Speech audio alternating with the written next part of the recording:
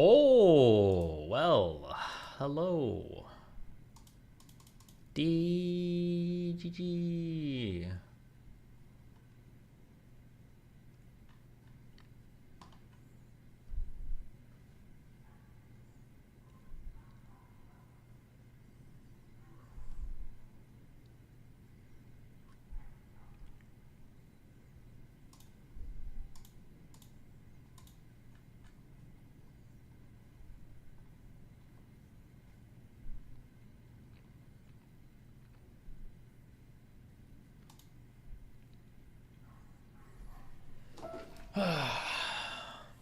You done gooning? I had the worst goon session ever. Because when Mt. Gox paid me, it wasn't what I wanted it to be. How did the debate last night go with Pisco and the one guy? And counterpoints.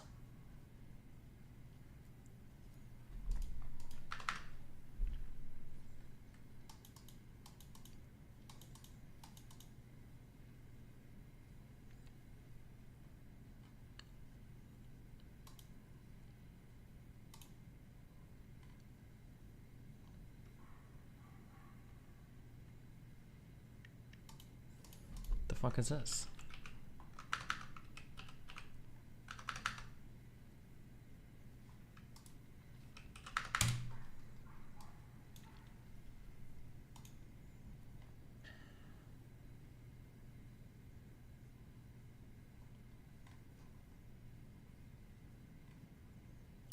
They flaming you in the IAI video. What the fuck is an IAI?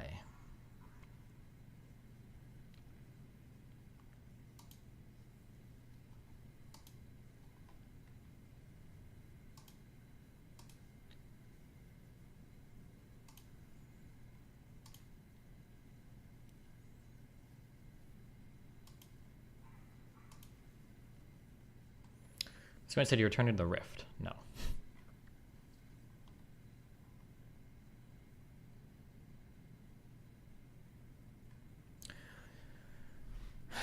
The Quran contains lessons on many things, including lessons promoting peace and compassion. That's almost for sure true.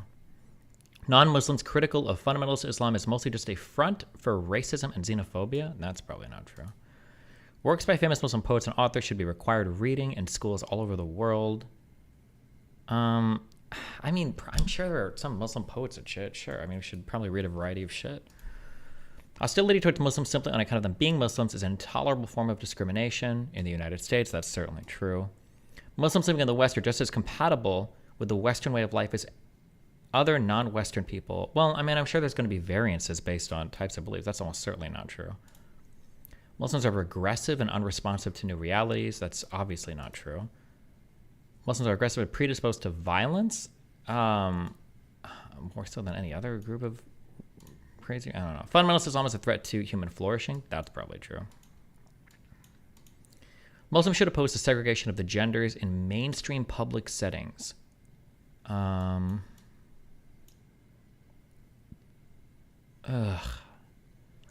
I mean, if you have like your own Muslim theocratic country, you can do what you want. I mean, not in my country. Universal human rights should stand above Islamic rules, obviously. Muslims are unable to adjust to the present due to their out-of-date religion. No, everybody adjusts. Most Muslims share an ideology through the religion that predisposes them towards certain political and or military goals. This is kind of true. Predisposes them? Absolutely. Muslims are rather irrational compared to non-Muslims. That's not true. Anybody could be crazy. The contribution of Islamic culture to artistic fields like architecture and music are a major part of world civilization. That's probably true. Muslims should agree that no woman should ever be forced to wear the veil. Oh, should be forced? Probably, I guess. It's difficult to identify any ideals that Muslims share with non-Muslims. No, that's retarded. Muslims share the same universal ethical principles as the followers of other world religions. It's probably not true. There are many fascinating aspects of Islamic culture and civilization that I would love to learn more about. That I'd love to learn more about? I don't give a fuck. The majority among a community of Muslims decide that all members of the community should all live in accordance with Islam, with fundamentalist Islam. That should be their choice. No. All Muslims should adopt the idea of keeping religion separate from the affairs of government. I mean, that's kind of not... I mean, part of Islam, I think, deals with government, right? The contributions of Islamic civilization to academic fields are a major part of world civilization. That's for math and shit. Yeah, that's almost certainly true. Muslims should agree that earthly punishment should not be meted out because someone has broken the rules of Islam. Like, pretty sure in Islam, it probably says, like, not to murder. So, I mean, like, I'm guessing it's not talking about those rules. These days, it's natural for non-Muslims to be suspicious of Muslims. Muslims are rather primitive compared to non-Muslims.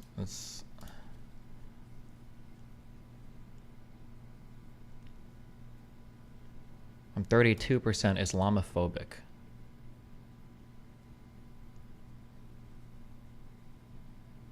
Huh. Well, I'll take it.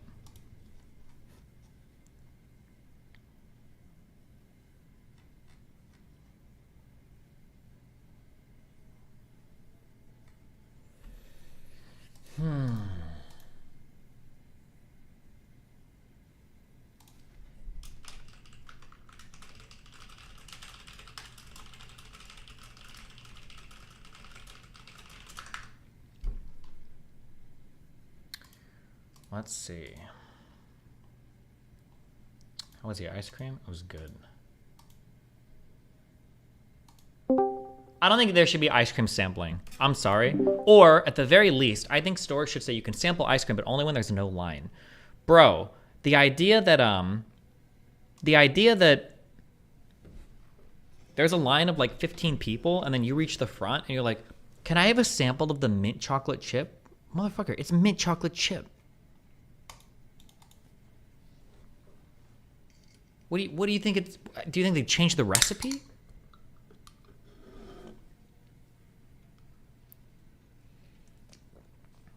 This is a curb skit? Is it? Link it.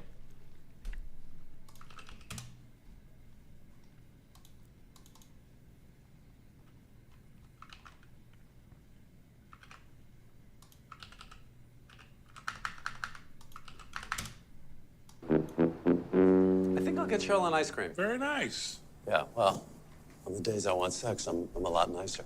Really? Oh, yeah, I'll be nice the whole day. And then we'll have sex, and then I'll just go back to being the way I am. It's fascinating. And it works for you. What is that banana thing? I love these people that come here, they get 10 samples, you know? And it's not right for the woman working back there. She's got better things to do than just scooping out samples for them. They're all... What is this? Oh, Look at chocolate this. swirly People are thing. waiting. That's not right. No, it's not. You know, I shouldn't be eating ice cream. No, you shouldn't. No, I really shouldn't. I don't know what I came here for. I can't even be... You mind if I go? Because if I stay here, I'll have no self-control. Get out of here. All right, bye. Get out. Could I try the raspberry chocolate, whatever that is? Got a long wait. Oh, could I try the tiramisu? That's good. That's a good one. That's a good one. Get that. Get that. I think I will. Yeah, get that. Thank you. Get that. And I think I'd Yeah. like to try the banana, please. Banana? Whoa. It might taste like, let me guess, a banana? And some chocolate. I mean, this is Just really the plain ridiculous. This is so chocolate, rude. Just the plain chocolate. You know, you're like a sample abuser. That's what is you the are. matter with you? You're abusing your... Fuck. Okay.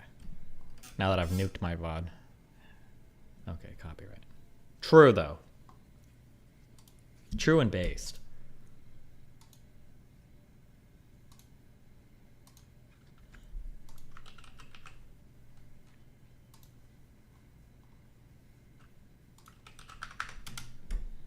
We could have literally signed petitions to stop the Holocaust. We didn't need to get involved militarily. Is this a petition? Damn it! Guys, we gotta stop. They have a petition. Wow. Truly an epic meme. Truly. Truly epic.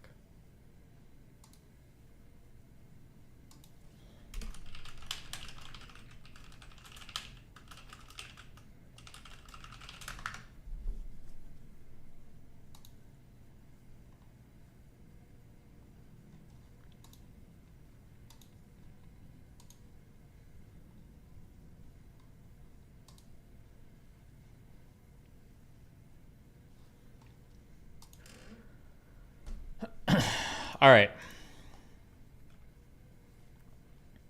Let's see if we can make it through the executive summary. I think my goal is get through the executive summary, debate people, and then find out where we need to fill in the gaps of our knowledge. Do not read the Pisco Defense Effort post on your subreddit.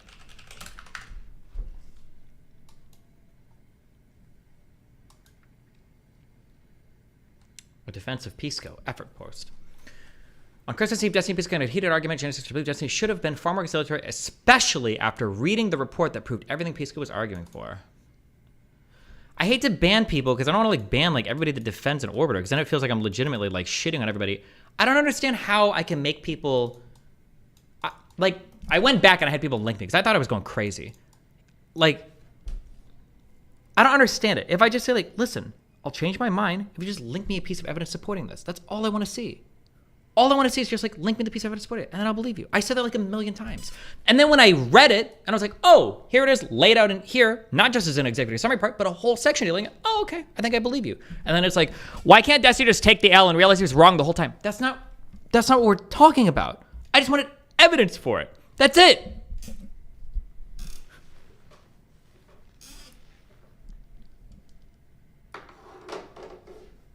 The post addressed what you're saying.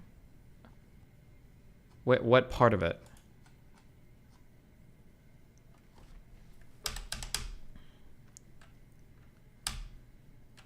Did you read the whole post? No, usually when they start off with a premise this retarded, usually I just permaban the person. But now I don't want to like permaban everybody that's defending Pisco. So I would never bother reading it.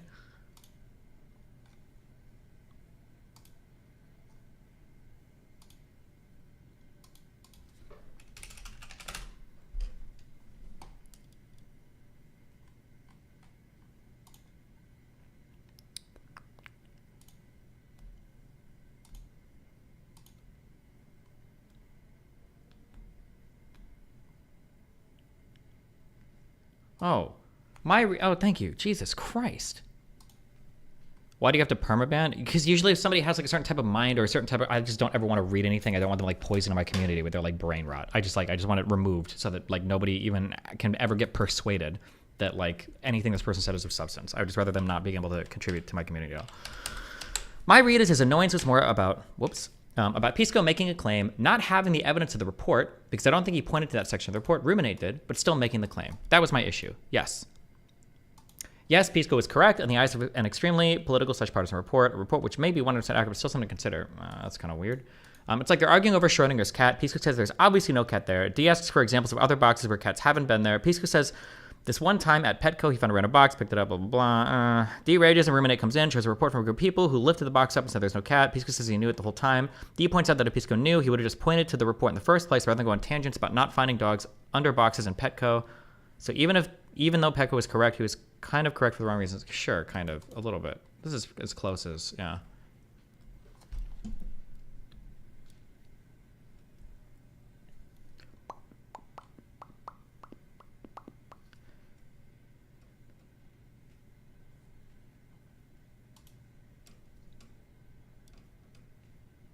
He started the conversation saying, I don't even need a document. Okay. I don't even need a document. I just need, is there a single example of this ever happening in U.S. history? I think, hopefully this will. Oh, I'm just asking for, I think here I'm asking for, like, if the president has directly ordered the National Guard to do something, right? With the J6 report in it, and ended by claiming the report is all he ever cared about. That's, oh, sorry, hold on, I'm sorry. This guy's gone forever. Never mind. This guy's fucking retarded. Holy shit. To take direct action. They knew that Trump was both morally. Be in this document? I'm trying to persuade you that. To prove to me in this document? I'm trying to persuade you that Trump was both morally and constitutionally obligated to take direct action with respect to law enforcement and the National Guard.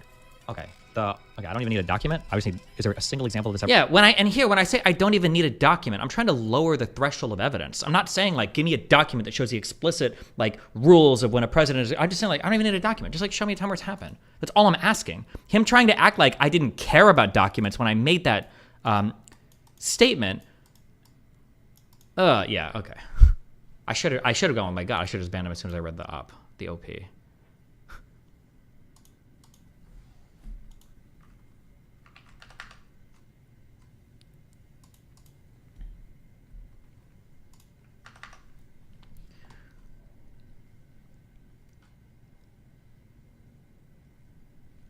The document was a document Ruminate compiled, which included the J6 report. And yeah, I'm sure your eyes are rolling back to your skull and saying how you were threatened. Bro, the document, the J6 report is 800 pages long. Oh my God.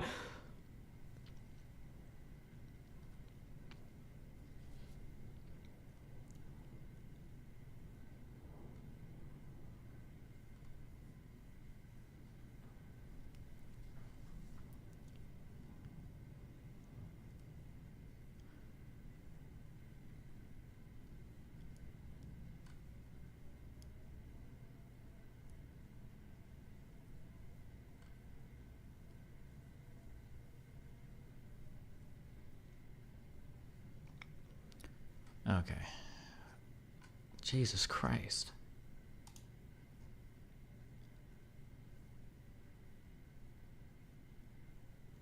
It has to be Pisco's condescension that's dripping. Listen, I don't care if Pisco's condescending. We fucking go hard when we argue with each other. None of Pisco's attitude, I don't have any problem with any of that. I think Pisco's a fun guy to fight with. I just disagreed with his. I just wanted a thing pointing to like the fact of the matter being correct. That's all I was looking for. Seems like people aren't aware that you're raising this threshold because you have to debate the most brain-rotting concern. No, it's not about people. It's just this is just like a human thing. I don't know how to like put this into like a better understanding. It's actually the exact same thing with the COVID lab leak hypothesis. For the longest time, and I think I was even careful on the COVID time, I was like, there's no evidence right now that it came from a lab. There's been 2 big studies, both published in Nature, that made it look like it came from a wet mark. I don't think there was any good evidence that it came from a lab. And everybody's like, no, I came from a lab. It's like, okay, there's no good evidence for it. And then later on, I don't remember if it was another big study that was posted. Or it might have been a write-up relating to Intel reports. I don't remember. But something came out where it's like, oh, this makes it look like it might have come from a lab. I don't know if it shifted the consensus opinion on that it might have come from a lab. But then I was like, oh, it might have actually. And now people are like, oh, see, I was right the whole time. I told you. Now you can't take the L. It's like, no. I don't know how to, yeah. You can't retrospectively evaluate if your opinion was good or bad. I don't know if like, if you're a poker player, you understand that you can't retrospectively evaluate an opinion. You can only prospectively evaluate the opinion. Or if you do retrospectively evaluate, you have to go with the data that you had at the time. Like, that's it. Like, that's all you can do.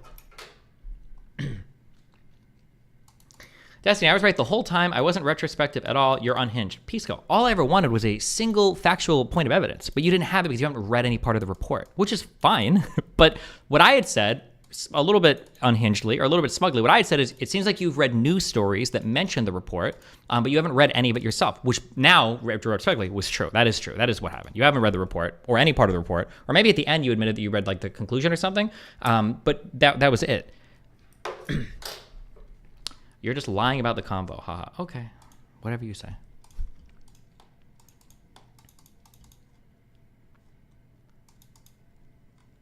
Listen, the record will show what the record shows. Destiny, there was good evidence from the very beginning. Lab leak was the most reasonable explanation for COVID's origin. The problem was the xenophobic rhetoric around it. No, there was no good evidence in the very beginning that lab leak was the most credible thing. The best you can point to is like kind of circumstantial stuff. But all the genetic profiling and everything that had been going on in that area, there was that big one that was published in Nature, at least one big one, seemed to point to the wet markets as the origination of when they were cataloging and profiling all the little genetic originations of the disease or whatever.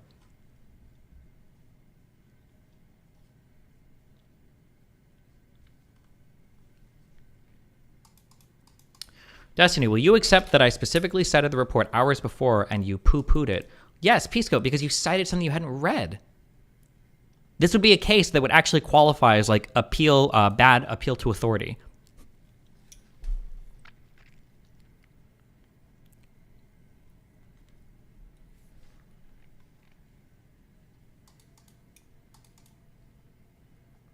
Seems okay, no one cares about the process, I just want to be right. Sure.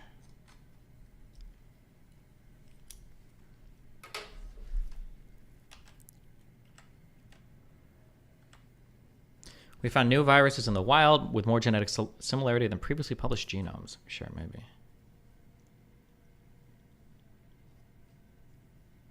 Destiny, the entire argument of the report is my argument. There is no difference. The only thing that's different is that one was the report. Yeah, Pisco, because we're just dudes, and the report has a lot more authority behind it. Do you think that your arguments relating to duties relating to the president and everything are as authoritative as the January 6th commission that talks specifically about like also there's like 50, but I cited the report. You can't just cite an 800-page document. It doesn't work like that. You know this. When you went to law school and you had to do, I know you guys did mock cases and defended mock people, you can never just cite an entire other case. You have to cite the case. You've got to discuss the similarities. Then you've got to discuss the rulings, and you've got to show why it applies to the particular case that you're either, that you're litigating. Like, I know you've gone through this exact process before. I know it 1,000,000%. I know you've done this before.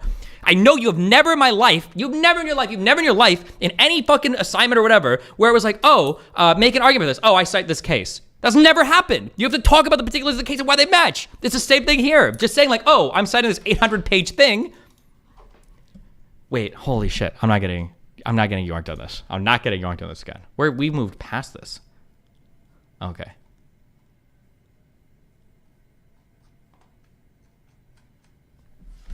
Okay.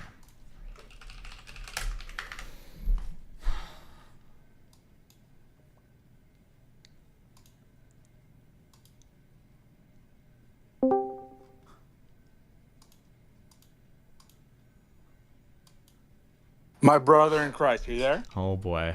Yeah. How you doing, friend? Hi. You okay? Yeah, I'm totally fine. My brother. Yeah. I think that what's happening now is not necessary.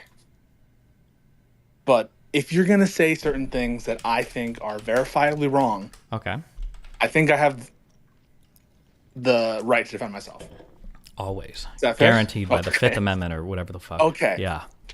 So we were discussing, because I had said that Trump is responsible for the delay. Yeah. Agreed?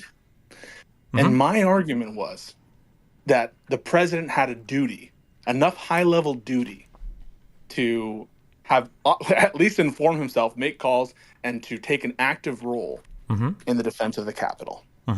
And essentially that argument grounds down to Article 2 of the Constitution and common fucking sense. And the only additional thing that the report provides from the Select Committee is just, these people agree with me. That's it, right? And so to the extent that there's any the report added, hold on. The report cited a lot more details that actually answered some of the questions I was directly asking you, number one. And number two, I can't believe you're citing common sense as like what was satisfying any side of the argument here. listen, the reason why I'm citing common sense is what I'm telling you is people can disagree, right? Reasonable people can disagree on what the scope of the duties are of the president. They're very broad. And you brought up tons of good examples where, the president technically has an authority in a given area, but where there would be no expectation or no responsibility that any reasonable person would put forth on the president.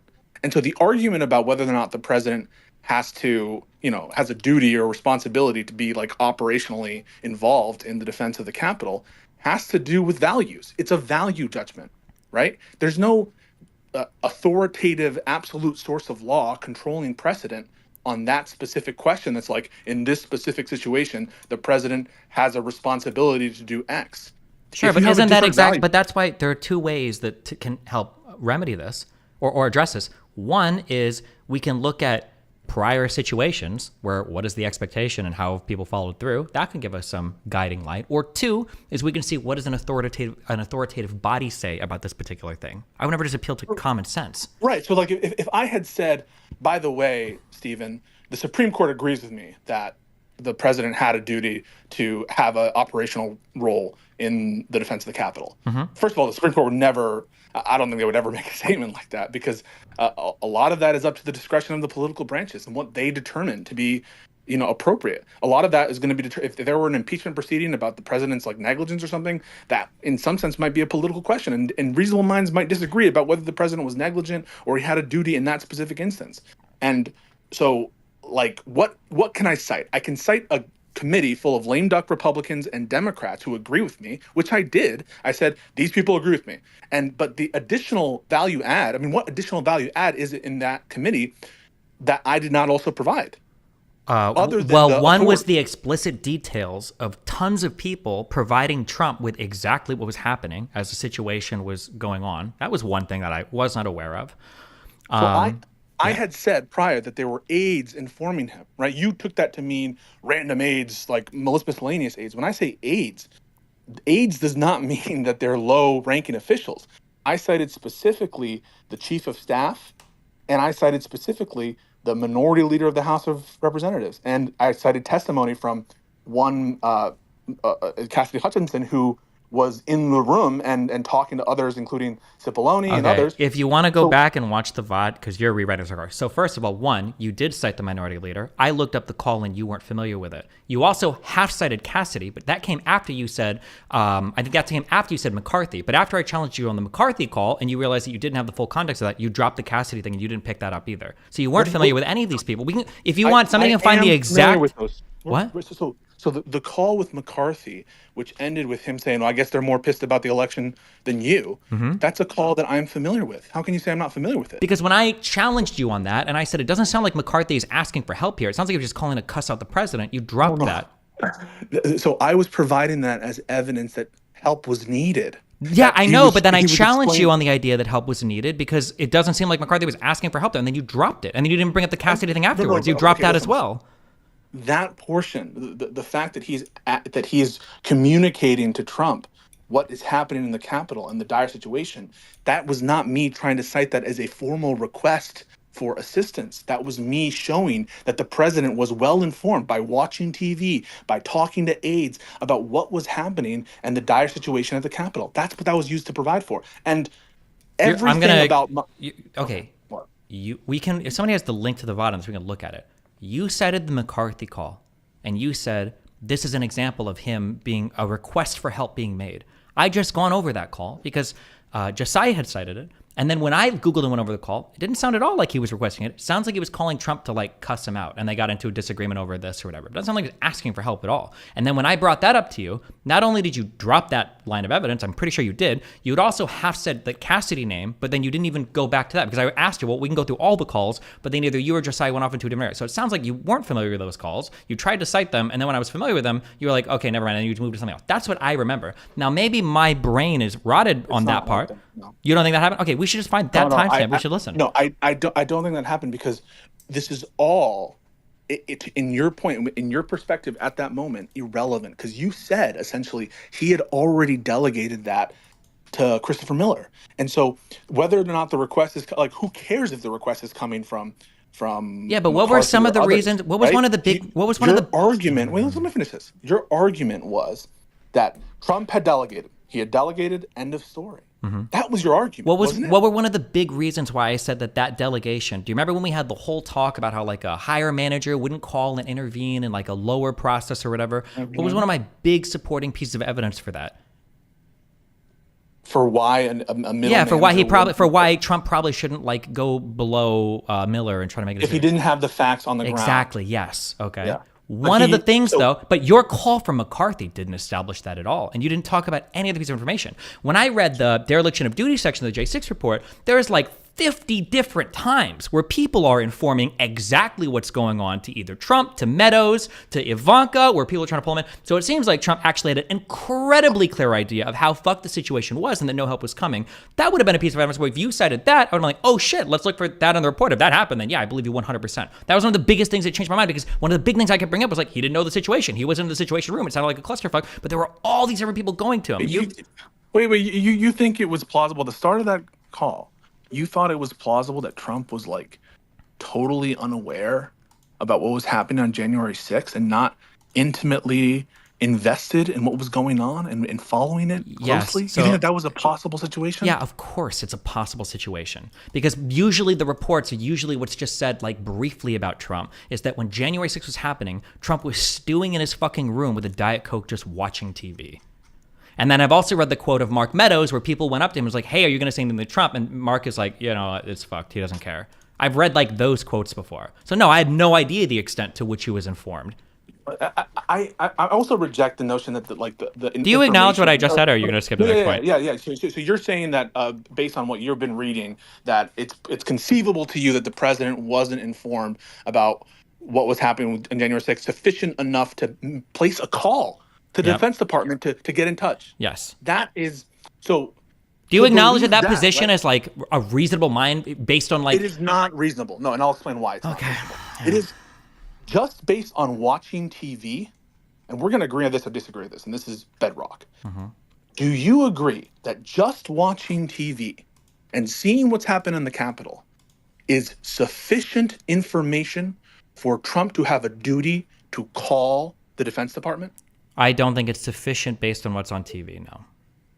So you do not think it's that just watching what's occurring on TV, following what's happening on Twitter, that those two facts in isolation, that does not create a duty for Trump himself to communicate with his subordinates in the Defense Department? I don't think so, no. Just on TV on its own, no. Not necessarily. Okay. I think that is unreasonable. I think that nobody who, and this is a values question, I think that anybody who has a respect for what the presidency is for and what the constitutional oath is for, I think any reasonable person would say, seeing what's occurring on the Capitol, watching it on TV, and not calling and communicating firsthand with a subordinate about the state of what's going on in January 6th is itself a dereliction of duty. If you don't agree with that, that's just a values difference. Sure. And that's not resolvable by additional facts. We're assuming facts there. And come on. I mean, you can act bored all you want, but the truth is you're biting some incredibly unnecessary bullets. And right now you're biting one too. Okay. Which is that you think that it's conceivable that watching, I'll give you another one. Let's say that you're the president watching on TV what's happening on 9/11. 2 airplanes go into the Twin Towers. Do you think that the president would have an obligation to get in touch with subordinates at the Department of Defense and many other agencies? Like the people directly under him, yes, but below them, probably not. No, just Miller in this context. Miller is the immediate person. There's no, let's get rid of the whole chain of command thing. We're following the chain of command. Assume that for all of this. So wouldn't President Bush, if he just watched 9/11 happen on TV, doesn't he have a duty to inform himself and to be active in the process of the response to that crisis? Probably, yeah. Isn't the same thing true of January 6th? What was the big difference that I gave you between events like this before? Do you remember? No, I don't remember. Remind me. Okay, I don't remember either. But there's a huge difference. Oh, come on. There's no difference here. There's no difference here. This is an event. You agree that January 6th, this attack on the Capitol is unprecedented, right? 9/11, people can say more people died, it was worse, whatever. But they're both events that demand presidential involvement at the highest level. And just for Trump. Wait a second. Hold on. To be clear, wait. I just want you to acknowledge what you just said was wrong. The January 6th response did not require the intervention of Donald Trump. It requires the president. No. I'm sorry. What I'm talking about now is responsibility. All right. Let's not confuse that with authority. We've all acknowledged that the president has authority in this role. So we're not. And I thought that the whole point wasn't about authority. It's about responsibility and your duty. In the context of January 6th, if you're watching that occur, you have a duty to stay informed. You have a duty to inform yourself and to communicate. Don't you? I don't know. I'm not sure. We're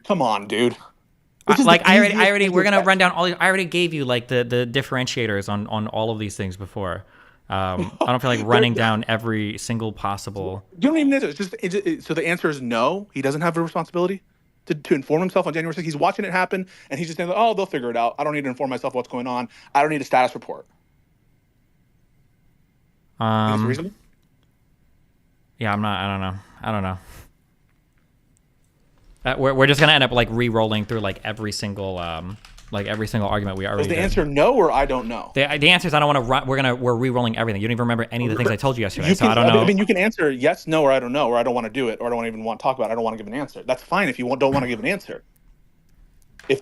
But like I think it's not a hard bullet for you to bite, which is like at the very least the president should have stayed informed. If he wasn't informed, he should have been. And so no matter what, you can't get around the duty dereliction because it's either a duty to stay informed himself or it's a duty to act upon information he should have had. Would you agree that like Biden not making phone calls to the border to figure out like illegal immigrant new caravans coming through, is that like a dereliction of Biden's duty if he's not making those phone calls? So to be 100,000 trillion% clear, it would be a dereliction of duty for Joe Biden to not inform himself about the situation at the southern border. Yes, that would be a Wait. dereliction. When you of say duty. inform himself, he obviously gets regular reports and regular updates on things. Should he be taking extraordinary measures to get himself informed? If Fox News is reporting another caravan at the border, should he be making a phone call and saying like, "Hey, I want information relating to this particular thing. I need more info." Reasonable about this. minds can disagree on the margin here about what it means to be extraordinary, or like information about this. I think you should be having regular weekly updates on it. The migration crisis is more of a steady problem, right? It's a problem that has existed throughout many administrations and now has been punctuated. That's not and how getting worse. Republicans present it. They said it's an unprecedented crisis, a caravan at the there- border. Yes, no. It is the immigration problem on the southern border is a big problem, and the Biden administration has a responsibility, and Biden himself, as our president, has a responsibility to stay informed. It's a little different than a crisis where minutes matter, right? This is a crisis where minutes matter, and the response here needs to be coordinated at the highest level because it's a level of urgency that, even though I agree the southern border is urgent, it's not like the crisis in the Capitol. And they're different in that key respect. And if I were to say anything else and Biden has a duty to inform himself about the border, then we're in the world where the president has no obligations to inform himself about anything, right? If Trump doesn't have an obligation to inform himself about January 6th, what obligation does the president have at all in terms of responsibility? None, right? I mean, and that can't be the world we live in. Okay. Right? You agree the president has some responsibilities. No, I don't. I don't think the president has any responsibilities. No, I know you agree with that, man. I know you agree with that. And the bare minimum responsibility that we should impose on the president of the United States is to inform himself on these types of crises in the moment, right? If there was an attack from another country, we would expect the president to inform himself. Even if you just say he can delegate the authority, okay, he can delegate it. But at the very minimum, he has a responsibility to inform himself. Yeah. That should be the easiest thing to grant. But the thing is, once you grant, this is why it's hard for you to do it. Once you grant that Trump had a duty to inform himself about January 6th, and then you have two worlds. Either he knew about everything or he should have known about everything, then the dereliction of duty almost by necessity follows. And you don't want to admit to that, I think, because your position at the start was that he didn't have such a duty. But the thing is, now that you've read the report, we shouldn't even be debating about this, right? You just read the report, so everyone can see it. And that supposedly was me post-hawking, and I got morally lucky and all that stuff. But you're still fighting me on the fundamentals. You're still fighting on whether or not he had a duty. You're still fighting on whether he had a duty to inform.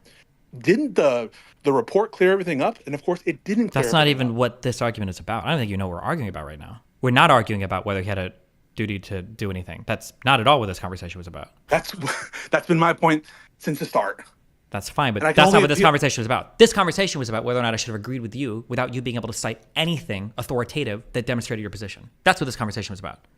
I don't know why you came in here to argue the same point that I've already been convinced of because I read the J6 report now. Clearly it needs hashing out because you don't know if you agree whether or not he had a duty to stay informed. You just made that clear that you weren't willing to say, yes, of course, Trump had a duty to stay informed. And of course, the January 6th committee is correct. I don't think it's like clear and obvious. This is a once in a lifetime historical event. All of the other comparisons you're making are comparisons where the So do president. you agree with the committee or not? Do you agree with the committee or not? I mean, because the whole point was Based on the what was level the of report? information that Trump had at the time, yeah, it seems obvious to me that he should have been making like some sort of like actual huge deliberate effort to intervene. I didn't know that he had that much information at the time. And by the way, neither did you. That's why you keep going back to this. Doesn't the president, by watching TV, have a duty? You're conflating the argument. If you're saying, doesn't the president just by watching TV know that they need his help? No, I don't necessarily think they do. And I think reasonable minds there can disagree. I don't think that he needs to call based on what he's watching on TV, but based on all of the information that was delivered to him in the room that you didn't know about, because that's why you didn't bring it up, and that's why I read it in the report and then I changed my mind. Then yeah, I think obviously now he definitely has a duty to intervene, of course. So I don't know what to say. Like if the Capitol is on fire, does he have a duty to inform himself? No. Are you just memeing? Like what's going on here? I think you're like so stuck in like post hoc mode, in like retrospective It's not mode. post hoc. That This like if there's a fire on like the White House lawn, okay, if like a fire starts, like is Biden the one calling the fire department? That's not what we're talking about here. My I agree assumption with would you. be that there are I people agree underneath not them that have this everything. particular thing taken care of. The president is not doing a day-to-day delegation of responsibilities. The president probably has 50 billion things that are calling for his attention at any point in time. So no, if the White House is on fire, if the law is on fire, no, it's not the president that is like, I need to figure out everything that's going on with this particular thing. Probably not in general. No, I don't think so. So here's where we're at, right? Like, I agree with you that there's plenty of examples where the president doesn't have a duty to inform himself because things are too trivial or he's too busy with more important things, and so you can't imply a duty to inform oneself about every particular thing that could conceivably happen in the country. My proposal to you, a modest proposal, I think, is that there are such things. There are such overriding situations that require the president to have a duty to inform themselves about that crisis situation. One example. That's not, hold on. That's not your goal. We already agree on that. Obviously, there's some things you should inform. Don't try to make a general argument. It was over specifically this particular thing. Yeah, so this particular thing, right? I don't need a committee report to tell me about the particular values you have about what you expect from the president. Now, it just so happens that the committee full of Democrats and lame duck Republicans agrees with my values. But they don't cite authoritative law, right? They cite, Millie agrees with me. Mm-hmm. But we knew that Millie agreed with me, and that's you not what Millie. That's not what Millie. I don't understand. I don't think you're functioning in good faith at this point. Do you? Because you're bringing up stuff that doesn't even matter. Hold on. Do you think that me reading that Millie agrees with you is what convinced me? I think that No.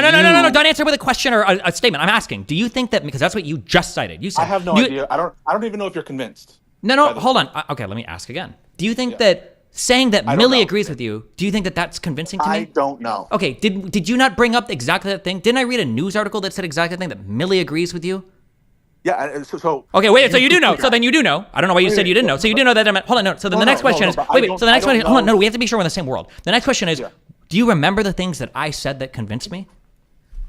The committee agreed with me. And No. What were the things in the committee that agreed? You've done pontificating for like an hour now, okay? What were the things in the committee that made me go, oh, Trump definitely should have? I have no idea. Okay, then I don't know why you're even arguing with me here. What are we even arguing about then?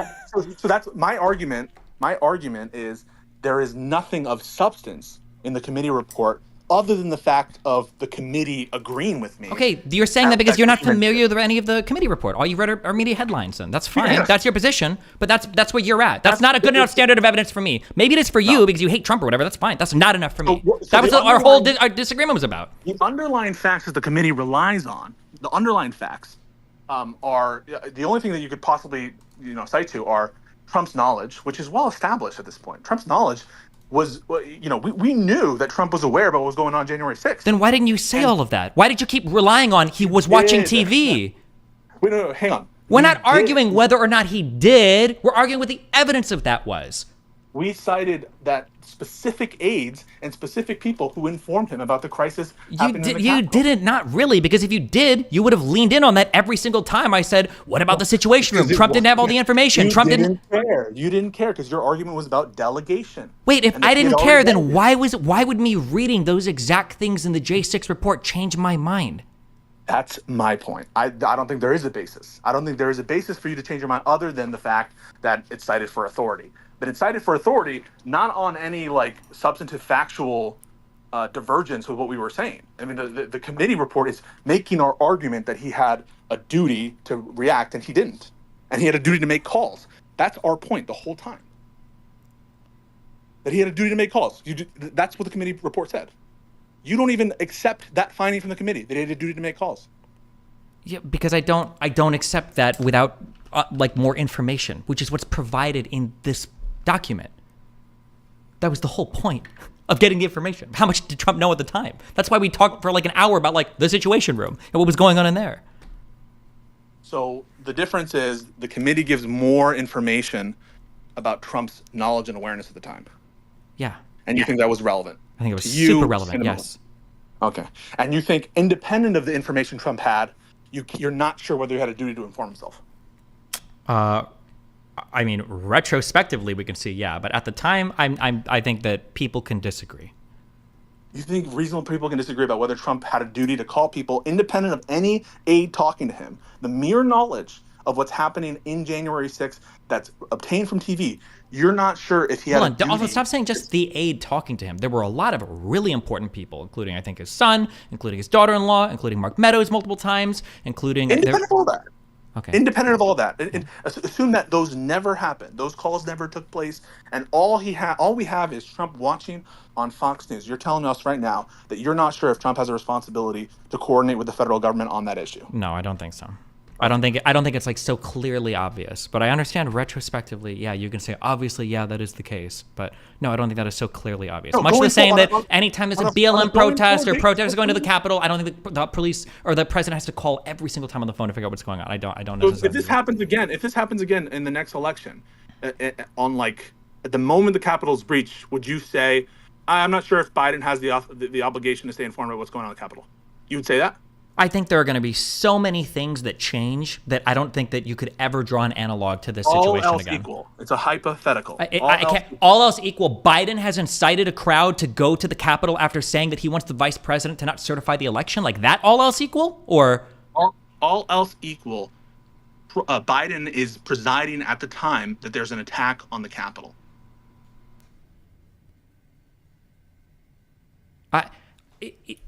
everything that makes this situation what it is like a once in a lifetime unique thing that is all related to the actions that Trump and his crazy team of insane people have taken, like leading up to this. I'll engage with crazy hypotheticals, but normally, like, I don't know if I can do like an all else equal on this situation, because all else equal, like, it's impossible to imagine. Okay, so I can just change it. So all else equal, someone flies a plane into the Capitol. Does Biden have an obligation to stay informed about that situation? Yeah, of course. Okay, all else equal, people storm the Capitol. Does Biden have an obligation to stay informed about the situation? Probably not. All else equal, people with guns invade the Capitol. Does Biden have an obligation to inform himself if he knows those bare facts? It's going to depend on like who's informing him of what, or like I imagine that generally when things like this are going on, the standard operating procedure is probably that the president is just automatically being updated by another person. I would imagine that since Biden isn't fucking insane like Trump, that's probably what's happening. I could be wrong, but I seriously doubt that Biden would ever have to make a phone call, because he's probably in regular contact with the people operating under him, because he's not fucking insane. That'd be my guess. It's a hypo. Like, so this situation, I assume also, by the way, just so you know, my baseline assumption is that the president's getting briefed on issues of enormous national security issues, right? Mm-hmm. That's my assumption all the time. But however, that isn't your default assumption on the Trump situation, just to be clear. Your default assumption isn't that the president's being informed when Trump and January 6th. Sure. Why do you think I'm curious, why do you think Miller never called Trump? I don't have any earthly idea why Miller didn't. Why do you think the lieutenant chair, or whatever, the army, why didn't he call Trump? I have no idea.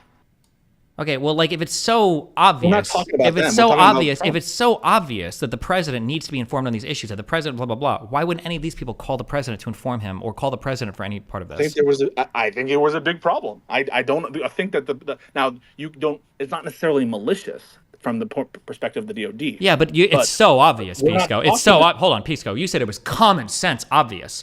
Why aren't any of these people trying to call the president to inform him?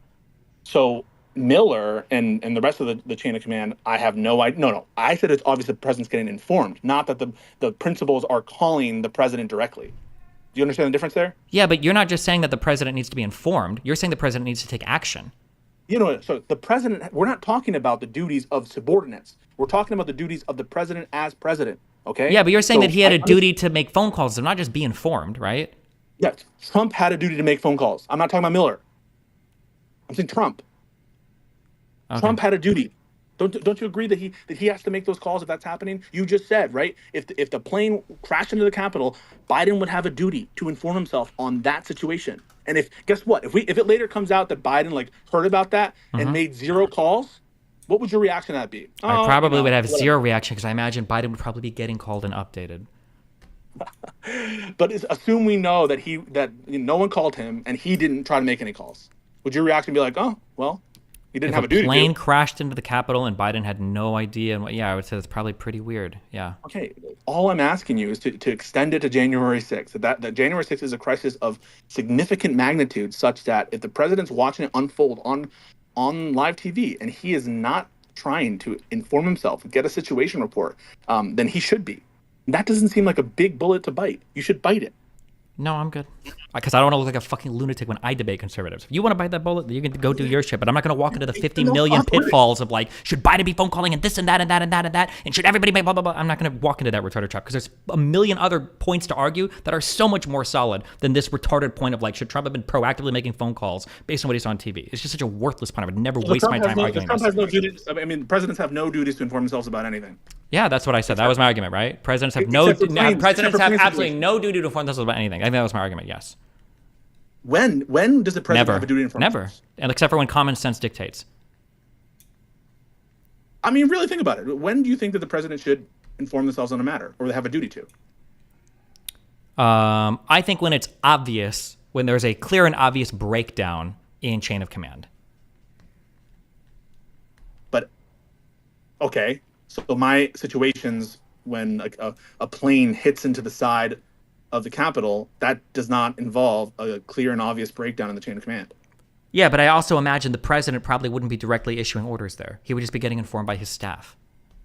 I'm asking, independent of anyone else acting, does the president have a self-standing duty to inform himself in that situation? Can you give me an example of how this would play out? I don't even know what you're asking right now. Okay. I'm asking, so you're saying in a hypothetical matter. world, I would say yes. In a hypothetical world where all the phones are dead and like the president's not getting updated on literally anything going on, then the president would have an obligation, I guess, to inform himself. Yeah. Yes, that's all I'm asking. No, that's not what you're asking. What you're asking is if the president has a duty to act. He was already getting informed. That wasn't the issue. It was whether he has a duty to act. Wait. There are two. So one is, there's a world in which Trump has the requisite knowledge to make the decision, right? That's the world that we both agree that's the world, okay? That exists. Yeah. But there's also the world in which he doesn't have that information, where you're like, well, he shouldn't act if he doesn't have the information. In that part of the situation, if in that world, even though he should make an action without information, he has another duty to inform himself. So either he knows or he should have known. And both of those would be a dereliction of duty and would cause the responsibility to be transmittable to him in either situation, either him having the knowledge and not acting, or not informing himself when it was clear and obvious he should have informed himself. That's my argument. I'm sorry, say that again. What is the argument? So there are two worlds. One world in which Trump has the requisite knowledge to make the decision. In that world, he's derelict in his duty for not acting. Correct, which I think is the world we live in, yes. I agree, that's the world we live in. But in the world in which Trump is not appropriately informed enough to make the decision, he has another duty that he's failing at, which is the duty to inform himself. That's what my argument is, no matter which way you look at it, either he had enough information or didn't have enough information, it's overdetermined. He still failed. He's still derelict. Hypothetically, what if it was the case that Meadows came in and Meadows said, hey, the Capitol is getting pretty messed up right now. Trump said, oh, well, what's going on? And Meadows says, Miller has it under control. We're waiting for authorization, or we're waiting for some tactical gear to be delivered, and then the National Guard will be deployed. Yeah, that's very different. Yeah, so in that situation, Trump has fulfilled his duty to get informed. He just has bad info. Okay, right? What if somebody comes into the room? What if his Trump comes in and says, like, hey, Trump, Dad, the Capitol shit is crazy right now. Miller probably has it under control, but there are like a few delays. But Miller's got it. Yeah, but there's some hard margin cases that you can bring up. And hold on, no. Those aren't hard margin cases. Okay, so if you acknowledge that there are things that Trump could hear or Trump could know, and if the thing that changed my mind was seeing the information that was delivered to Trump in the room, then that's all I need to see. Okay, but if you didn't have that information, if there was no evidence that he was informed about the things that you say he was informed about, vis-a-vis the congressional report, if there was no evidence of that, wouldn't you still be like mad at Trump for not informing himself? There are so many other parts here where Trump's responsibility is like been completely fucked, that this is just a thing that the only reason why I even knew anything about this was because some people on the left made the claim that Donald Trump intentionally mucked up the process, and that's why there was a 3-hour delay. That was the thing that I did research into, and it seems to be the case when I did research into that, that's not true. And I think all of us agree with that. Trump didn't do anything to intentionally muck up anything. Now, the argument that you've given me that was new to me as of 3 or 4 days ago was that, well, Trump had a duty to intervene here at some point, and this is one I'd never heard before, And that's why I said over and over again, can you give me a historical example? Is there an authoritative body that said this? Is there some like proof that like he's supposed to do this, or blah, blah, blah. That's when we looked at the chain of command and we said, like, oh, well, Miller had all the information he needed to act. That's when we looked at the situation. I'm like, oh, it seems like the problem wasn't waiting for a word from Trump. It was just figuring out like how to like logistically get shit there without it optically looking bad.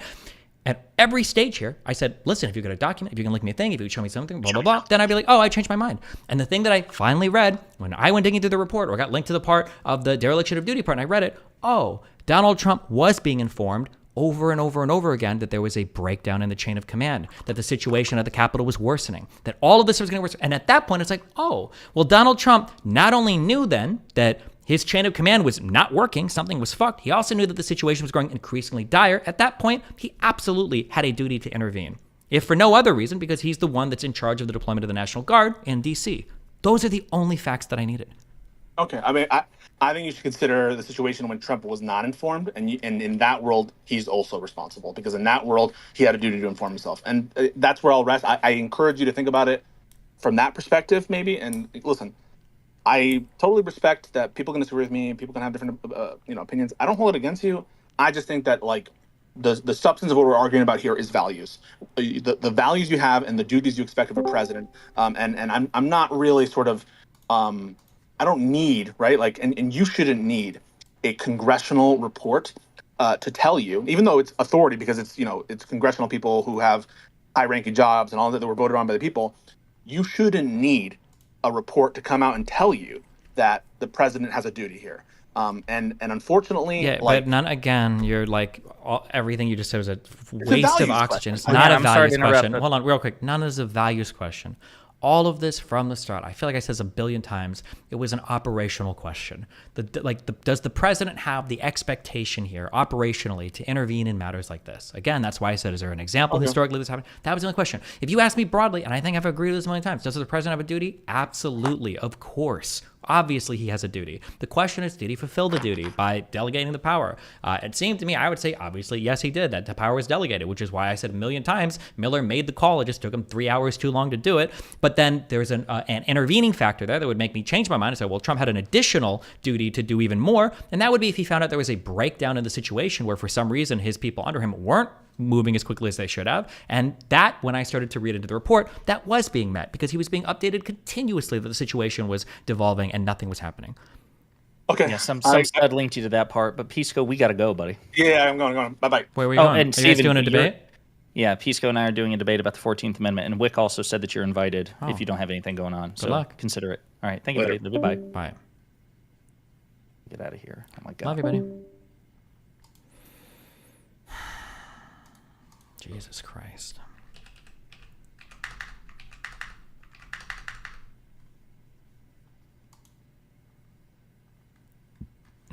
What is this?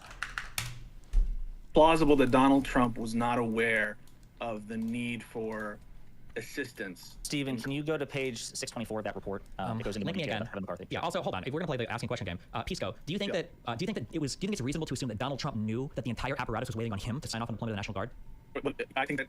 Wait, your question is. Let me ask again. Do you think that it's fair? Yeah, go ahead. I just want to make sure I understand first. Okay. Do you think that he knew that everyone was waiting on him? Yes. Right. If nothing was communicated to him as you're alleging, then how would he know that people were waiting for him? Is that the answer to your question, right? Is that what you're saying? Yes. No, but that is assuming that there's not an independent, freestanding responsibility on behalf of Trump to, in response to the invasion of our capital, act on his own accord, which you just said he loves to mobilize the National Guard. You're conflating things. When I say he loves to mobilize the National Guard, his loving to mobilize the National Guard could take the form of talking to Miller and saying like, hey, if you see these things popping up, you need to go and deploy the Why National didn't he talk to him? Like, why wouldn't he just say here? Pisco knew the underlying facts here. Why wouldn't Pisco just say like, oh look, Trump was informed and he failed to act? This is the one thing that like changed my whole mind. It sounds like he did talk to Miller. Prior to January 6th, Miller testified that Trump said they could have whatever resources they needed. That's why it seems like on January 6th, when Miller finally authorized the request, there was never a call made to the White House. Miller had everything he needed to deploy those troops, and he didn't. Well, Miller didn't need that. Can you acknowledge that I just completely satisfactorily answered both of those questions? Restate your question, because I need you to acknowledge your answer. You said, what was your first question here? Why didn't Donald Trump authorize it? I said, Why one, he did he did. talk to Miller? He did. Do you acknowledge that he talked to Miller in the lead up to this saying that anything they need, they can have? Do you acknowledge that or no? He is alleged to have said that based on Miller's statement and nothing else. I acknowledge that is evidence in the record. Okay.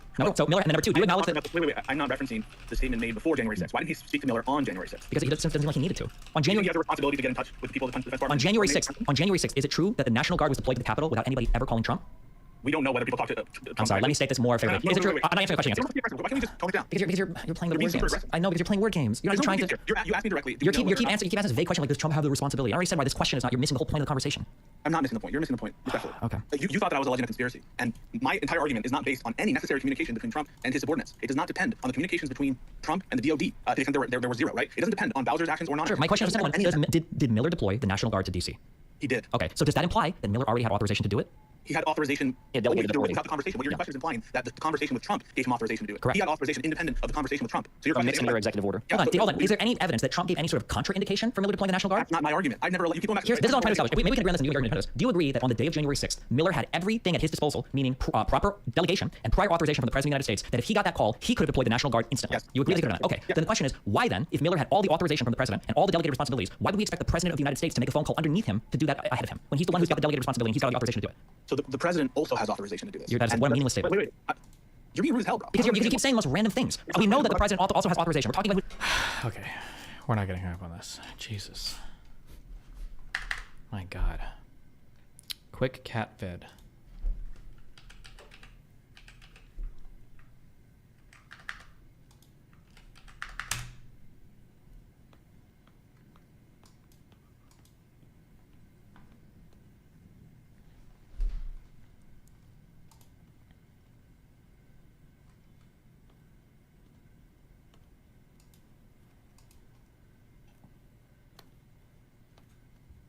Why is this guy such an asshole?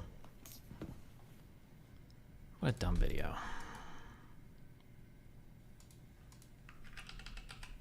Streamed 3 months ago. Bro, how are you linking me videos from 3 months ago? Hey, look, we're trying to carve out a center here. First off, you said all the people that I cited in that video are right-wing coded.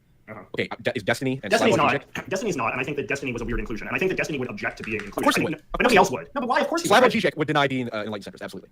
Yeah, I mean, he's And probably most people would watch that video and go, "Who's this freak? I don't call myself enlightened centrist." And that's the point, JJ. No true centrist would identify as a centrist, except for me, because I'm the only true enlightened centrist. No, I don't think Right? that's quite right. I mean, So I think Destiny that- does more than anyone to push back against the far left, I would argue. Yeah, More than I think anyone else. Destiny is. Do you agree with that? Yeah, I do agree with that. But I think that Destiny, Paul. I think that it is possible flaw, despite your innumerable gifts, that you can be incorrect on certain things sometimes, and you can make problems. And I think that like your video was useful to the extent that it documented a real phenomenon in American politics. Wait, but a 3-minute video and if I'm an enlightened centrist. Oh my God. We'll have a frank conversation. The way that I appeal to Republicans, you call it empathy. I call it treating people like retarded 4-year-olds. That's how I reach. Bro, I do hate you. I hate conservatives. I'm sorry, guys. I do. I'm sorry. I try well to mask it, okay? Conservative. I've got to be incredibly patient. I have to be incredibly kind. I've got to pretend. Dude, I can't you're even so pretend I'm talking to my son. condescending. Look, It this is is like- condescending. it's Because they're exactly fucking what I'm retarded. talking They don't about, believe yeah. in vaccines. They don't believe in climate change. They don't believe in science. They don't believe in academia. Half of them don't think we went to the fucking moon. They don't think that the electric. How the fuck else am I? Half of conservatives don't believe we went to the moon. I get that's a rhetorical point. He's just trying to emphasize the fact that there's a non-insignificant minority of people on the right who are very foolish, which is of course the case, and that can also be said of the left. This is kind of sad because Destiny has an IQ of 190,000, and yet IQ does not correlate to wisdom. I don't know what Destiny's personal experience is in terms of this. He have friends who are conservative? Probably not. Probably everyone he hangs out with, which he streams like 12 hours a day, doesn't he? So he doesn't really get outside much. But like, here's what I think about Destiny. I think he does not have principles. I think he does what he enjoys. He is very wired to enjoy intellectual conflict and the discussion of ideas. He enjoys kind of putting himself out there as the troublemaker and the contrarian in a lot of ways. So he, like you said, he's not concerned with winning people over because Destiny isn't fundamentally concerned about uniting people because he's not concerned about the issues. He enjoys playing video games and streaming and talking about it. Because if he was really worried about the problems that the country is facing, why would you act in such a self-evidently repulsive manner that he himself acknowledges is not a good way to win people over? How the fuck else am I supposed to treat these people? Yeah, of course they're fucking retards. But yeah, you treat them like that. You be kind, you be patient, you be empathetic, you do what you can. But at the end of the day, I believe in the things that I do for good reason. And it's not like I'm gonna sit here and pretend that me and a conservative have the same factual standing on every single issue we debate. That's insane. It's literally That's fine. You don't have to pretend that anyone has the same factual standing on any issue. This is just very angry, and I think he's calling upon his personal experiences. Like, I have animosity towards narcissistic left-wing people because I have personal experiences with them, and I have animosity towards the far-right people because I have personal experience with them. So I get that he's drawing upon a personal animosity, but he's not integrating it very well into his worldview. He's just letting it possess him and say very stupid things. There's also situational rhetoric. Like I guess where I'm confused is like obviously if Hassan, Packman, and Cedar are saying, listen, when you're having a conversation with a conservative or conservative voter, instead of trying to appeal to them and apply some situational empathy, whatever, you should just call them fascist or fascistic supporters. Yeah, that would be incredibly stupid. But again, it's about situational rhetoric. These people are also speaking to an audience much like yourself, right? And so it makes sense that in certain contexts they would describe the Republican Party as they just genuinely, bluntly understand it. And then when they're face to face with a Republican voter, they may say something else or they may couch the language or use different rhetoric. I don't think there's a difference between crafting your rhetoric to the audience that you're talking to and being two-faced. So if you're like Destiny, you say all conservatives are retarded, and then you're like, oh, when I'm talking to you, oh, but this and that. It's like, well, then you're just being two-faced. Versus if I'm talking to progressives, I'm going to start off by saying, I agree with all of you people about how the religious right are acting like a bunch of theocratic fascists. It's creepy. Matt Walsh says he wants to ban gay marriage. People are gaining steam. There's all kinds of crazy abortion laws. That is absolutely correct. And if I'm talking to a conservative audience, I'll say, yes, I agree with all of you that all of the weird shit going on with children is worthy of condemnation. But I believe both those things. I'm not lying in one position or the other, but I am choosing what I emphasize, at least at the beginning of the conversation. That's very different from being two-faced, which is what it sounds like Destiny. I am two-faced.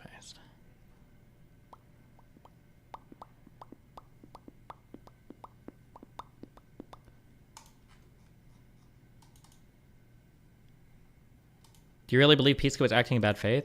If I feel like I asked him like 4 or 5 times to state like a position that I feel like I said like 4 or 5 times, and it's hard when he can't even state the reasons why I believe the things I do, and then it's really hard when he can't state like what are we disagreeing here, or what did I say I needed to like change my mind here, and then when somebody's like rerunning over like the same points over and over again, and I feel like already just makes me feel a little bit crazy. I don't know why. I feel like there's something that he's not understanding for what I'm saying, but I don't know. Who knows?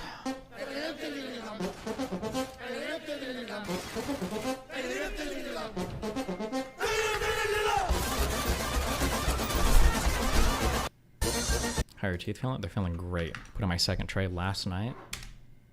It's a fun time.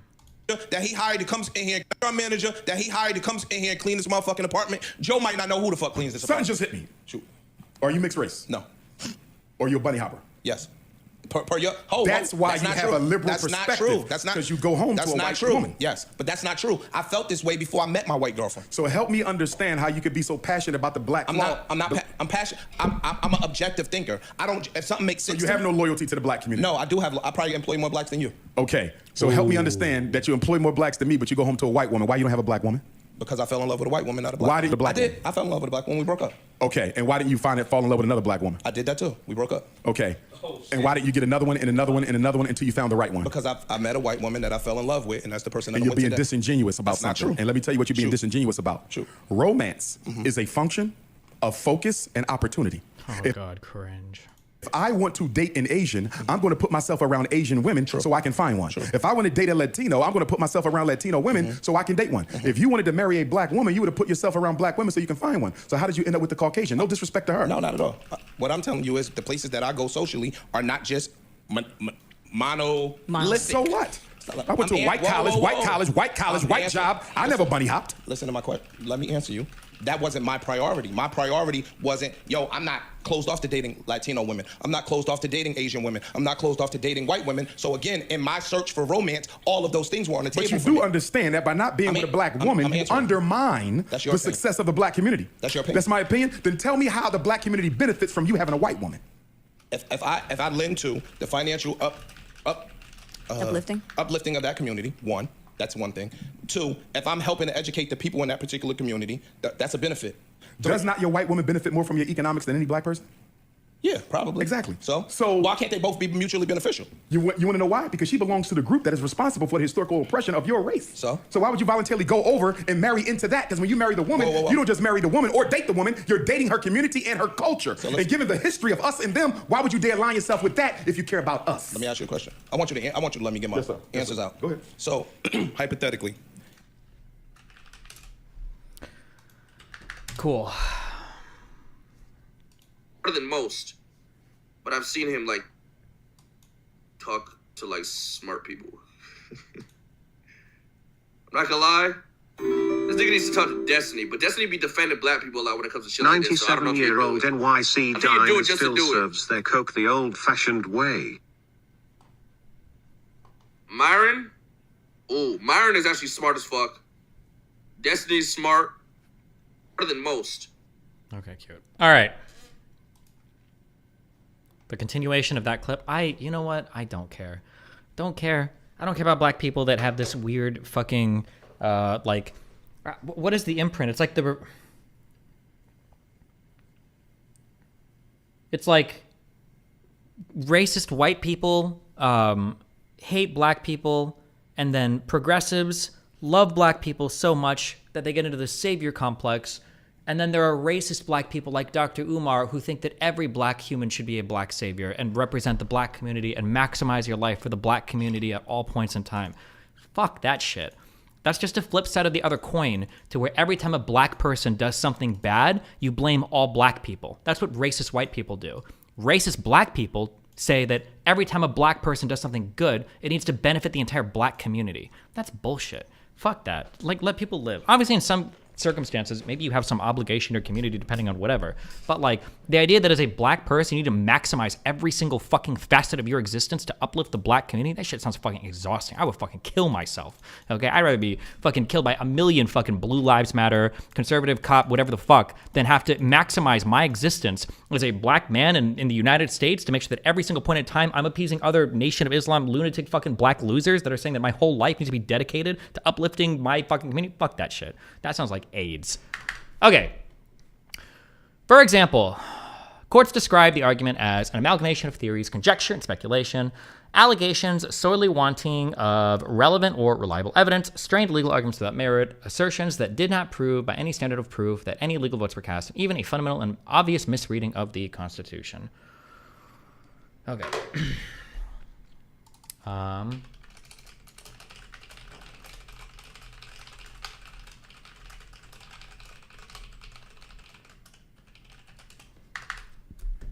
Last spam and all stop. Bro, I don't care about what this 3-month-old clip. Useful to the extent. Why? What part of this am I going to listen to that I care about? That it documented a real phenomenon in American politics, but at the same time, I think you did make some category errors. I think that Destiny does not belong in the category of people that you are describing. Why do I want to listen to two people talk about if I'm a centrist or not? Would like be quite repulsed by the sort of company that you were asserting that he keeps, but the other characters I don't think would have a problem with it. Like I don't think that Joe Rogan and Jordan Peterson would object to being in the same category. You know, I think that they would sort of agree with your general thesis. Yes, Destiny's a double agent. That was the point in the video. No, of course, obviously, if you're a double agent, you're not going to say, well, really, I work for the United States, even though I'm a double agent in the KGB. It's like, you don't say that. That's the whole point. He wouldn't be effective. He has to call conservatives retarded in order to gain favor with exactly the kind of people who would otherwise become too far left. Destiny is just, I think, a reasonable center-left Democrat, and I think that his beliefs. I know. I think he is. I think he's. I think. What do you think of his statement that all conservatives, if you vote for Trump, you are either retarded or mentally ill? I think that's a mainstream Democratic position these days. True. Do you agree with it? I wouldn't use that sort of language. No, I wouldn't say I agree with it, but I am sympathetic. That's fair. I mean, look, that's the mainstream understand Democratic position, right? Is the mainstream? Do I believe that the mainstream average Democrat believes that all of his or her Trump-supporting neighbors are retarded fascists? A lot of them do, but like again, those are people who don't live in the real world and don't know anyone who disagrees with them politically. Like, the majority of this is how I picture it. It's like to say all Democrats are evil or all Republicans are morons. It's like if you just go by generalizations, most like doctors and people in the medical field tend to be liberal, left-leaning. So if you have cancer, your child is sick, and you go to a doctor, oh, well, you're a Democrat. It's like, fuck you, you're an idiot. You drop that bullshit immediately. And similarly, a lot of people who are in trades and do manual labor are Trump supporters. Yeah. So it's like, okay, well, Trump supporters are evil morons until your toilet is clogged. You don't know what to do. So then it's like we live in a world that requires that we have a conservative and progressive perspective at all times. Because sometimes the right answer is to be more conservative on certain issues, and sometimes the answer is to be more progressive. Right? Like with the border, should we have immigration? Of course. That's why Donald Trump, as much as I have said, I think in the very first video I posted, if you sort by oldest, I said I fucking hate Donald Trump. But he's the one who said, I want a big, he mentioned the wall, we're gonna build a wall, we're gonna build a wall. And he said, we're gonna have a nice big beautiful gate. Because we want people to come in, but we have to come in legally. Okay, that seems perfectly reasonable. And open borders is too far left. So no immigration is too far right. People advocate for that. Open borders is too far left. People advocate for that. Yeah. And the true, correct, and blatant answer, JJ, lies in the middle. Yeah, so by this What Democrat advocates for open borders? I don't believe that is the mainstream Democrat position, is open borders. Like, I don't care. Okay.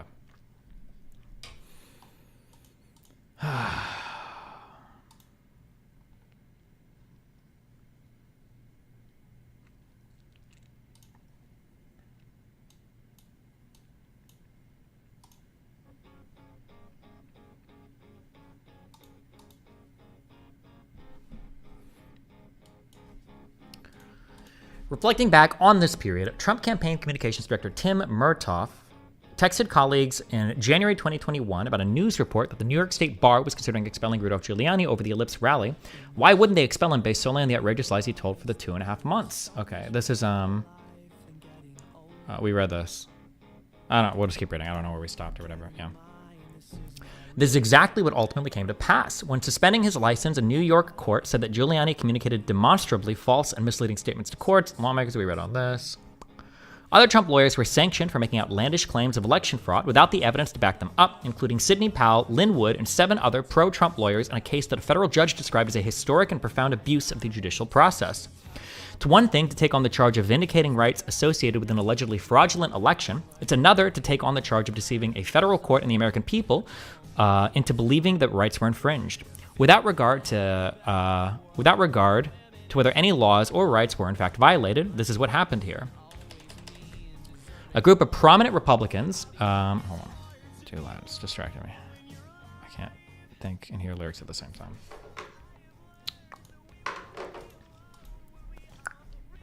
A group of prominent Republicans have more recently issued a report titled Lost, Not Stolen, examining every count of every case brought in these 6 battleground states by President Trump and his allies.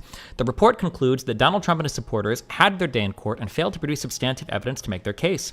President Trump and his legal allies failed because of a lack of evidence and not because of erroneous rulings or unfair judges. In many cases, after making extravagant claims of wrongdoing, Trump's legal representatives showed up in court or state proceedings empty-handed and then returned to their rallies and media campaigns to repeat the same unsupported claims. Okay.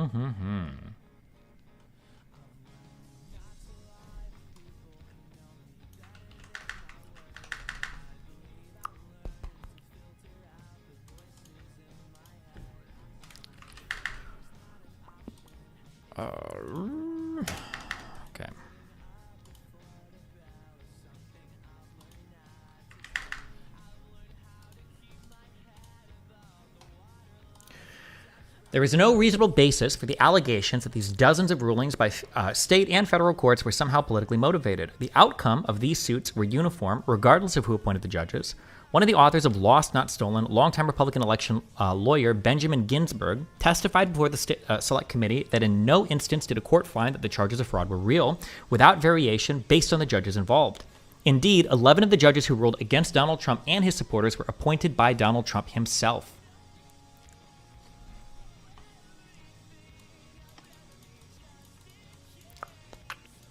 Oh, PDFs. Will this format ever become deprecated? Who knows?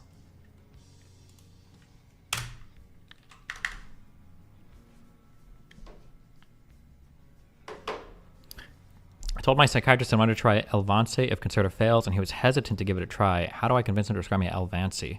Tell him that Concerta is making your dick fall off.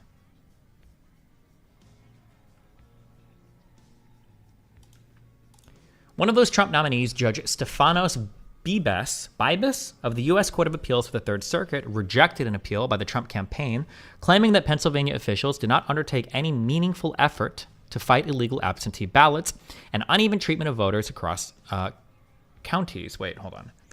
Rejected an appeal by the Trump campaign, claiming that Pennsylvania officials... Oh, we need to go over all of these. Wait, fuck, hold on, let me... I think Rob Norris said he'd be available at 9.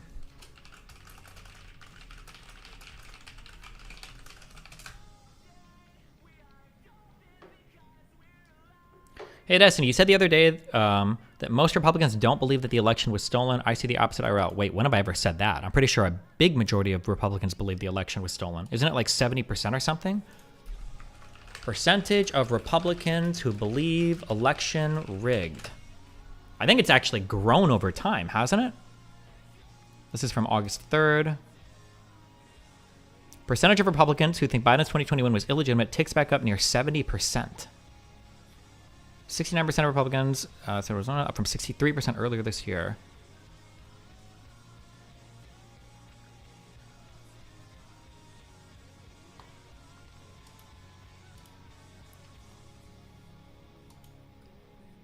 Okay. I think you said it while talking to Pisco, but okay. I don't think I would ever say that. Destiny, bro, can you please hear me out? I put a lot of effort in that post. I'm not fucking retarded. What do you want, Bobby? What? What post? Destiny, drag me in, please. I made the subreddit post. Bro, please. What? Oh, you made the Pisco one? Oh, no, I'm good. Okay. Okay. Calling an election unfair. Okay. One of those Trump, blah, blah, blah. Did not, okay. Rejected an appeal by the Trump campaign claiming that Pennsylvania officials did not undertake any meaningful effort to fight illegal absentee ballots and uneven treatment of voters across counties. Judge Bibas wrote in his decision that calling an election unfair does not make it so. Charges require specific allegations and then proof. We have neither here. Another Trump nominee, Judge Brett Ludwig of the Eastern District of Wisconsin, who ruled against President Trump's lawsuit alleging that the result was skewed by illegal procedures that governed drop boxes, ballot address information, and individuals who claimed indefinitively confined status to vote from home. Judge Ludwig wrote in his decision that this court has allowed plaintiff the chance to make his case, and he has lost on the merits because the procedures used do not remotely rise to the level of breaking Wisconsin's election rules.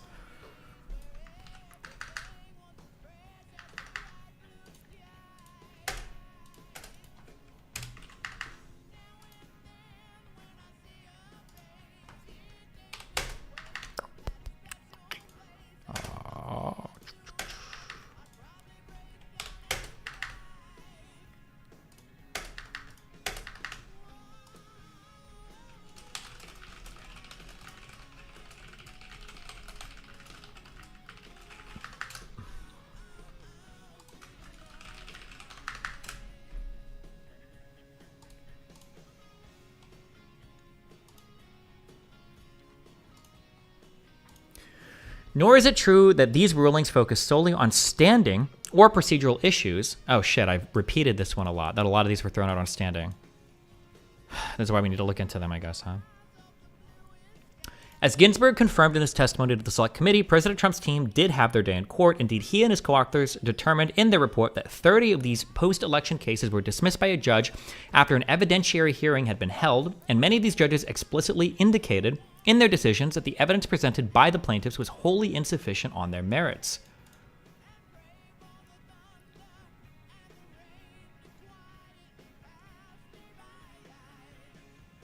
How many cases did Trump's team try to file? Thanks, young black kid, for the $20.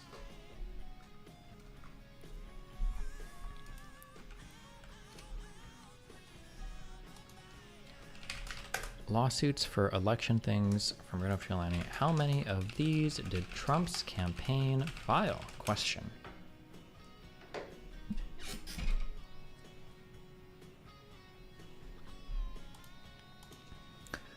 Ultimately, wait, did I copy this one?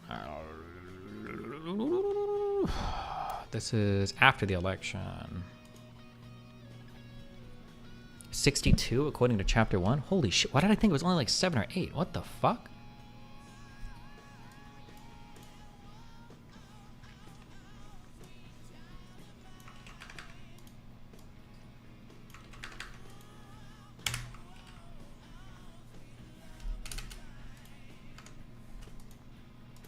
Fuck, these fucking footnotes.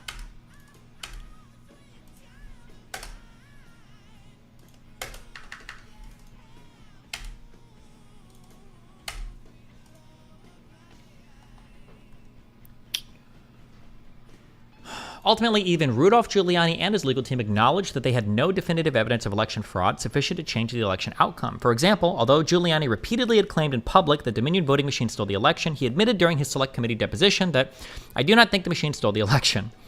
I wonder what that quote is, 94 here.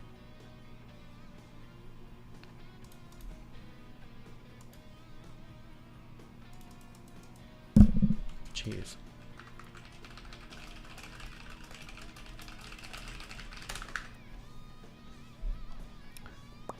An attorney representing his lead investigator, Bernard Carrick, declared in a letter to the Select Committee that it was impossible for Carrick and his team to determine conclusively whether there was widespread fraud or whether that widespread fraud would have altered the outcome of the election. Carrick also emailed Donald Trump's chief of staff on December 28, 2020, writing, "We can do all the investigations that we want later, but if the president plans on winning, it's the legislators that have to be moved, and this will do just that." Other Trump lawyers and supporters, Jenna Ellis, John Eastman, Phil Waldron, and Michael Flynn, all invoked their Fifth Amendment privilege against self-incrimination when asked by the Select Committee what supposed proof they uncovered that the election was stolen. Not a single witness, nor any combination of witnesses, provided the Select Committee with evidence demonstrating that fraud occurred on a scale even remotely close to changing the outcome in any state.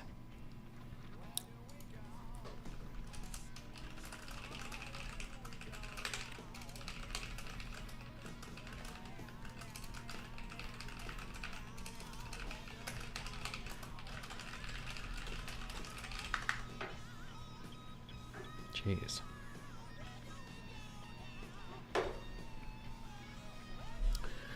By mid-December of 2020, Donald Trump had come to what most of his staff believed was the end of the line. The Supreme Court rejected a lawsuit he supported, filed by the state of Texas in the Supreme Court, and Donald Trump had this exchange, according to Special Assistant to the President, Cassidy Hutchinson.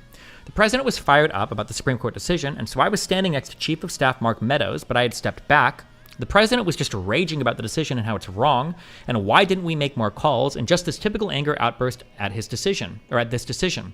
And the president said, I think, so he had said something to the effect of, I don't want people to know we lost, Mark. This is embarrassing. Figure it out. We need to figure it out. I don't want people to know that we lost. On December 14th, 2020, the Electoral College met to cast and certify each state's electoral votes. By this time, many of President Trump's senior staff and certain members of his family were urging him to concede that he had lost.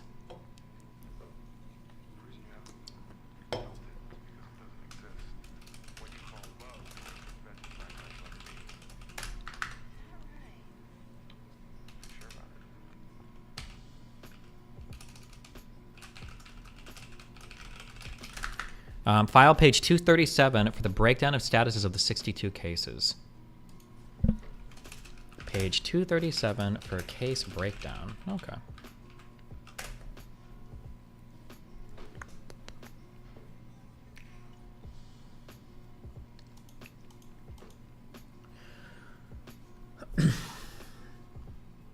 On December 14th, 2020, the Electoral College met to cast and certify each state's electoral votes. By this time, many of President Trump's senior staff and certain members of his family were urging him to concede that he had lost.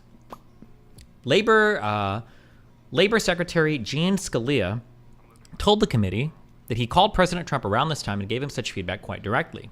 So I had put a call into the president. I might have called on that 13th. On the 13th, we spoke, I believe, on the 14th, in which I conveyed to him that I thought that it was time for him to acknowledge that President Biden had prevailed in the election. But I communicated to the president that when that legal process is exhausted and when the electors have voted, that's the point at which the outcome needs to be expected. And I told him that I did believe, yes, that once those legal processes were run, if fraud had not been established that it affected the outcome of the election, that unfortunately, I believed that what had to be done was concede the outcome. I believe that what had to be done was to concede the outcome.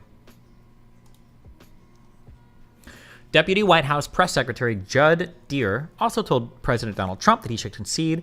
He recalled other staffers advising President Trump at some point to concede and that he encouraged him to do it at least once the Electoral College met in mid-December. White House counsel Pat Cipollini also believed that, wait, is it Cipollini? It's Cipollini, right? No, it's Cipollini. Also believed that President Trump should concede. If your question is, did I believe he should concede the election at any point in time? Yes, I did. Attorney General Barr told the Select Committee this, and in my view, that the December 14th Electoral College vote was the end of the matter. I didn't see, I thought that this would lead inexorably to a new administration. I was not aware at the time of any theory, why this could be reversed, and so I felt the die was cast. Barr also told the committee that he suggested several weeks earlier that the president's efforts in this regard needed to come to an end soon, in conversation with several White House officials after his meeting with Trump on November 23rd. As I walked out of the Oval Office, Jared was there with Dan Scavino, who ran the president's social media and who I thought was a reasonable guy and I believe is a reasonable guy. And I said, how long is he going to carry on with this stolen election stuff? Where is this going to go? And by that time, Meadows had caught up with me and, leaving the office, and caught up to me and said that. He said, look, I think that he's becoming more realistic and knows that there's a limit on how far he can take this. And then Jared said, yeah, we're working on this, we're working on it. Despite all that Donald Trump was being told, he continued to purposely and maliciously make false claims. To understand the very stark differences between what he was being told and what he said publicly and in fundraising solicitations, the committee has assembled the following examples. Then Deputy Attorney General Jeffrey Rosen. And so he said, well, what about this? I saw it on the videotape, somebody delivering a suitcase of ballots. And we said it wasn't a suitcase, it was a bin. That's what they use when they're counting ballots. It's benign. President Trump 1 week later. There is even security camera footage from Georgia that shows officials telling poll watchers to leave the room before pulling suitcases of ballots out from under the tables and continuing to count for hours. Jesus. Oh, so they have this report is so well done. So this is the exact claim that's being dispelled, and then this is Trump exactly repeating the claim despite being told exactly why it was wrong, a week or whatever later, or however much later. I told the president myself, acting Deputy Attorney General Richard Donahue, I told the president myself that several times in several conversations that these allegations about ballots being smuggled in a suitcase and run through the machine several times, it was not true, that we looked into it, we looked at the video, we interviewed the witnesses, that it was not true. I believe it was in the phone call on December 27th. It was also in a meeting in the Oval Office on December 31st. President Trump later that week, she stuffed the machine, she stuffed the ballot. Each ballot went 3 times. They were showing, here's ballot number 1, here is second time, here it is a second time, third time, next ballot. GA Secretary of State Brad Raffensperger. You're talking about the State Farm video, and I think it's extremely unfortunate that Rudy Giuliani or his people, they sliced and diced that video and took it out of context. We did an audit of that, and we proved conclusively that they were not scanned 3 times. Yes, Mr. President, we'll send you the link from WSB. I don't care about a link. I don't need it. President Trump 1 day later. I spoke to Secretary of State Brad Raffensperger yesterday about Fulton County and voter fraud in Georgia. He was unwilling or unable to answer questions such as the ballots under table scam, ballot destruction, out-of-state voters, dead voters, and more. He has no clue. Oh my God. Shamelessness. Attorney General Barr. Then he raised the big vote dump, as he called it, in Detroit, and, he said, people saw boxes coming into the counting station at all hours of the morning and so forth. I said, Mr. President, there are 630 precincts in Detroit, and unlike elsewhere in the state, they centralized the counting process, so they're not counted in each precinct. They're moved to counting stations, and so the normal process would involve boxes coming in at all different hours. And I said, did anyone point out to you, did all the people complaining about it point out to you, you actually did better in Detroit than you did last time? I mean, there's no indication of fraud in Detroit. President Trump 1 day later. I'll tell you what's wrong, voter fraud. Here's an example. This is Michigan. At 6:31 in the morning, a vote dump of 149,772 votes came in unexpectedly. We were winning by a lot. That batch was received in horror. In Detroit, everybody saw the tremendous conflict. There were more votes than there were voters. Acting Deputy Attorney General Richard Donahue. The president then continued, there are more votes than voters, but I was aware of that allegation, and I said, that was just a matter of them comparing the 2020 votes cast to 2016 registration numbers. That is not a valid complaint. President Trump 10 days later, more votes than they had voters, and many other states also.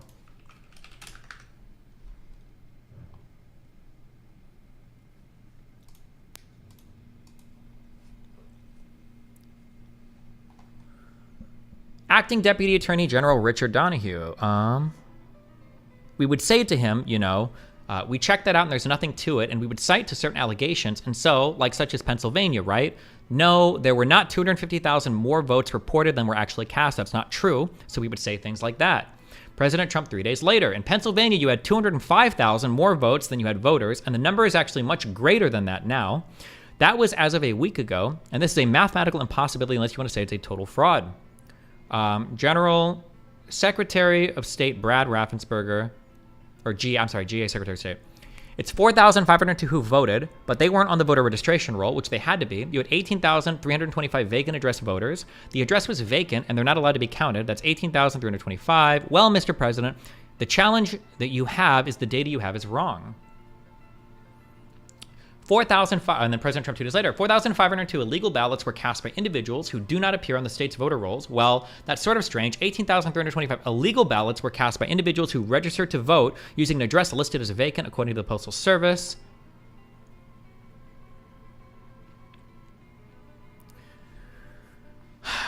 Again by Brad Raffensperger. So dead people voted, and I think the number is close to 5,000 people. Oh, Trump says. So dead people voted, and I think the number is close to 5,000 people. And they went to obituaries. They went to all sorts of methods to come up with an accurate number, and a minimum is close to about 5,000 voters. Raffensperger. The actual number were two people that were dead that voted, so that's wrong. President Trump 4 days later. The number of fraudulent ballots that we've identified across state is staggering. Over 10,300 ballots in Georgia were cast by individuals whose names and dates of birth match Georgia residents who died in 2020 and prior to the election. It doubled in 4 days.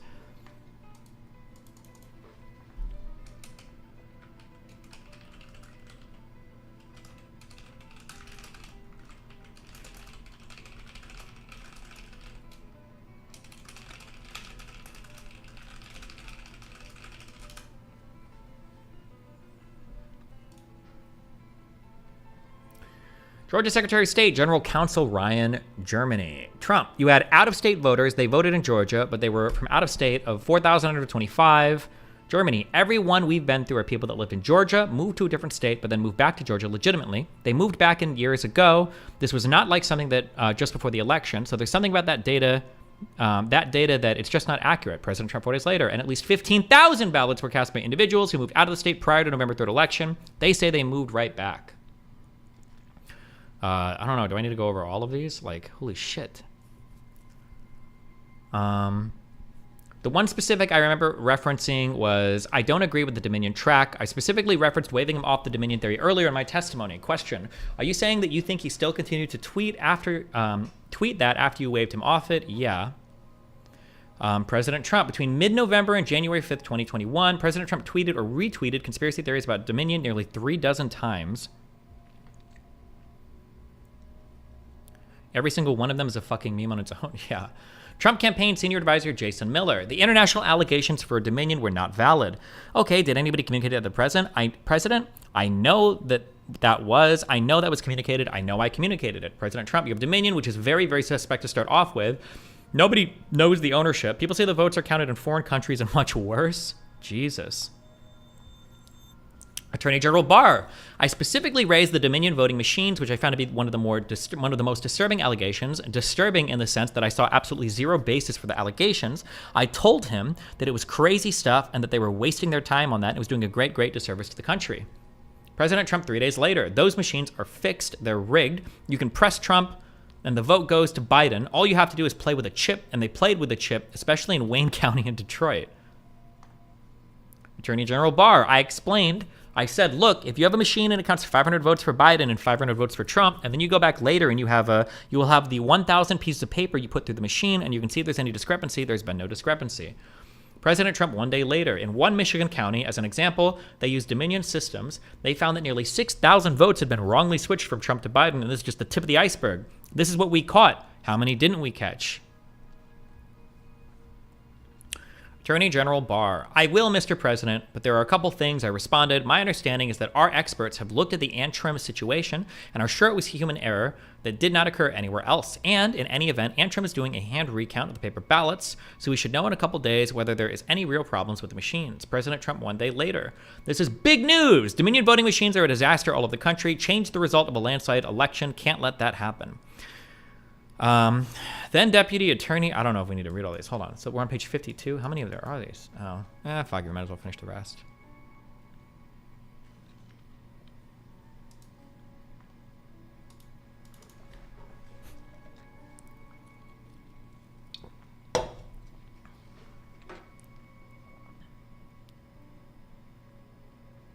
Waiting for...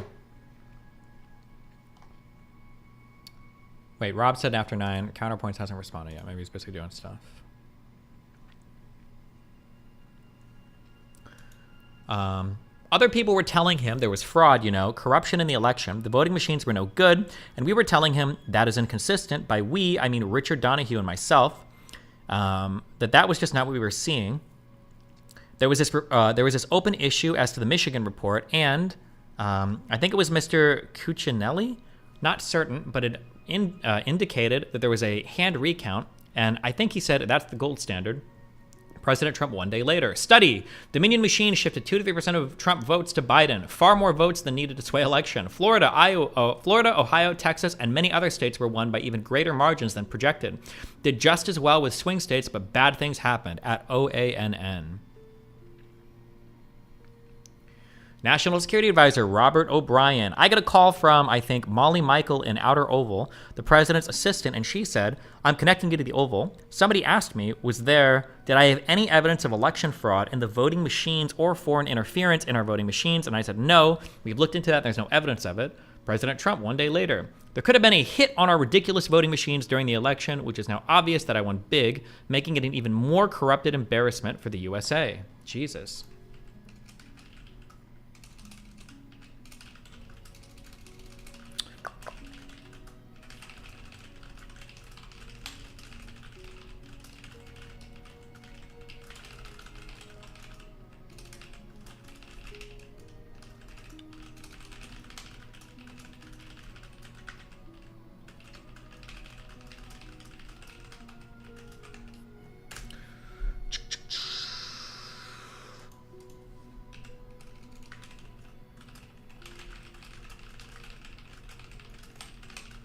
you ever considered shaving your beard and sporting a power stash? If your mom really wanted me to?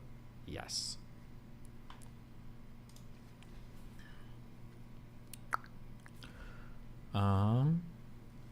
Acting Deputy AG Richard Donahue. We definitely talked about Antrim County again. This was sort of done at that point because the hand recount had been done and all of that, but we cited back to that to say, you know, this is an example of what people are telling you and what's being filed in some of these court filings that are just not supported by the evidence.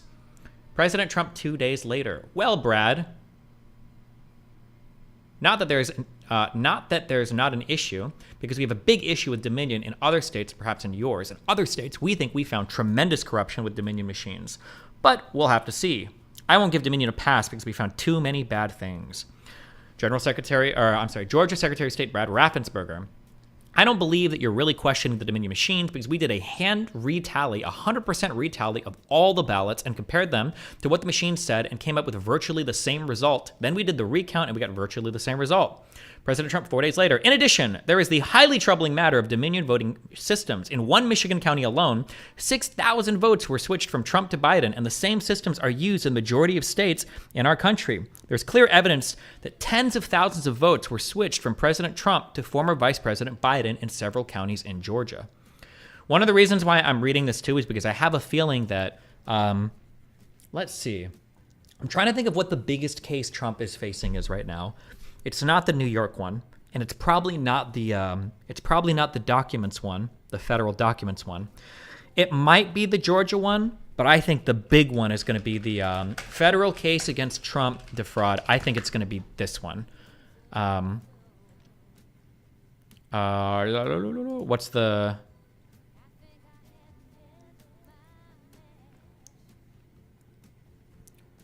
What are the how do I look up like the names of these cases against Trump? What's like the name of the federal case against Trump for the defrauding the American public or whatever? Just look up federal indictment Jan 6th. Federal indictment Jan 6th. Trump? Oh wait, is it this?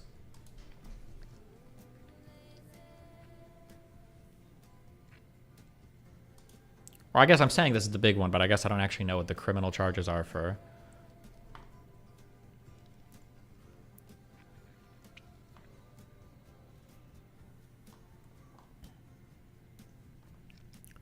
Would you call it the Jack Smith one? Is that what you call it?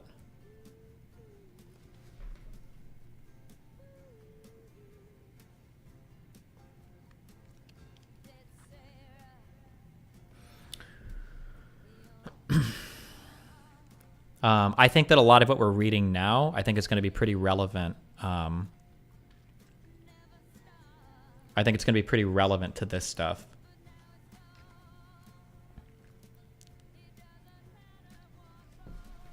Despite Donald Trump having lost, the defendant was determined to remain in power. So for more than 2 months following Election Day on November 3rd, 2020, the defendant spread lies that there had been outcome-determinative fraud in the election that he had actually won. These claims were false, and the defendant knew they were false.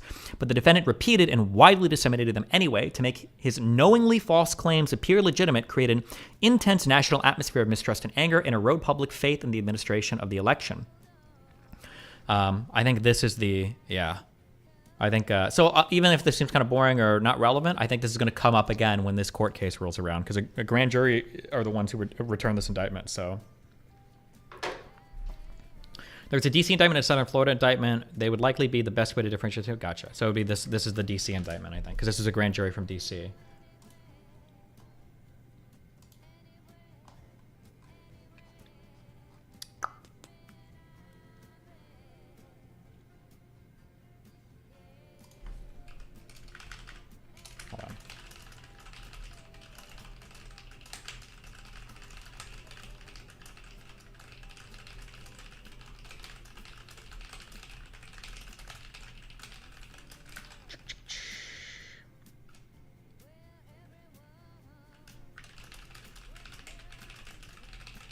I feel like there were so many passionate J6 defenders. Where the fuck did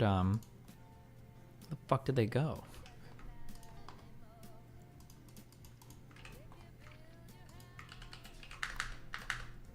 Hold on, what is this? Communications.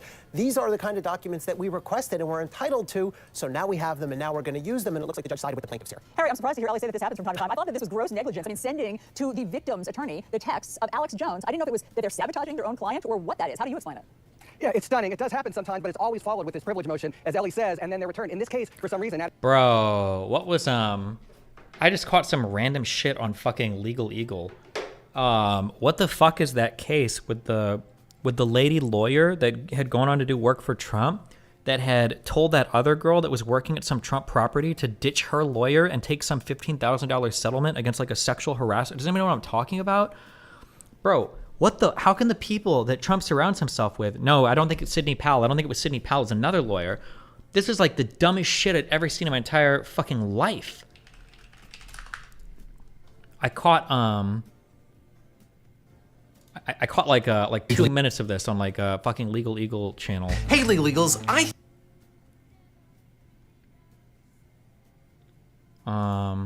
It's his current lawyer? I don't know. Holy shit. Oh, is it this? Oh. I'm actually...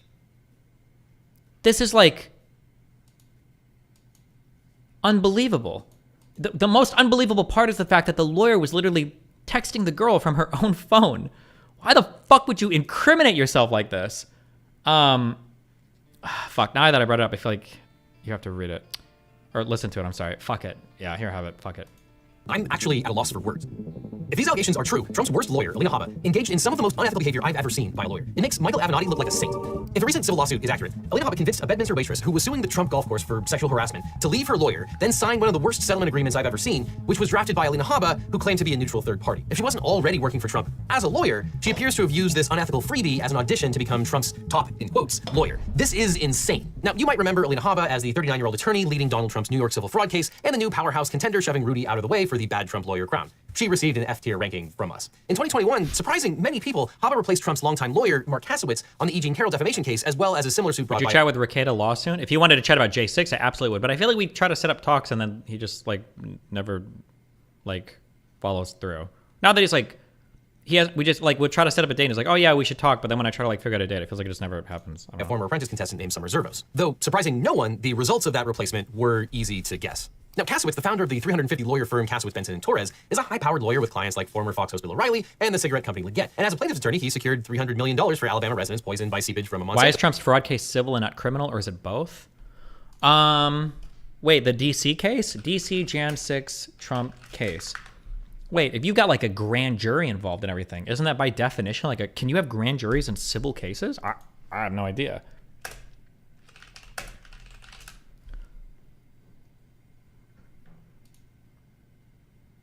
Three conspiracy counts in the corrupt obstruction of an official proceeding. These are criminal charges, right? These aren't civil charges, right?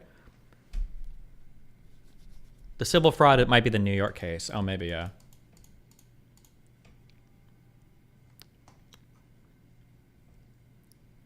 Wait, what is the difference between like civil and criminal? I thought civil was like you're not breaking, you're not necessarily breaking a law, but you're like violating another citizen somehow. How do we, I'm curious, what is, hold on. Civil cases usually involve disputes between people, organizations, while criminal cases allege a violation of a criminal law. Yeah. Why would the New York one be civil? I thought the New York one would have been criminal, wouldn't it have been? Because the law that was broken was a law relating to like election stuff, no? Some states have civil grand juries. If it's civil, it could become criminal. Let's see, link. Appeals, lawsuit against Trump over the Jan 6 rights can move forward on appeals court. Huh.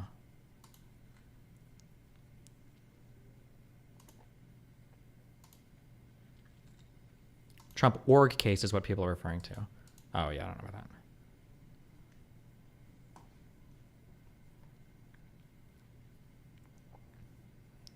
I think that like criminal cases can generate civil liabilities, right? Like if you are criminally convicted of something, other people might come after you civilly as a result of that, or in conjunction with that maybe, right? But, okay, sorry. to plan. In contrast, Elena Haba heads up a 4-lawyer shop in suburban New Jersey, specializing in family law and small-scale business disputes, though she previously served as the general counsel to a parking garage company that was owned by her husband. So the question is, why would Trump choose an attorney like Haba to represent him? If this complaint is true, it looks like it was because she screwed over this waitress for his benefit. So what's going on with this new lawsuit? Well, a complaint was filed last week in the Superior Court of New Jersey describing Haba's role in a 3-year employment dispute at the Trump National Golf Club, Bedminster. Now, as always, this is a civil complaint, so this is a one-sided document that tells the story of the plaintiff as the plaintiff wants it to be told. That being said, this complaint contains a lot of verbatim quotes, which makes it appear like they have the receipts in this particular case. But at the same time, Haba has not responded to this complaint yet. We'll see what happens there. Now, it started in May of 2021 when a 21-year-old woman named Alice Bianco got a job as a server at the New Jersey club where the former president spends much of the spring and summer. Bianco claims that, quote, soon after she began work, Pavel Melikar, the food and beverage manager, began to sexually harass her. Melikar forced Bianco to wear short skirts and came up with excuses to summon her to his office to forcibly kiss her and promise to protect her, asking what she was going to do for him. Bianco says that Melikar had control over plaintiff's workplace and made it clear to her that he could make her life easy or hard. Soon, he was coercing Bianco to, quote, engage in sex as a quid pro quo for continued employment and protection,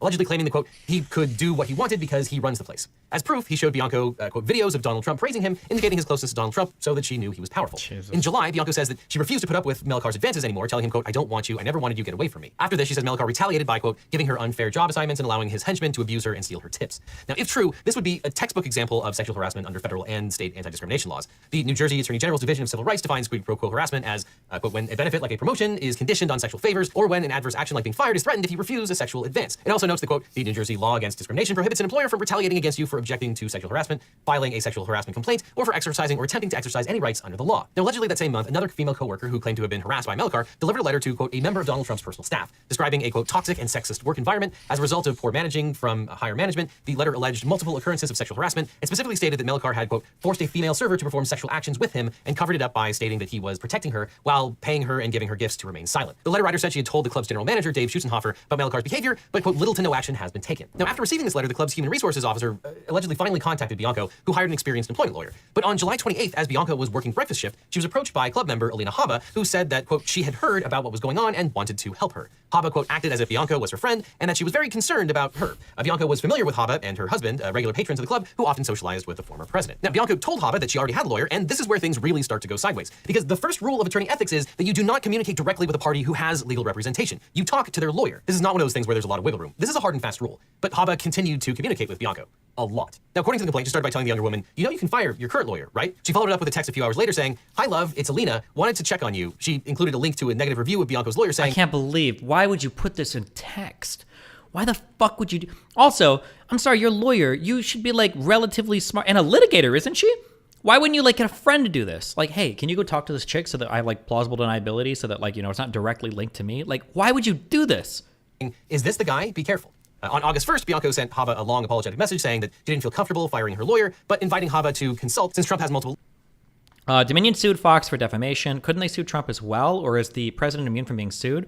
I think they are suing Trump too, right? Aren't they? Lawyers, it isn't a bad idea for me to have multiple attorneys to figure out how best to handle this situation. But Haba did not want to consult. So 4 days later, Bianco climbed into Haba's matte black G-Wagon in the parking lot of the Trump club. Haba allegedly, quote, knew all about Bianco's claims and alluded to facts that could be used to publicly embarrass her, saying, quote, with your past, maybe you can get a paltry sum. Haba went on to tell Bianco, I can help you, I can protect you, and warned her that, quote, attorneys want to take control from you. Foreshadowing, Bianco probably should have taken that last sentence at face value. Now, according to the complaint, Haba advised Bianco to, quote, ignore her lawyer's texts, emails, and calls, and it worked. The next day, Bianco texted to say, quote, I did exactly what you said, nothing, LMFAO, and the lawyer texted me this morning and fired me, question mark, LMFAOO. I don't get it, but whatever. After that, things moved fast. As Bianco texted her new friend, quote, I love you so much, and best friend, I love you, Haba prepared the paperwork. On August 11th, Bianco arrived at Haba's office to sign a non-disclosure agreement she hadn't seen, and which she'd been discouraged from allowing an outside lawyer to review. The terms were not in her favor. The agreement contained a confidentiality clause, which barred her from talking about the harassment she'd suffered, or even the existence of the agreement to anyone but her accountant. But the thing is, under New Jersey law, a provision in any employment contract or settlement agreement which conceals the details relating to a claim of discrimination, retaliation, or harassment is against public policy and unenforceable against a current or former employee. In plain English, allowing employers to silence employees about sexual harassment and workplace discrimination is bad for society because it allows employers to simply pay money and continue doing horrible illegal things. And so in 2019, New Jersey made these confidentiality provisions unenforceable by employers. But at the same time, the law mandates that any confidentiality agreement to settle a claim of workplace discrimination must include a, quote, bold, prominently placed notice telling the employee that if she violates the non-enforceable confidentiality clause, then the employer will have the right to do the same. Now, at this point in the video, you will probably not be shocked to learn that this clause was not in the settlement agreement that Haba prepared. But what was there was a liquidated damages provision requiring Bianco to return the entire settlement amount if she violated the confidentiality provision, plus pay a fine of $1,000 per day of the violation and fork over the club's attorney's fees if they had to sue her to enforce it. Of course, the club couldn't even enforce the confidentiality provision under New Jersey law, but that's not what Haba said to Bianco. And the complaint continues, stating that Haba told Bianco, quote, as long as you don't talk to anybody about this, you'll be fine, and warned her that she, quote, better not try to sell her story to the media because she would owe Trump the settlement proceeds and the media would only pay about $3,000. Now, Alina Haba is probably going to need a good lawyer for these claims, but if you want a great lawyer, my firm, the Eagle Team, can help. If you've suffered from sexual harassment, been in a car crash, or suffered from cancer, we can represent you or help find you the right attorney who can. It's so important to talk to a lawyer right away to get the best representation and figure out what your options are. So just click on the link in the description for a free consultation with my team right away. Because you don't just need a legal team, you need the Eagle Team. The link is down below. So by now you're probably wondering what Bianco got for firing her original lawyer and going with what Alina Haba was advising her to do. Well, in exchange for her silence... So, assuming that her allegations are true and she can verify them, assuming her allegations are true, right? This is like a rock solid, like, sexual discrimination harassment case, right? This is like dead to rights, assuming the girl can prove what she's actually alleging, right? Assuming she can prove what she's actually alleging, okay? So, wealthy guy, wealthy job, boss is literally quid pro quo, you know, sexually harassing her for this job, okay? This was the settlement that this other lawyer lady negotiated for, okay? It's about the sexual abuse. Bianco was given what is only described in the document as a, quote, paltry sum. Legal columnist Liz Dye points out at lawandchaospod.com that one of Haba's texts suggests that the amount was $15,000. And that would indeed... $15K. Be a paltry sum. Basically, it's missing at least one, if not two zeros on it, for a 21-year-old who was basically raped by her manager to avoid being fired. And to add insult to injury, Bianco says that Haba deceived her about who would pay the taxes on the settlement funds. She says that Haba told her that the money would be tax-free and that the club would pay for the therapy she was getting to deal with the trauma from her abuse. In fact, the agreement explicitly states that Bianco was responsible for paying her own taxes, but since Haba never provided Bianco a copy of the agreement, that came as a surprise when the young woman went to file her taxes and saw that she was on the hook the next year. But by then, Haba was formally representing Trump in multiple civil cases and had all but ghosted her young friend. After the draconian settlement agreement was signed, when Bianco texted to ask about the tax issue, Haba repeatedly fobbed her off on the club saying, quote, I really can't give you legal advice. Or as Bianco put it in her complaint, quote, what Miss Haba really meant by saying I can't technically give you legal advice was that she was now done with plaintiff. Haba didn't need to text heart emojis anymore. She had accomplished her goal of protecting Donald Trump and of silencing Miss Bianco. And yeah, that raises a very interesting and legally important question. Who was Haba representing in this deal? In her complaint, Bianco alleges that, quote, Haba held herself up as a neutral party, mediating between two good friends, but that, quote, she was secretly working to advance the interests of the club and Donald Trump. Note that this is not an allegation that Haba was actually formally working for Trump, just that she was interested in protecting him and not simply looking out for the younger woman in a tough spot. And it's very clear that Haba was trying to protect her own interests in the settlement contract. A section entitled, quote, waiver of right to independent counsel says that, quote, neither party was represented by counsel and that this agreement was prepared by a neutral attorney who, quote, is acting for the sole purpose of drafting the agreement of the parties and that the neutral attorney is released from any and all responsibility or liability in connection with the drafting of the agreement. The document also claims that both parties were, quote, advised to obtain independent legal counsel and that they had both read and understood the contents and legal effect of the agreement, both of which are boilerplate provisions in every contract, but Bianco claims that she never had the opportunity to review the terms of the agreement before signing it and that Haba encouraged her to fire her lawyer and not seek legal advice, saying, quote, I'm trying to help you, you're going to make it more difficult. And as a lawyer, I can tell you that this looks really terrible. Telling someone not to have an attorney read over a document when you are an attorney purporting to be a neutral third party. It's just so unbelievable, especially to a 21-year-old girl with a suit of this magnitude, right? Although in the end, it was just a $15,000 settlement, I guess, huh? Like, I mean, some of these things just don't make sense. This case was filed in the Superior Court of the New Jersey Chancery Division for Middlesex County. Chancery courts are courts of equity, not law. In New Jersey, this means that you go there when you want a judge to order someone to do something, not when you're seeking money damages or a regular jury trial. And right now, Bianco wants 4 things from the court. With respect to the agreement, she wants the court to declare the settlement agreement void because it was induced by fraud, and she's asking the court to enjoin the Bedminster Club from enforcing it. So in the short term, she wants to be able to speak publicly about what happened and know that she won't get sued for it. In reality, New Jersey law would bar any lawsuit to enforce the confidentiality provisions. But Bianco's complaint makes liberal use of the words Trump and fraud, while describing the settlement as basically insulting. And if her allegations and the $15,000 number are correct, then she's probably right. Before she can do anything about that, though, Bianco needs the Chancery Court to declare the entire contract void, at which point she'll be free to, well, that's an interesting question. Bianco's attorney is Nancy. Just like an unbelievable, just an unbelievable fucking story. Christ. Is this one of Trump's main lawyers right now? I'm not familiar, with the current Trump, because he's gone through, so many legal teams. I don't even know. Maine's top election officials removed former President Donald Trump from the state's 2024 ballot in a surprising decision based on the 14th Amendment's insurrectionist ban. The story is breaking, will be updated. RIP. I guess really we're just waiting for all of this to go to the Supreme Court anyway, right? The Colorado one, but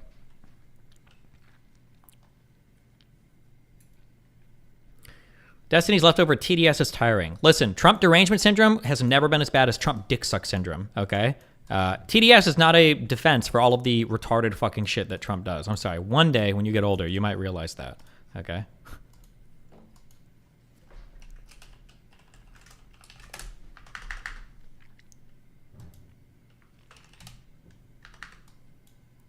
Okay. Wait, give me like 10 minutes and then we're going to talk to Connor Points. We're going to get some J6 stuff. What was the last Turkey Tom video we were babysitting you with?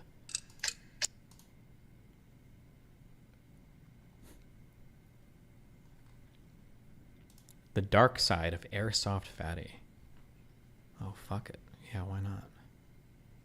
Oh boy, this will be productive. Well, I think it will. It'll be good to get. I just need to have some of these like outlined in my mind. One for, YouTube. Like, what do people actually believe in on this shit? I think it's good to know. I'll be back 1 sec.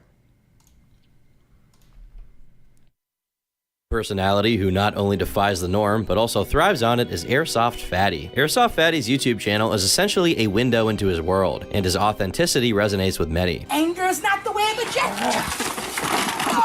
As a result, he's cultivated a pretty loyal fan base, proving that size isn't everything, despite his extreme physical size. After gaining this following, he would appear on the iDubbbz documentary Full Force, and eventually the internet reality show Fish Tank, offering him breakout success in his online career. However, there's a shadow that looms over this otherwise heartwarming success story. Despite the colossal opportunities that have come his way, Airsoft Fatty has struggled to keep it together. His journey has been plagued with endless interpersonal conflicts, unscrupulous managers, videos being flagged for various reasons, and false copyright claims that cast a shadow of doubt on his legacy. Today, we'll delve deeper into his past, present, and future to figure out just who Airsoft Fatty truly is, including his dark side.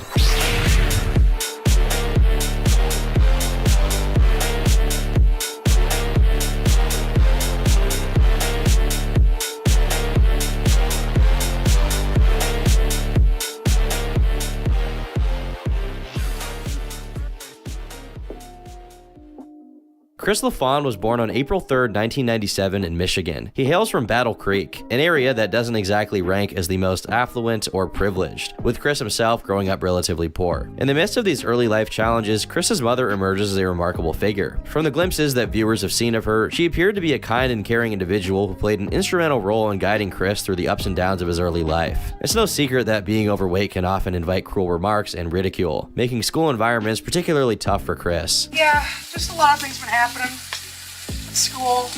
2 days ago, my dad's death anniversary came up, so that's a rough day for me.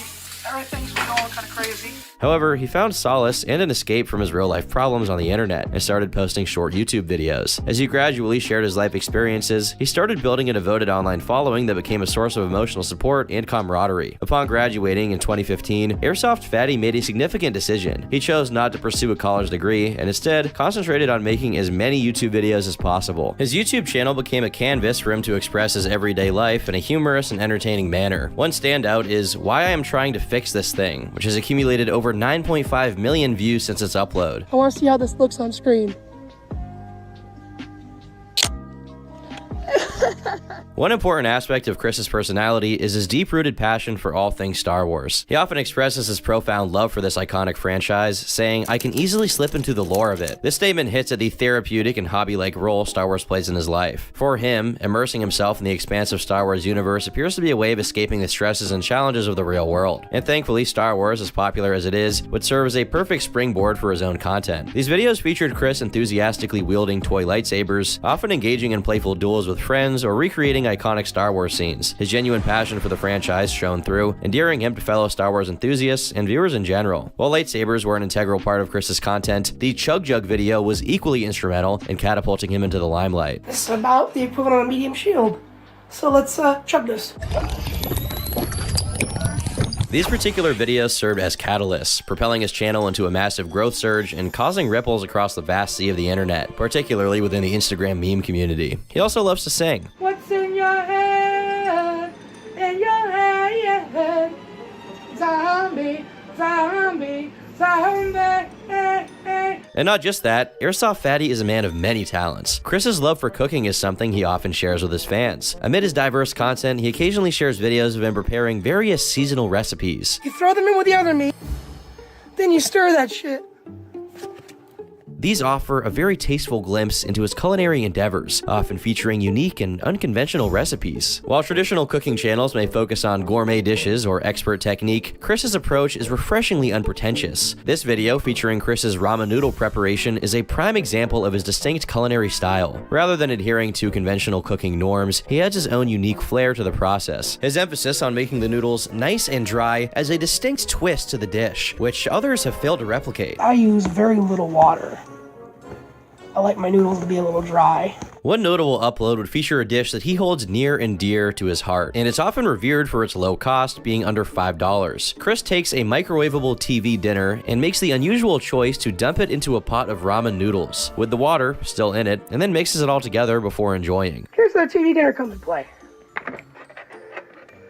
His willingness to embrace the unconventional, experiment with flavors, and maintain an unfiltered authenticity in his cooking resonates with a particular subset of viewers who appreciate his unique approach. One meal he showcases often is known as meat salad, which consists of cut-up chicken, hot dogs, deli turkey, shredded taco cheese, baked beans, and barbecue sauce. He then puts this all in the microwave and eats it with a smile. Now, your salad should look like this.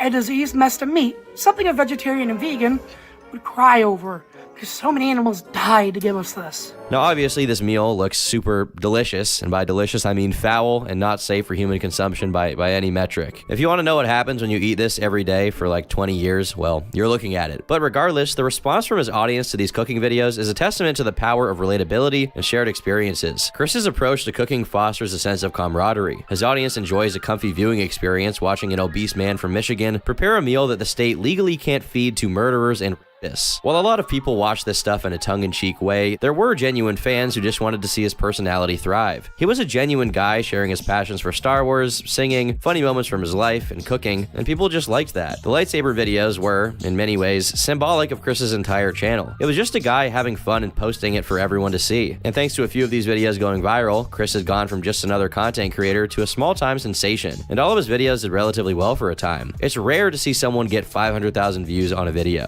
It's even rarer for that to be a 25-minute long unedited meat salad tutorial. One of the most obvious chapters in Airsoft Fatty's life centers on his battle with obesity. At one point, his weight posed a severe threat to his health, leading to heart issues that could have had dire consequences. His doctors issued a warning. If he didn't lose weight, his life might be in jeopardy. However, his endless consumption of food has yet to cease. And if we're being honest, his weight has probably contributed to why he's so iconic today. However, as Chris's popularity on platforms like YouTube and Twitch continued to surge, so did the unwanted attention from trolls. He found himself attracting a certain audience that included individuals who derived amusement from belittling him, often targeting him due to his weight. Chris had to grapple with these negative aspects of his journey in the online sphere. It's clear that at some points, Chris has had a very unhealthy relationship with his audience. When he was sick at one point, he posted a video begging for his audience to respond because he wasn't able to leave the house at the time. He expresses desperation for any kind of interaction. Wanting a sense of belonging is of course normal for everyone. Wanting human connection is what makes us human. But it's clear that at points, Chris was too dependent on his comment section to validate him. I need words, acknowledgement that people are still watching. Besides just a simple view, I need people to talk to on the internet because I can't go out and do anything. Many also speculated that his illness was actually fake and Chris was just begging for attention. So fake, OMG. But there really is no way to know. Either way, it's undoubtedly not good for your mental to feel like you need your comment section to talk about you to feel like a real person. But for the time being, even with Chris's detractors taking issue with his over-embellishment and speculating on his health complications, he still had an audience. And the notoriety he gathered so far would only be boosted by his biggest break to date.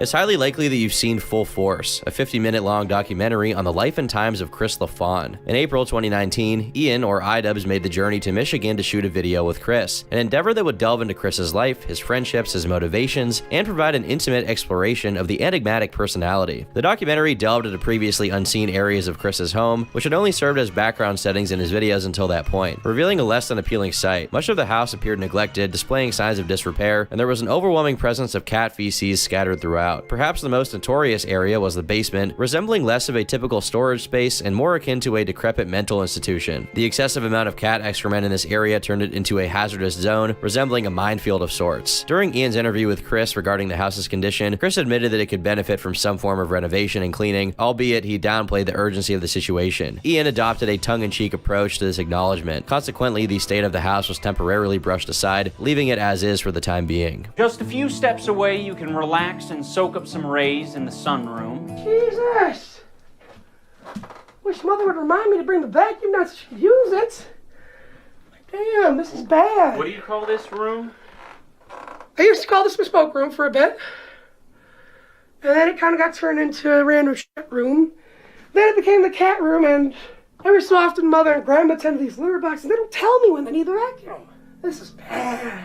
In addition to exploring the depths of Chris's house, the documentary delved into his tendency to magnify certain events or anecdotes, a trait quickly picked up by Ian. When confronted about this inclination, Chris adamantly denied exaggerating anything, firmly asserting his commitment to honesty, stating that lying held no purpose for him. However, Chris's mother held a different viewpoint, recognizing the falsehood in his claims, yet quietly appreciating that facet of her son, perhaps finding amusement in the tales he spun. Interestingly, it appears that Chris himself might not fully grasp the extent of his exaggerations when recounting stories, indicating a subconscious inclination towards embellishment that seems inherent to his storytelling process. Why go out and just lie? Yeah, I mean, it's not about lying, it's just like... Nah, but everything we're talking about, it's all happened. Chris has a lot of stories, you know, he's very much a talker. Oh, yeah.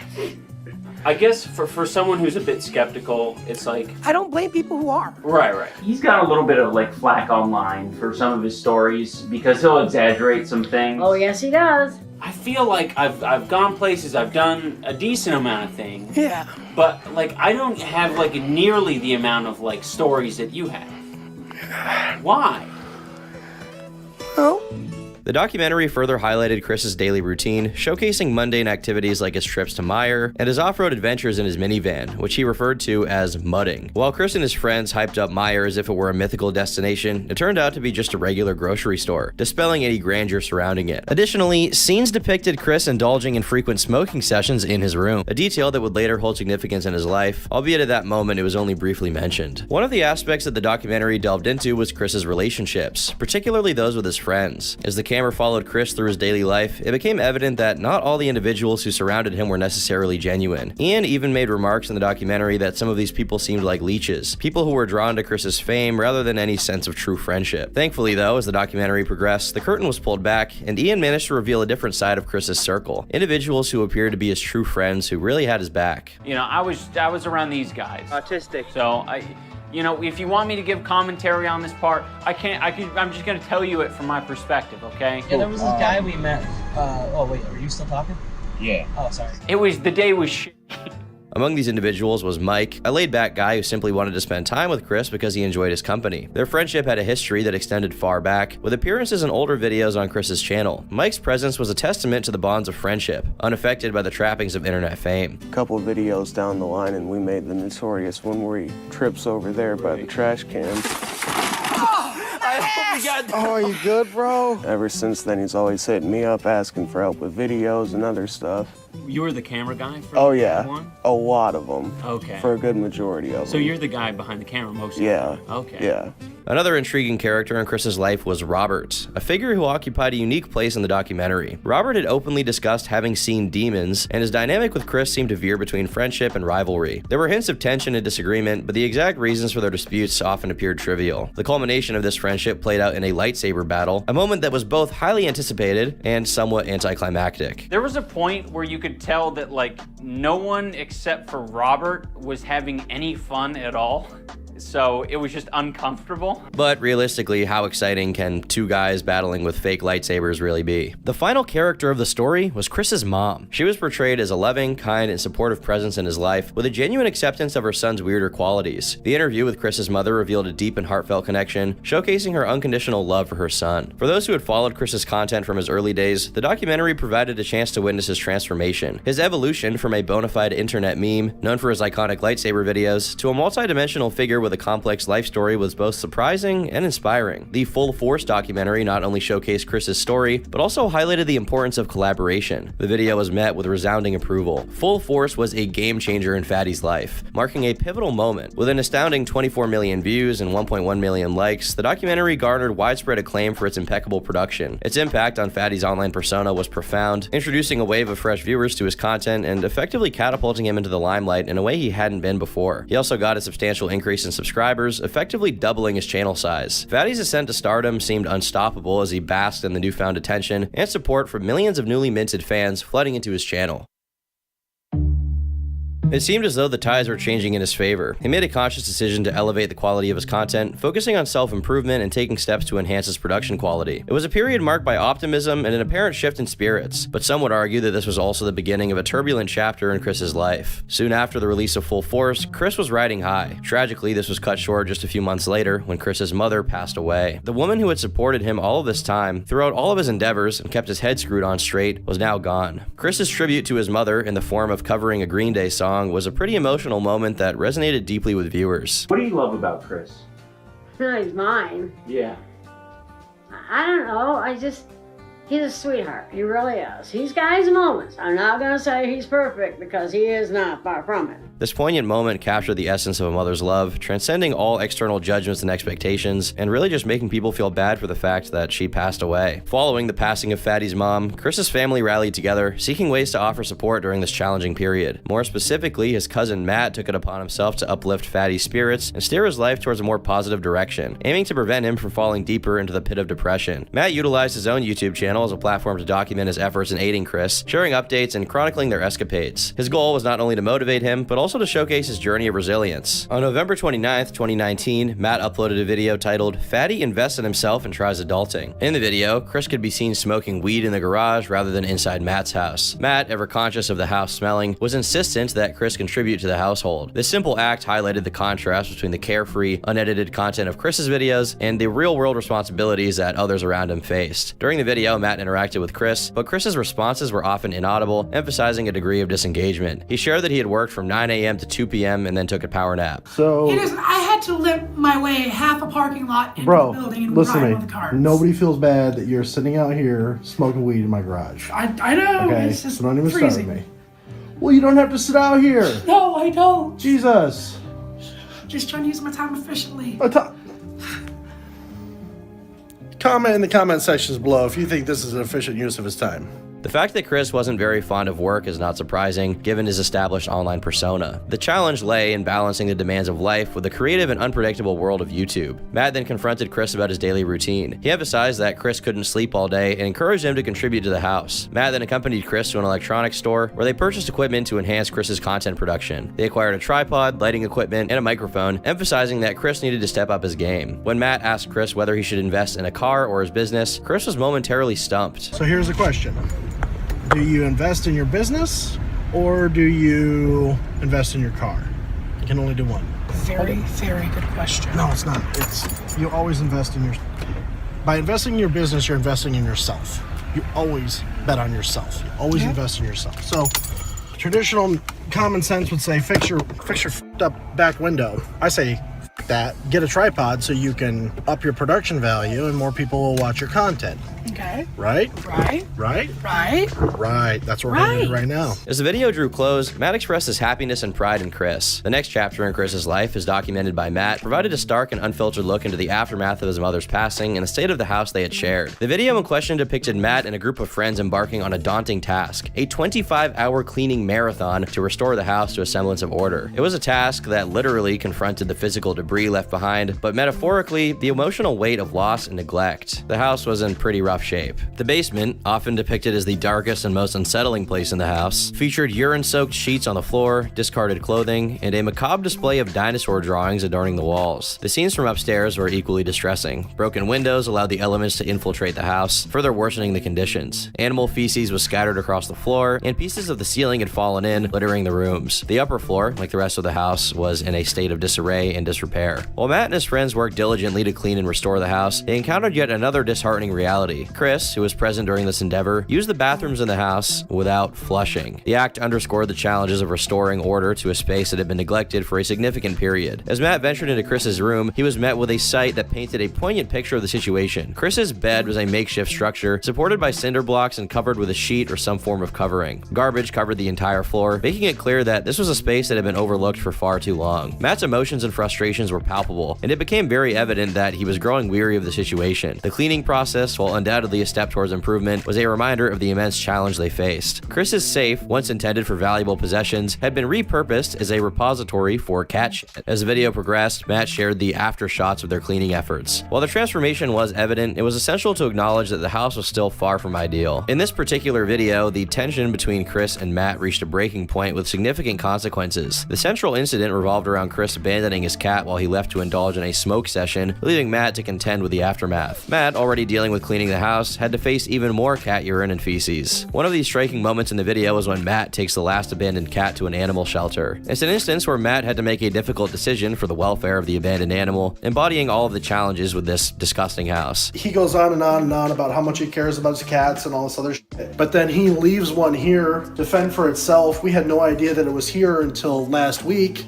And I think it's fucked up. So it was evident that he was at his breaking point, grappling with the challenges posed by Chris's actions. The tension escalated to the point where law enforcement became involved. The police arrived at Matt's house in response to the ongoing situation. Chris asserted that Matt was withholding his property and medications, a claim that further exacerbated this tension. Matt's attempts to explain the situation to police were perceived as half-hearted. The discord between the two played out, with neither party willing to yield to the other's perspective. For a more comprehensive understanding of the circumstances surrounding this incident, additional text was provided in the video's description. This context offered viewers a glimpse into the broader issues and challenges that underpinned their strained relationship. Airsoft Fatty is at it again. For months, he left his stuff at my house after multiple attempts to deliver it to him. He decided to have the police show up at my house so he could get his property. Fun fact, the property, most of it was clothing I bought for him. Wasting police resources again. Wasting my time again, being dramatic as usual. I made this video as evidence that I don't have any of Christopher's stuff at my house. I was never withholding any of his stuff, and the things he left, he has now. End of it. Probably not though, he will find something else to cause issues with. Keep in mind, he could drive to DC, Chicago, Detroit multiple times, and NYC, but for months could not get his stuff without police escort. When I met him twice this month without having the police present, he was playing games as usual. I'm beyond done with him and his endless drag on my time and energy. In Matt's final video, he candidly addresses the circumstances surrounding his decision to stop hanging out with Chris. It's a moment of frustration where he lays bare the issues that have plagued their friendship and his perception of Chris's behavior. Matt's opening statements are clear and unambiguous. He expresses his deep disappointment with Chris, asserting that he's done helping him. His words also underscore the exhaustion and disappointment he's experienced as a result of Chris's actions. The core issue, as Matt sees it, is Chris's lack of effort in improving his own life. He's just crying and blubbering about things that are not factual or based in reality. And he calls me and texts me and asks me to not do these videos. And as you've seen in the earlier video, I'm stopping these videos.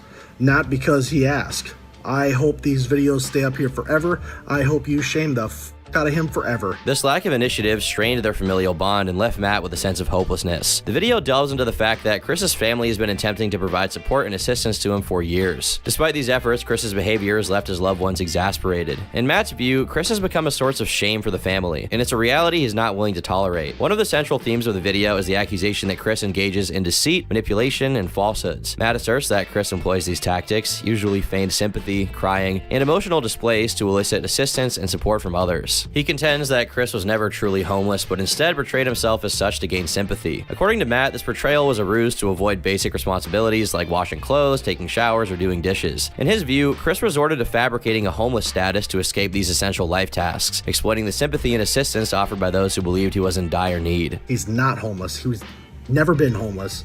And myself and my family have worked for years ensuring that he is not homeless. The video takes a clear and unequivocal stance. Matt wants people to hold Chris accountable for his behavior indefinitely. He seeks to shed light on what he perceives as manipulative tactics and a pattern of dependency that has strained not only his relationship with Chris, but also the willingness of others to offer assistance. And while his living situation was falling apart, there were other factors pulling at his psyche as well.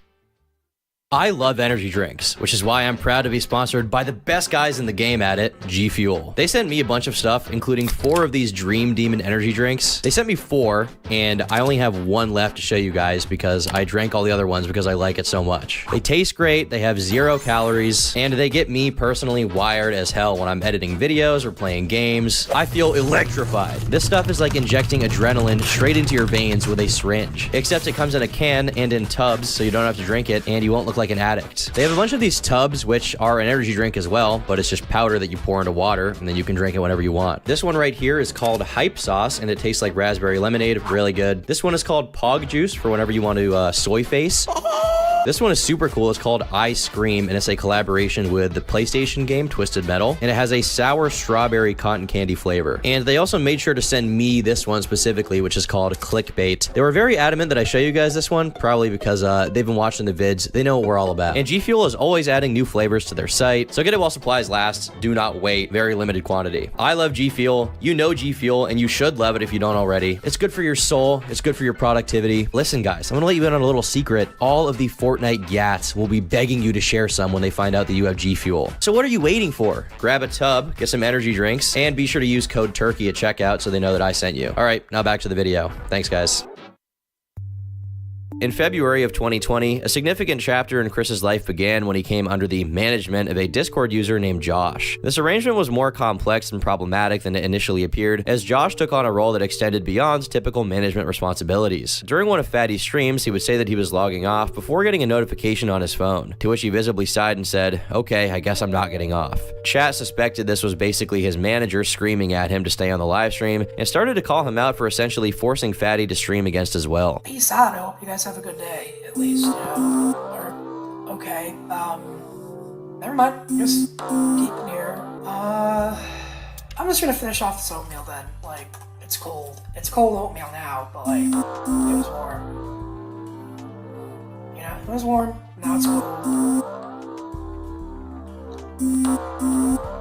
Josh had originally been working at a dispensary and was essentially Chris's supplier, but once they started talking, Chris decided to let him oversee his entire channel operation. After getting backlash from several fans, Josh, alongside others, booted up a stream where they orchestrated an intervention, wherein they call Chris lazy and basically assert the idea that he's an incapable individual who could not live independently. While their assessment was not entirely unfounded, the audience's perception was that it revealed a lack of genuine concern for Chris's well-being. On Monday, do we not have a stream with Canute and Joe? A big workout stream where they're gonna make you do the shit that you need to do, and it's not gonna be any ifs, ands, or buts. And when we get on there, if you act the fool, the whole internet is gonna see everything, and they need to know because this isn't fair to us or anyone else. As the stream progressed, it took a turn toward hostility, seemingly showcasing Josh and his cohorts ganging up on Fatty, attempting to emotionally manipulate him. Throughout the stream, there were numerous instances where they consistently interrupted him, depriving him of the opportunity to express himself or respond adequately to anything discussed. Dude, you're fucking diabetic. Yeah. Even like Yeah, Let him talk. I want him to talk. I'm tired of always eating the same exact thing every day. Stop. Let him talk. Let him talk. Think about it. I've come from 5'11" down to 315 in under 2 years. Like, Yeah, well, did you not just go to New York and Chicago and do all these trips and have ridiculous amounts of food that I knew you shouldn't have had? Did you stuff your face with pizza in New York and do all kinds of shit that you shouldn't have? Surprisingly, the outcome of this stream was quite contrary to Josh's intentions. Instead of bolstering his stance, it led to several content creators releasing videos asserting that Fatty's manager was coercing him into streaming against his own will, essentially manipulating him in the process. Josh's role in Chris's life was akin to that of a wrangler, but with a more sinister twist. Josh had access to all of Chris's social media accounts, effectively taking control of his online presence. In a move that demonstrated a disturbing level of control, Josh linked his own bank account to Chris's AdSense, diverting the income that was supposed to rightfully be Chris's into Josh's own coffers. It was during this period that Chris had severed ties with his genuine friends, leaving him isolated with only Josh and his associates around now, who appeared to have ulterior motives. Josh's greed and exploitation didn't stop with Chris. He turned his sights toward Robert, an old friend of Chris who had appeared in previous videos and featured in the Full Force documentary. Josh made attempts to get Robert into a Thank God he censored this.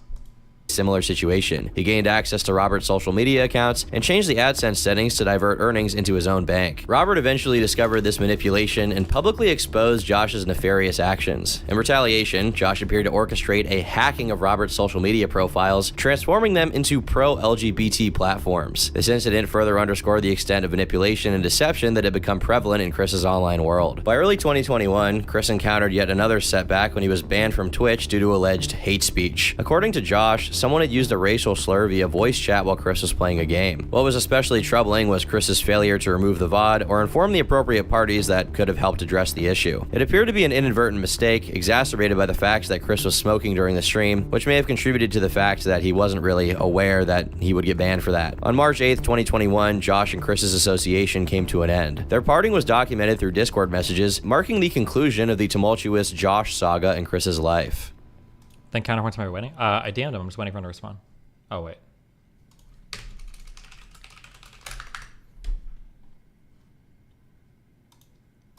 Is he in here? Oh, he is. Oh, hey. What's up, buddy? Hey, sorry about that. Just need to exit out of me watching the very interesting Turkey Tom Airsoft Fatty documentary. Fantastic. The dark side of... Did you know that Airsoft Fatty had a dark side? Were you aware of that? Not only did I not know that, I didn't know how much I craved G Fuel. Like, it just looked like so good. You know, like it could give you the kind of energy necessary in order to edit while streaming. True. And based. How are you? Pretty good. Cool. Where do you want to start?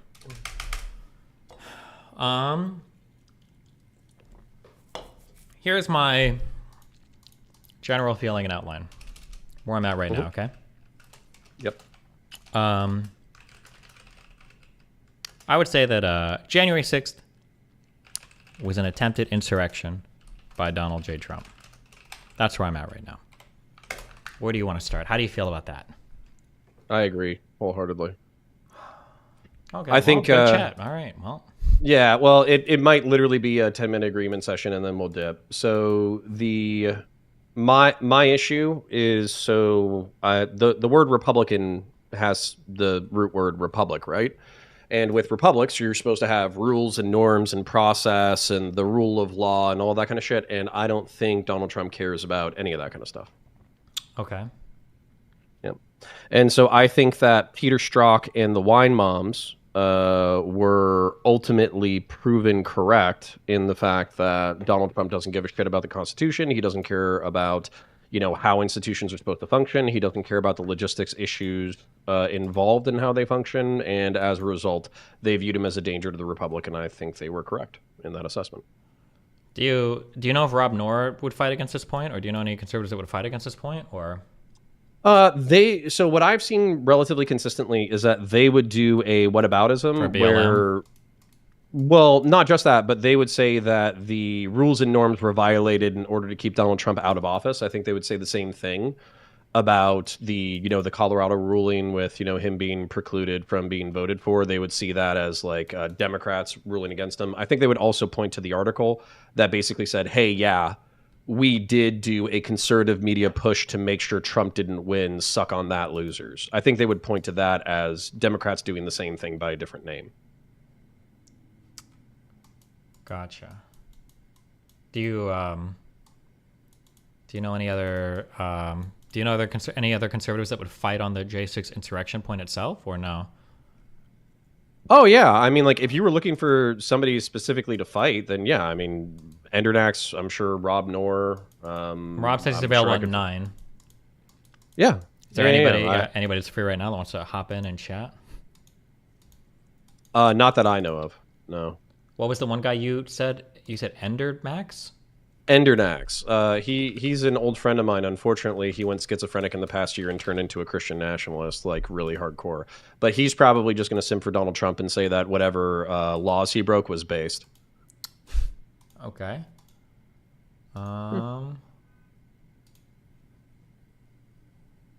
Is it your heart was set on that specific framing? Well, I think so, because I have a debate with, I think, Alex Jones and Glenn Greenwald in a week relating to J6 stuff. I'm guessing both of them are going to take the contrary position. Yeah. Well, I mean, I could still prep you for that off of what I've seen. I'm still swimming in those circles.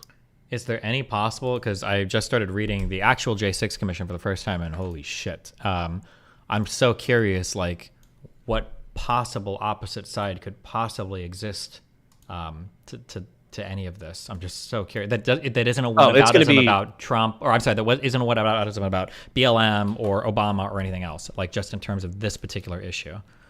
Oh, hell yeah. So, yeah, I can articulate this relatively well. If it gets boring for you, just let me know. I'll jump off, but I still think I can articulate this. Okay, yeah. So what's gonna happen, what I think a lot of people is going to happen, is they're going to point to the beginnings of Crossfire Hurricane, the media leaks about Russia, Russian ties to Trump, et cetera, et cetera. They're going to view that as Hillary Clinton and her cronies leaking that information intentionally in order to fuck up his potential election in 2016. I think that they're also going to point to the deep state, that, you know, with Alex Jones in particular, this is going to be huge.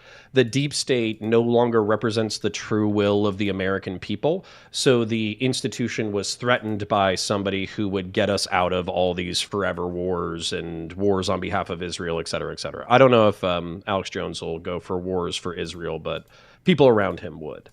Do you have any objections to that so far, or should I keep going? Well, yeah, I want to know in regards to very specifically, like, was J6 an insurrection driven by false information that Trump knowingly propagated? That's like the thesis, yeah. No, what they would say is that none of these things were properly investigated, and everyone who ruled against the Trump stuff was basically sympathetic, and that the lawyers who have now pled guilty or whatever, they were basically intimidated out of... intimidated out of truly doing their jobs. Sure. So hold on real quick. Lex says, for a debate with Shapiro on topic of Trump versus Biden, how big of your argument against Trump and for Biden is Jan 6? I personally would think that this would be solely disqualifying. I don't know how much Shapiro wants to spend on J6, but it'll probably be a decent chunk because I know that Shapiro takes the position that Trump is no more authoritarian than any other Democratic president. So if he wants to argue over this, I will, especially now that I have a lot more information about it. But is there... So how would they respond to the idea that, like, for the J6 Commission, the majority of the people that were contacted were Republicans? It was Trump's chiefs of staff. It was Trump's attorney generals. They're rhinos. They're deep state operatives. Every single one of these people is a deep state operative. Every single person that Trump picked for his campaign, every single lawyer, every single White House staff, every single cabinet member, every single... Yeah, it's the uniparty. So this isn't my belief, by the way. I'm articulating these things for the sake of contention, right? Mm-hmm. The concept is that since World War II, the United States has been controlled by the military-industrial complex and three-letter agencies. So when you look at our interventions in Vietnam, when you look at the JFK assassination, when you look at our seizure of interest in the Middle East and North Africa, all of this was to create a global commercial empire that no longer advocates in the interest of the United States as a nation. And so what's happened is when you see things like mass immigration, when you see things like wars in the Middle East, when you see things like America's unquestioned support for Israel, this isn't the individual interest of the United States. This is the globo homo uniparty globalist cabal. All right. Do you know what the problem with that is, though? Everything. Well, I mean, my biggest problem with it is that they're kind of right. Well, but not in the way they say they are. Sure, but at the same time, like, if you look at America's, like, foreign policy or whatever, we're not acting in the individual national interests of the United States. We're acting on behalf of a $65 trillion commercial empire. That might be the case, but we're also acting generally in accordance with the democratic will of the American people, no? Like, I feel like our democratic regime is pretty responsive to public opinion when it comes to, like, why did we leave Vietnam? Or why did we, why didn't we intervene as much in Syria? Why didn't we intervene as much for, I don't know. Yeah, go ahead, sorry. But they would argue that the Uniparty has consistently lied people into conflict, and when we have avoided conflict, it's almost through luck and also, like, a lack of American interest. So if there was sufficient geopolitical interest to be on the ground in Syria or Libya, we would have been. We just didn't have the popular will or international will to do that kind of stuff. But ultimately, you know, the Americans argue how much we should be involved in Syria versus the fundamental question of why the fuck are we in Syria at all? And if I push for proof on any of this, it's just going to be all circular narrative building, right? Well, I mean, I would relatively say so, but then I think what you need to do, just from me to you, I'm not a neoliberal, globalist, cosmopolitan person, but at the same time, I think what you would need to do is you would need to say that the new global order with America at the helm is in America's interest. So having kind of like a new Roman Empire of which America is the foundation is actually in our national interest. That having Funko Pops and PlayStations and cheap oil and, the world's cuisine at your fingertips is actually something good for the American people. I mean, I've heard you do this for years. Like when you had anti-immigrant people like Lauren Southern and other anti-immigrant people, you argued for the fact that you're like, well, cuisine is a huge part of culture. Like immigrants are a huge part of the American story. You've argued this in the past. You're just going to have to do it again. Yeah, it just feels really cucked and boring and like the laziest fucking bullshit in the world. Well, I mean, okay. What you can't hit the popular notes from Destiny circa 2018. It's just boring to me. I'd rather like fight on the facts or like have like an actual intricate, nuanced conversation related to certain things, not like the general globo homo debates back and forth. But sure. Well, but then you can wrestle them to the ground and go over details. But I'm going to largely agree with you. If you look at it, I don't know how much of the January 6th testimony that you've actually watched, but the one that was particularly damning for me was the attorneys general. Have you seen that yet? I'm literally on page 54 of the executive summary, and then I've read a couple other small sections. I'll probably just read the entire executive summary and then dive into the more specifics if I need to. But which part of the attorney general? You mean Barr statements? Which ones? The ones that Barr was making about... oh, sorry, go ahead. The ones, I think after Barr left, it was basically whoever was left in the department leading up to January 6th. So probably about 30 days out from January 6th. This is the effective narrative. Are you okay with me saying the narrative in my own thing? I know sometimes you like to get it without color. Okay. So the narrative that I heard or watched from their direct testimony to Congress, which I thought was damning, was effectively that Trump was not willing to go down. He wasn't listening to anybody from the GBI in Georgia, which is the Georgia Bureau of Investigations. He wasn't listening to the DOJ when they said that a majority of his fraud stuff was all bullshit. And so what he was considering, or what he asked the Attorney General to do multiple times, was draft a letter that they were going to release publicly saying that there was fraud in XYZ key states that were going to be necessary for Trump to win or at least contest the elections or the results of the election. The attorneys general said, we already investigated the fraud that you alleged. It's all baseless so far, and the stuff that we have found would not change the nature of the election. Therefore, we're not going to do that letter. Yeah. Trump at that point then he's considering this.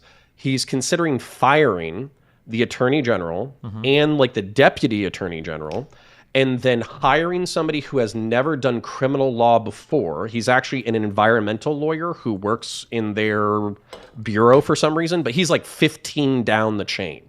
And the reason why is because this guy jumped around the chain of command and told Trump that not only would he be willing to do it, but he could accomplish what Trump wanted. And so based off of the attorney's general testimony, what they think the game plan was effectively that they spent like a day talking him out of and talking shit to this environmental lawyer's face was they were going to bring in the environmental lawyer. They were going to fire the two attorney generals. They were going to draft that letter. They were going to try to get Vice President Mike Pence to kick out the election results, right? Right. And then capitalize on that confusion in order to contest the result and remain in power. And they basically said, there's no way in fuck this is going to work. And if you do this, not only are we leaving, we're taking half of the DOJ with us because this is effectively a coup. So yeah, so I think that the hammer that I would, if I were in your shoes, not that I am, but if I were in your shoes, the hammer that I would be beating people's heads in with is the fact that these people, yeah, sure, they might be institutionalists, They might be Republicans. They might be lawyers. They might be part of the quote unquote deep state. But they knew that this was bullshit. They testified to the fact that it was bullshit. And they testified to the fact that Trump knew it was bullshit. Mm-hmm. So yeah. And I think it was one of the most glaring legal and social interactions that kind of showed me that this person doesn't give a fuck. Mm-hmm. Well, I know this isn't maybe not particularly sexy for you individually because, you know, maybe you're looking for some more heat and more contradiction, but can I share one more thing with you? Yeah, go for it. And no, it's fine. Like, I already don't expect this to, I don't expect this to be a totally fact-based discussion. I'm trying to ascertain, like, how do I make it sexy and interesting? No, I'm trying to figure out what strategy I want to run with for the debate, and then how much a command of the facts will help me. Because I think generally having more and more facts is generally beneficial, but it depends on like the thesis that I'm going to present, and it depends on how far away we're going to get. Yeah. Well, and I think you're going to have to be flexibly ready for both, right? I think if they start disputing on the facts, and you're going to have to hammer them on the facts, and then if they jump to the broad strokes, then you need to be ready to do globo homo. I mean, that's just my personal advice. Mm-hmm.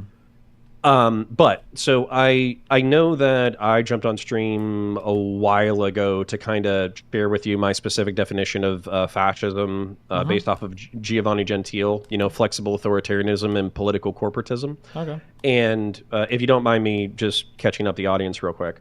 So political corporatism is just thinking of the state as a body. That's all it is. It's not nefarious. As a matter of fact, it's kind of like the foundation of like politics for a really long time. But the flexible authoritarianism is the real problem with fascism, which basically says that whatever we need to do to maintain power and achieve our goals is what we will do. And so definitionally, when you have Donald Trump advocating for political corporatism with, you know, America first, et cetera, and then he is willing to flaunt the norms of the republic, and I'm not even trying to be soy about it. He's just definitionally fascist. Yeah, so. I mean, I don't disagree. Yeah, but well,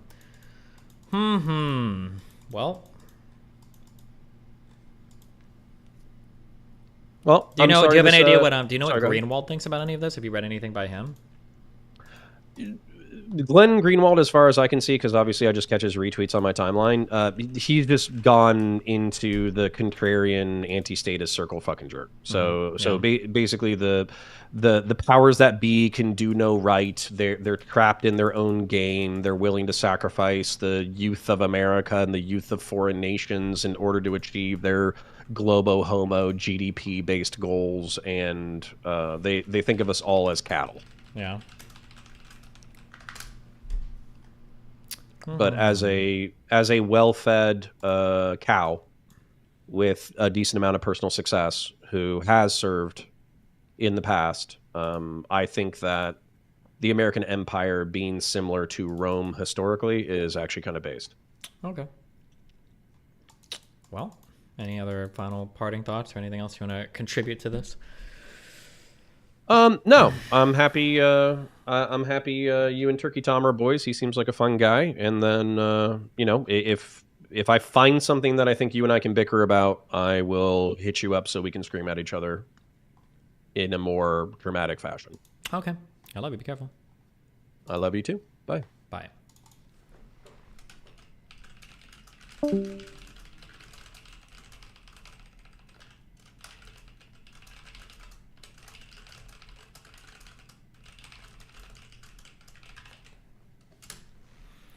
The number of people killed by pro-Trump supporters at the January 6th Capitol riot is equal to the number of pro-Trump supporters who brandished guns or knives inside the Capitol. That is the same number of the total Americans who, after a full year of a Democrat-led DOJ conducting what is heralded as the most expansive federal law enforcement investigation in U.S. history, have been charged with inciting insurrection, sedition, treason, or conspiracy to overthrow the government as a result of that riot 1 year ago. Coincidentally, it is the same number of Americans who ended up being criminally charged by the Mueller probe of conspiring with Russia, blah, blah, blah. The number is 0. But just as these rather crucial facts do not prevent the dominant wing of the U.S. corporate media and the Democratic from continuing to Donald Trump's 2016 election victory was legitimate. D, when it comes to melodrama, histrionics, and exploitation of fear levels from Let's Expire, there's never been any apparent limit. The orgy of psychodrama today was much worse and more pathetic than I expected. It's going to be bad in protecting house. The January 6th riot was some sort of serious attempt at insurrection or coup is laughable to start.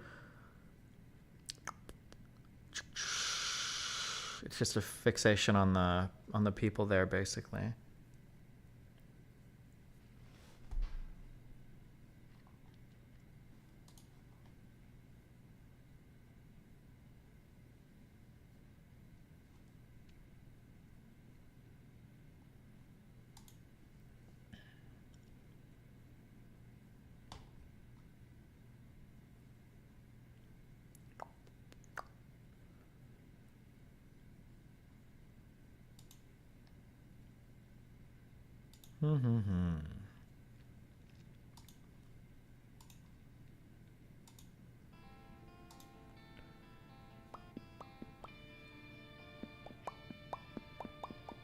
Did this actually pass the Senate as well, or no?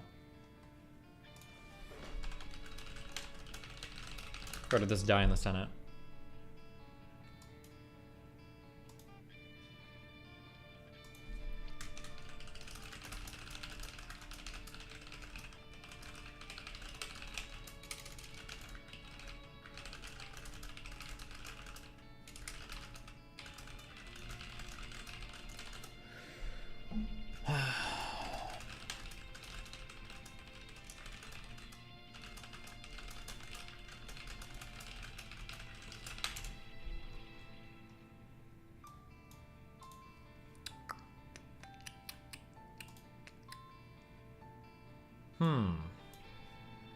Yes, I understand Trump was kicked out of the Maine primary. Yes, holy shit, please.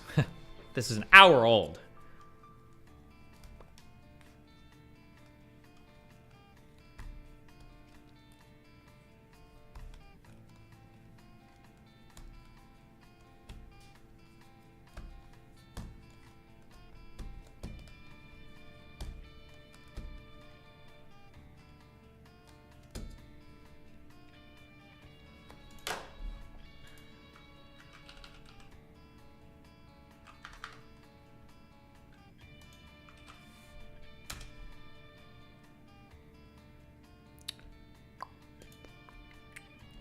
Can you, what exactly does that mean? Maine won't list Trump on any of the ballots, but the reason why is because it's over that 14th Amendment Section 3 stuff. But we're still waiting for the Colorado case to go to the Supreme Court, and then we'll know truly, I guess, how that's going to go down.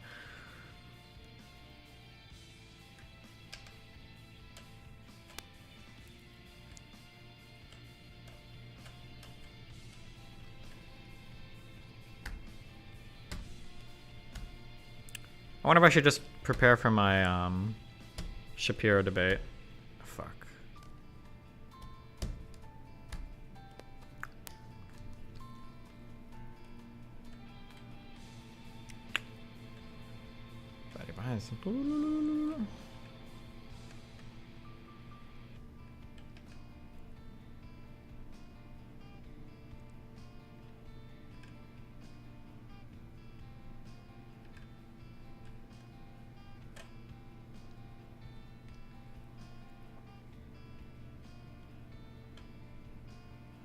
What do you think Alex Jones and Glenn Greenwald's arguments will be? I do think they're probably going to macro out to the global homo deep state shit. And just I hate these arguments. It's just so stupid and boring. Like, it feels like we're just going to basically be stuck in a world of, like, arguing these, like, vague, random, giant bullshit claims that... Watch Greenwald covering Jan 6th. I don't know if Greenwald has anything to say about Trump's conduct, or if it's just this obsessive focus on, like, how many rioters were there, or how many people had weapons, or... Glenn Greenwald, January 6th.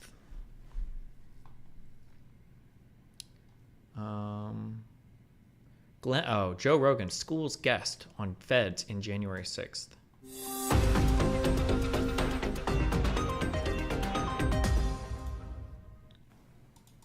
So Joe Rogan had on the comedian Jim Gaffigan on Friday night, on his Friday night program. We were going to talk about this last night, ran out of time, so we do want to show it to you now, in which Rogan tries to say he believes, with pretty good reason, that the FBI had some role to play in the events of January 6th. And there's no doubt that they had some role to play. And we're going to show you the reports from places even like the New York Times that admit that they did. But I want you to see the reaction of Jim Gaffigan, who believes he's this very informed and good-natured American liberal who clearly has been feeding on CNN and MSNBC and the New York Times. You can tell by everything he says. And he's aghast at the suggestion that the U.S. security state would ever do anything like try and take a peaceful protest at the January 6th Capitol and make it a little bit more violent in order to blame Trump for it, in order to render Trump a criminal, in order to claim there's an insurrectionary movement in the United States that requires extreme powers in the hands of the FBI to combat. So I found this discussion extremely informative, particularly because of the reaction of Gaffigan. So let's watch some of this. Further the January 6th thing is pretty bad. Well, the January 6th thing is bad, but also the intelligence agencies were involved in provoking people to go into the Capitol building. That's a fact. So wait a minute. You're saying that guy, what's his name? Ray Epps? Yeah, you really think that he I don't know, but I do know that every that's pretty apparent. I think he's going to sue Fox. I think every other person who was involved in January 6th, who was involved in coordinating a break-in into the Capitol and in instigating people breaking, they were all arrested. This guy wasn't. Not only that, they were defending him in the New York Times, the Washington Post, all those different things, saying that Fox News has unjustly accused him of instigating. Well, he clearly instigated. He did it on camera. I don't know if he was a Fed. I know a lot of people think he was a Fed. The people that were there were calling him a Fed. What I do know is when they asked the FBI said, we can't tell you whether or not there were people that were there that were doing that. Now, there's been reports that there was hundreds of agents that were there that were doing that. I don't know if that's true either. But I do know that they do use agent provocateurs to disrupt peaceful protests. It's a common tactic. What they do is, say if there's a, like the World Trade Organization is a great example. And that was in, I think, the 90s in Seattle. And so what they did was they were protesting the World Trade Organization. They were doing it peacefully. It was a big problem. So what they did is they sent in, allegedly, agent provocateurs. They started smashing buildings and lighting things on fire. Now it's not a peaceful protest. Now they could bring in the police. Now they can start arresting people. And then they created a no protest zone where literally if you had a pin on your jacket that was the WTO with a red line through it, they would not let you cross. You could not cross with a pin that was against the WTO and go to work. There was a no protest zone. So they silenced protest, which is a part of our freedom of speech. So this is a tactic that some government agencies use to stop but wait a peaceful minute. All right, so what you're saying is on January 6th. So Joe Rogan just sat there and spent 3 minutes correctly, and I mean only partially, explaining what the FBI has been doing in this country for decades. They infiltrate groups they regard as anti-establishment or in some other way threatening, and they use agent provocateurs. They purposely try and persuade people who are otherwise peaceful to commit violence in order to malign and demean those groups, to turn them into violent groups that they can then arrest, even though their original interest in them is their political views, or to claim that there's a much greater threat of violent extremism in the United States so that people turn to the FBI and give the FBI more powers in the name of being protected. Wanting to be protected is a natural human instinct. If you can scare the population into believing that there's all these different groups out there committing violence in the name of their political agenda, people will say, please, FBI, do whatever you have to, save us. And one way they accomplish that is by infiltrating these groups, which we know they have done. There's been ample reporting on it. I've done a lot of the reporting. And they implant people in these groups who they control, often people who they catch in other crimes, and who are desperate to avoid prison, and are willing to serve the FBI however they can in order to stay out of prison. And these are unscrupulous people. These are career criminals who know that they have to prove their value and use to the FBI by going into these groups and getting these people in these groups to agree to commit crimes or otherwise commit violence or commit the violence themselves as part of these groups. And take what might have been a slightly violent group and turn them more violent, or take a peaceful group and turn them violent.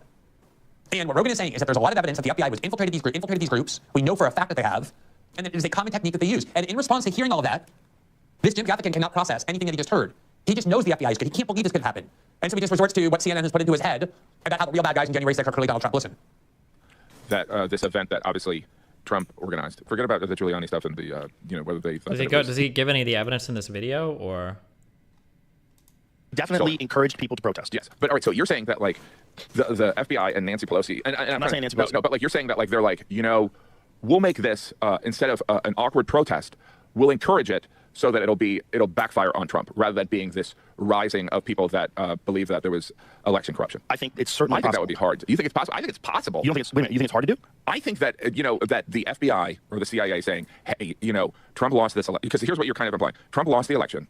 He is such an amazing communicator, and he's convinced this loyal base that there was election interference.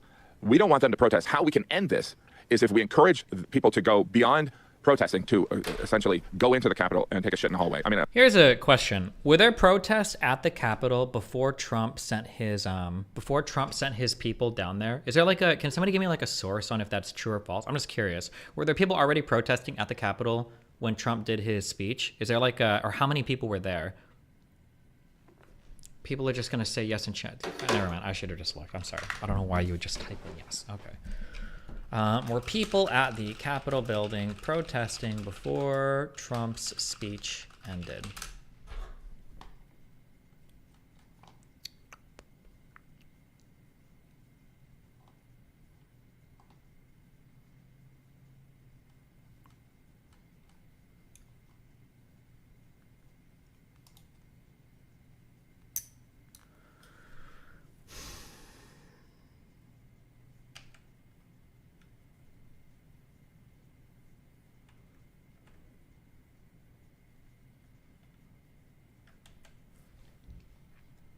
before noon. As the morning arrives, hundreds assemble on Capitol lawn, more than a mile away from where Trump would soon speak. Near the White House, among them are the Proud Boys for our group, identified here by the orange hats.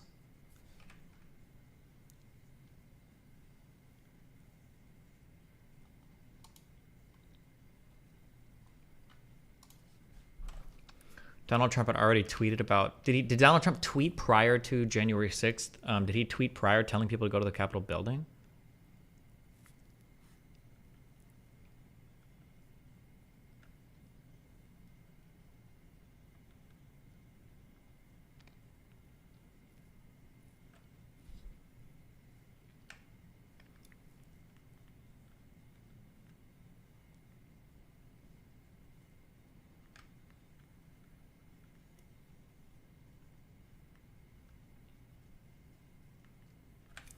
Trump tweet.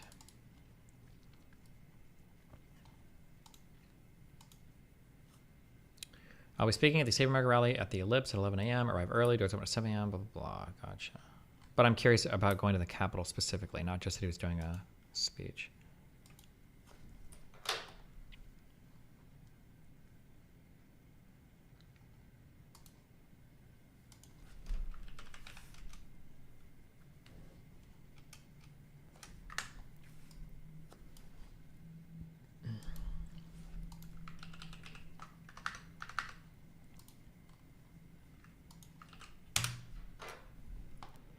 Time-lapse video of the western side. Oh. When does Trump's speech end?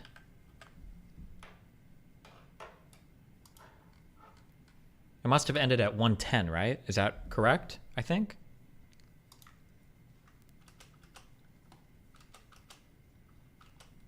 Or is that when the first request for help was made? Oh no, 1:10 is when it ended, okay.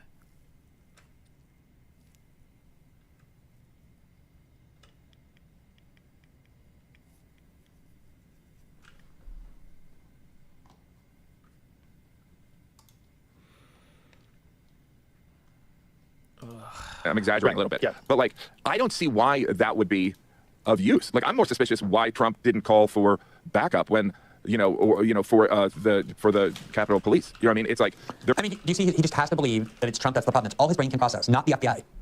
Now, in addition to the reason Joe Rogan gave, which is that you would want to take these groups and turn them into violent groups so that you can crush them and arrest them, which is something you can't do if you only hate them because of their political views. Something the FBI has done continuously. The bigger reason that's not part of this discussion about why the FBI would have a motive to do this is because even before January 6th, the Biden administration's priority, and this has been reported in the Wall Street Journal, they have talked about this openly, was to have as their priority domestic war and terror, targeting domestic extremists. Remember, the position of the U.S. security state under the Biden administration, and even before, was that the number one threat to American national security is not ISIS or Al-Qaeda or Russia or Iran or North Korea or China or any other foreign threat. It is American extremists. And if you can convince people of that, if you can convince, the key to the U.S. security state is and always has been, you need to scare people into believing that there's such a great threat that is after them, that you have to allow them powers to spy, to operate in secrecy, to censor. And so how better to do that? How better to put the country in a legal footing where there's an insurrection that they face and have to crush than inflaming what happened on January 6th, knowing that people are going to descend on the Capitol and having informants on the ground that were there to incite people to do it. This person can't believe that this can happen. The FBI is a noble institution. They would never do such a thing. He can't comprehend it. And this is what they condition most American... What is this guy saying? Is there a clip of Destiny reacting to why January 6th happened? If Destiny can't outright say the Fed, Ray Epps told everyone to go to Capitol on January 5th and he's guessing it. Alpha X, do you want to be the conduit through which we do the Ray Epps stuff? Do you want to join Discord and talk us through it, buddy? Liberals to think this is how they think now. You can see it in the polling data. I've shown it to you before. Overwhelmingly, Democrats hold the CIA, FBI, and Homeland Security in very high regard. They trust those institutions because those institutions have said, we are on your side in fighting domestic extremists. And this is a perfect liberal cartoon, a caricature. Maybe he used to be an interesting commentator. I don't know. Some people seem to be liking. Some people seem to like him. But this is what the Trump era did to people. It convinced them that we were under the threat of the new Hitler. And you can see his brain only can go back to, but what about Trump? But what about Trump? But what about Trump? As though the FBI, the CIA, and Homeland Security, and NSA have never been a meaningful threat in the United States before. Now, let me just show you. Even if you look at the four quarters of the New York Times and you know nothing else about January 6th, other than what the New York Times has been willing to admit, let me show you what they have admitted about January 6th and the FBI. Here is an article. Let's pull that up from November of 2022. The headline is, listen to this headline. FBI had informants in the Proud Boys, court papers suggest. In filings in the seditious conspiracy case against members of the far-right group, defense lawyers claim that information favorable to their claims was improperly withheld by the government until recently. Now, according to the FBI, according to the U.S. government, there were three groups primarily responsible for organizing the January 6th protests, and they ended up being accused of and convicted of sedition against the United States. The Proud Boys, the Oath Keepers, and the Three Percenters. For years, the FBI has been warning that those three groups are extreme dangers to the United States. It is inconceivable that the FBI didn't have multiple informants and all other kinds of way of monitoring these groups well before January 6th, which leads to the question, if these three groups were the primary groups organizing January 6th and intended to commit an insurrection, how is it possible that the FBI that had multiple tentacles inside these groups did not know beforehand? That is impossible. Here's what the New York Times says in its report. Quote, the FBI had as many as 8 informants inside the far-right Proud Boys in the months surrounding the storming of the Capitol on January 6, 2021. Recent court papers indicate, raising questions about how much federal investigators were able to learn from them about the violent mob attack both before and after it took place. Here's an article from 5 months earlier in the New York Times, September of 2021, entitled, Among Those Who Marched into the Capitol on January 6th, an FBI informant. A member of the far-right Proud Boys texted his FBI handler during the assault, but maintained the group had no plan in advance to enter the Capitol and disrupt the election certification. Quote, as scores of Proud Boys made their way chanting and shouting toward the Capitol on January 6th, one member of the far-right group was busy texting a real-time account of the march. The recipient was his FBI handler. In the middle of an unfolding melee that shook a pillar of American democracy to peaceful transfer of power, the Bureau had an informant in the crowd, providing an inside glimpse of the action, according to confidential records obtained by the New York Times. In the informant's version of events, the Proud Boys, famous for their street fights, were largely following a pro-Trump mob consumed by a herd mentality rather than carrying out any type of pre-planned attack. Now, one of two things has to be true. Either the Proud Boys, the Oath Keepers, and the Three Percenters set out to plan a well-thought-through, premeditated insurrection and sedition campaign, which is what they've been accused and convicted of doing, in which case, how is it possible that the FBI, with all of its tentacles in these groups, spying on these groups, with informants in them, could not have known in advance about those plans? Or, this FBI informant is telling the truth and it was just a spontaneous kind of joining of mob mentality, and there was no pre-planned use of violence, in which case, how is this an insurrection or sedition? They're completely contradictory, but if you look just at the New York Times, let alone independent media or more honest media, you will see the evidence that the FBI had its hooks in all these groups. And the fact that we know for certain that the FBI regularly and routinely uses these tactics has been demonstrated for many years.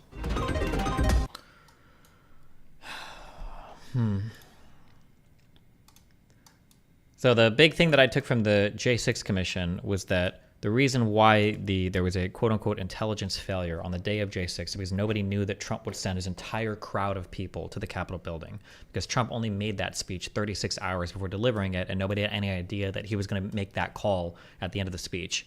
The amount of Proud Boys and whatever the fuck people showed up, it was a small number of people. There wasn't going to be enough to like take over the fucking Capitol. But I don't think anybody expected Trump's actions on that day to send tens of thousands of people, you know, streaming down the streets to do the Capitol stuff. We need to read the Ray Epps stuff. Streaming your YouTube channel, gladly have on Discord debate you on the Gen 6 stuff, please. If you actually believe it, but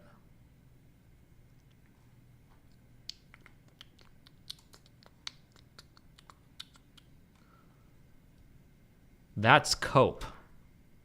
What's cope? That's a complete lie. We literally just read like 54 pages where a huge contention in the beginning was that nobody knew that Donald Trump was going to give a speech where he would tell people to go march on the Capitol afterwards. Do you think all of this is a lie or fake? Or they 100% knew that. Link some proof. Prince Stewart.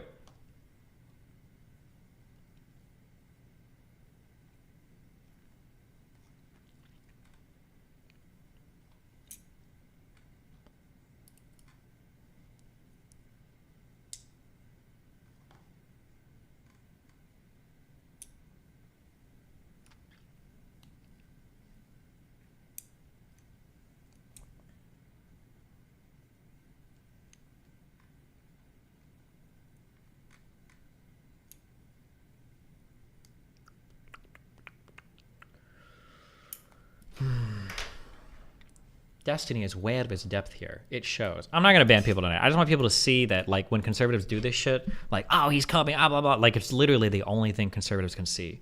You literally have Trump dick suck syndrome, where you actually have no arguments, no response. You can't say or do anything. If any of you want to jump into Discord and argue about this, any single one of you, but you don't live in a fact-based reality. You live like in an Alex Jones, Glenn Greenwald, Tim Pool, this is a story I heard and it sounds good reality. That's all you have. Like, literally, from start to finish, the only thing you can do is give a story that you have no factual foundation for anything.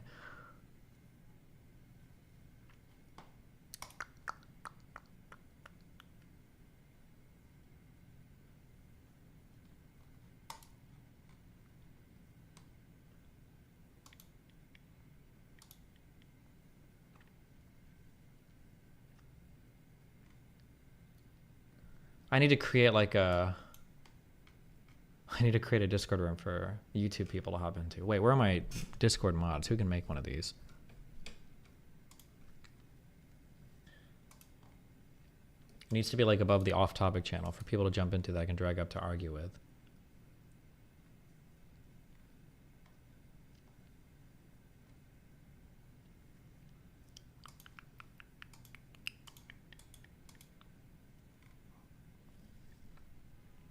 Can you still mount the pro-Trump Jan 6 position? Yeah, but I don't think I'm ever doing that publicly. I have no interest in it right now.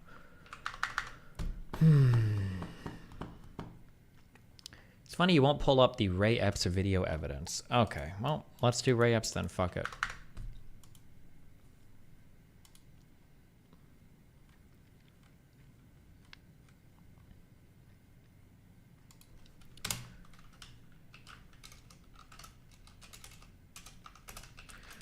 Ray Epps.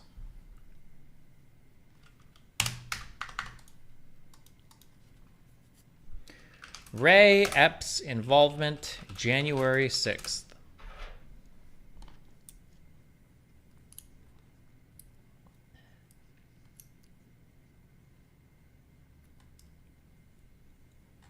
Where can I give me the strongest version of the Ray Epps story? Where do I read it from?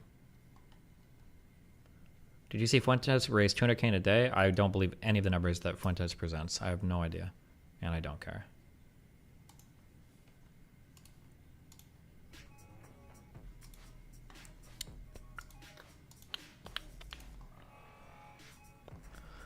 Okay, Ray Epps, center of a Jan 6 conspiracy theory, is charged with a misdemeanor over Capitol insurrection. Ray Epps, a former Marine who became the center of the January 6, 2021 conspiracy theory, has been charged with a misdemeanor offense in connection with the U.S. Capitol riot, according to court papers filed Tuesday. Epps, who claimed in a lawsuit filed this year that Fox News Channel made him a scapegoat for the Capitol riot, was charged with disorderly or disruptive conduct on restricted grounds, court records show. The charge was filed as an information suggesting a plea deal was worked out ahead of time, and the judge has scheduled a plea agreement hearing for Wednesday. Messages seeking comment from an attorney representing Epps in his lawsuit against Fox were not immediately returned Tuesday. A lawyer who represented Epps during an interview with the U.S. House committee that investigated the Capitol attack didn't respond immediately to a call and an email seeking comment. There was no attorney listed in the court docket in the criminal case filed in Washington's federal court. Epps, a one-time supporter of Donald Trump, who said he went to Washington to protest the 2020 election, Trump lost to Joe Biden, was falsely accused by Fox of being a government agent who was whipping up trouble that would be blamed on Trump supporters, his lawsuit claims. FBI Director Christopher Wray, in an appearance before the House Judiciary Committee in July, denied having any knowledge of Epps being a secret government agent. I will say this notion that somehow the violence at the Capitol on January 6th was part of some operation orchestrated by FBI sources and agents is ludicrous. Hold on. Wait, never mind. In an interview that aired earlier this year with CBS 60 Minutes, Epps of Mesa, Arizona, described being on the run after death threats forced him and his wife to sell their home. At the time of the interview, they were living in a recreational vehicle in the Rocky Mountains, according to 60 Minutes. I had to do the necessary things to keep my family safe, Epps said. Although Epps' lawsuit mentions Fox's Laura Ingraham and Will Cain, former Fox host Tucker Carlson is cited as the leader in promoting the theory. Epps was featured in more than 24 segments on Carlson's primetime show. The lawsuit said messages seeking comment were sent Tuesday to Fox News and a lawyer for Carlson. Epps' lawsuit against Fox says the Justice Department told him in May that he faces criminal charges for his actions on January 6th and blames that on the relentless attacks by Fox and Mr. Carlson and the resulting political pressure. The lawsuit includes threatening messages Epps says he received, including one that reads, "Epps, sleep with one eye open." During his January 2022 interview with the Jan 6th House Committee, Epps, who worked as a roofer after serving 4 years as infantry in the U.S. Marine Corps, told investigators that he never worked for the FBI. The only time I've been involved with the government was when I was a Marine in the United States Marine Corps, Epps said. Epps was previously a member of the far-right Oath Keepers extremist group, serving as an Arizona chapter leader before parting ways with the anti-government group a few years before the Jan 6th attack, he said. He said the Oath Keepers were too radical for him. Oath Keepers founder Stuart Rhodes and other members were convicted of seditious conspiracy in the Jan 6 attacks. Asked if he had any insight as to why he hadn't been charged with a crime for his role in the riot, Epps told House investigators he was trying to stop the violence, trying to keep people from getting themselves in more trouble. Epps said he was getting death threats, and his grandchildren were being picked on at school because of what their grandpa did. Okay, so what is the theory that... Okay, Alvax, you're permaban. Buy a rope. Play the clip.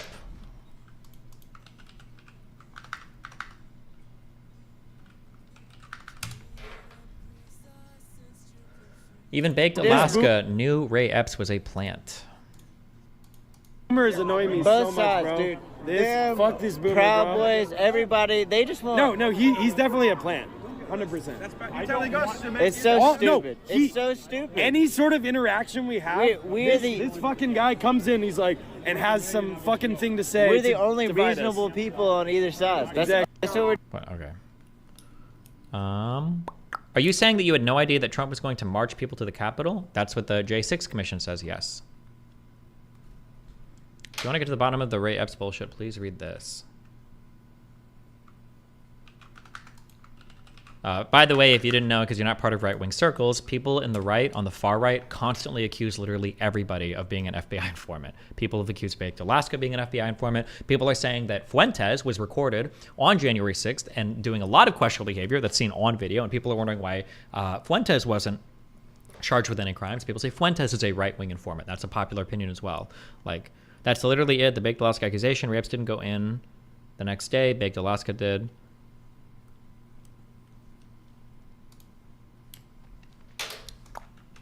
Oh yeah, what is this?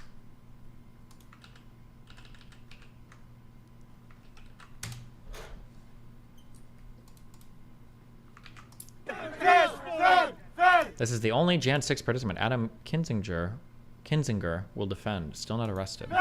Tomorrow. Well, let's not say. We need tomorrow.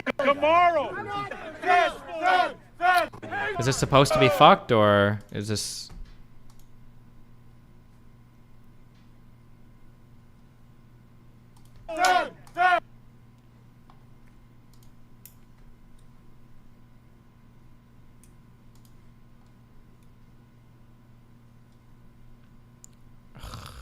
Is there like a YouTube video of this, or?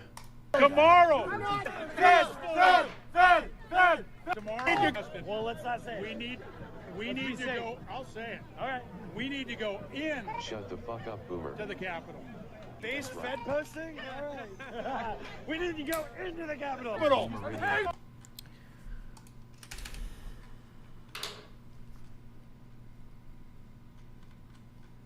Do you think there's a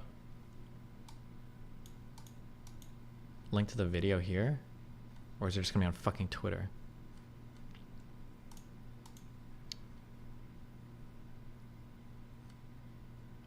Oh. Tomorrow! Thank God. We need to go into the Capitol. Into the Capitol. What? No! Peacefully. Fed. Tomorrow? I don't even like to say it because I'll be arrested. Well, let's not say it. We need to go. I'll say it. All right. We need to go in. Shut the fuck up, Boomer. To the Capitol. Base Fed posting? All right. We need to go into the Capitol. I didn't see that coming. Okay. Monument Hill. Start speaking. We are going to the Capitol, where our problems are. It's that direction. Please spread the word. All right. Noted. Okay, but one more thing. Yeah, so can we go up there? No? When we go in. Are we going to get arrested if we go up there? Yeah. You don't need to get Did shot. you arrest us all?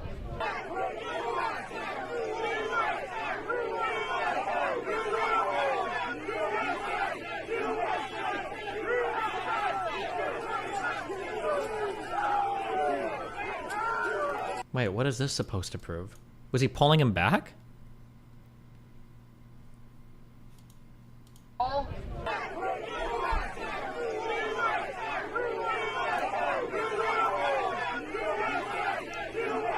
I can't hear what he's saying.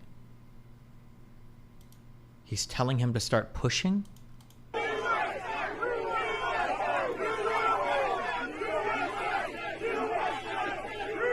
He's not even the guy pushing, though. Isn't it a different guy over here? Oh, no, I guess he started pushing then.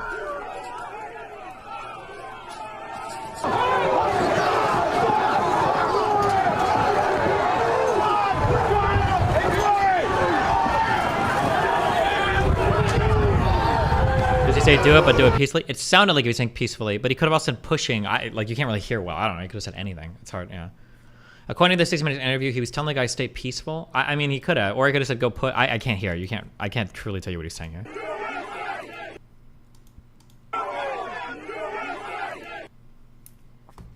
It sounds like he's saying peaceful something, but I mean, who knows? He could also be saying pushing. I don't know. Isolate the audio. Yeah.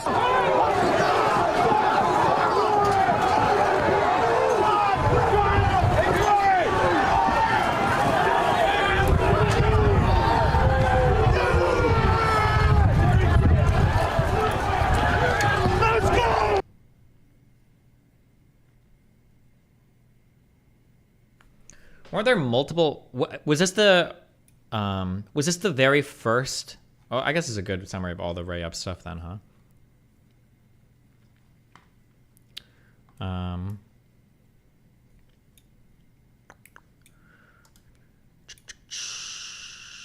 Okay, 6 weeks ago, Revolver News published a blockbuster investigative report on Ray Epps, a man who, more than any other individual, appears to be the key to unlocking the question of active federal involvement in the so-called Capitol siege of January 6th.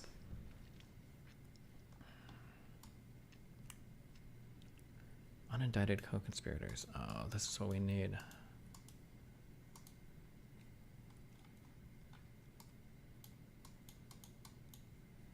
Oh, this is everything. Oh, shit. What is Revolver News?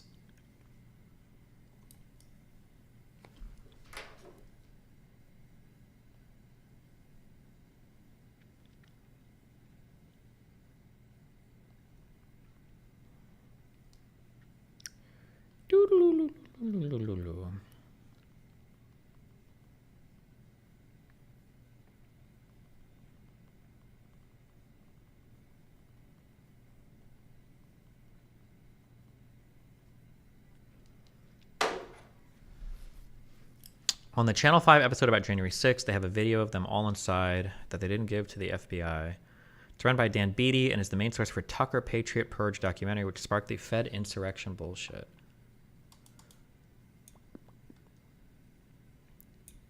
Destiny, doesn't Ray Epps at the very least seem to be acting sus? I don't know. There were how many tens of thousands of people here? How many people were saying we need to go to the Capitol and blah, blah, blah? Like, I'm sure there were tons of people saying shit like this.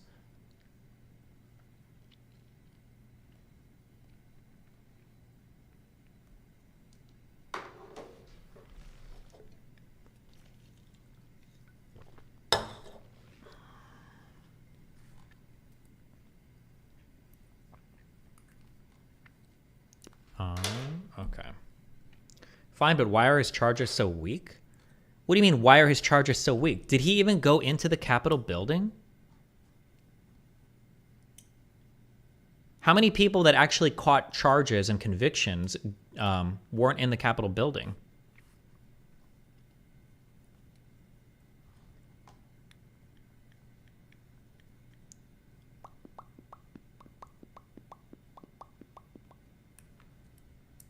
Why would they call him a plant if he was saying what everyone else was? Because conservatives need a cope to blame all their problems on anybody.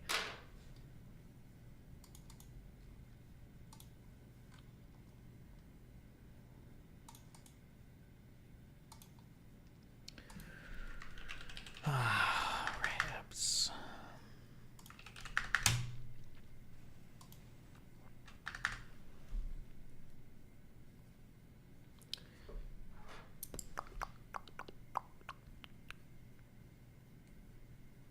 Holy Jesus.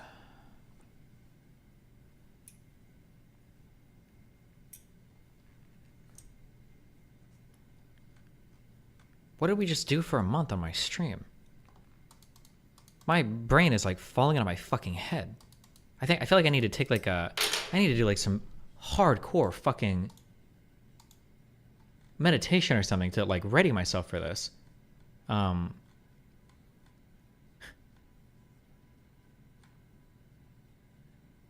Holy shit. Okay. I'm sorry. My God. The, just conservatives are just on another level. You're like not even human. Okay. All right. Sorry. Ray Epps. Okay.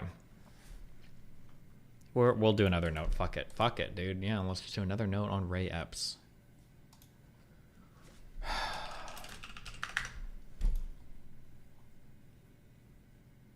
Destiny, I like how you can watch a video of a guy calling him out as a plant and chalk it up to a coincidence. Hey, that guy was Baked Alaska, who is like one of the most known internet retards, literally. I've known this guy probably longer than you've even been a fucking conservative, okay? Everybody knows who Baked Alaska is, who runs in these circles, number one. Everybody knows he's a retard, number two. And everybody on the right always accuses everybody else of being an FBI informant literally all the fucking time.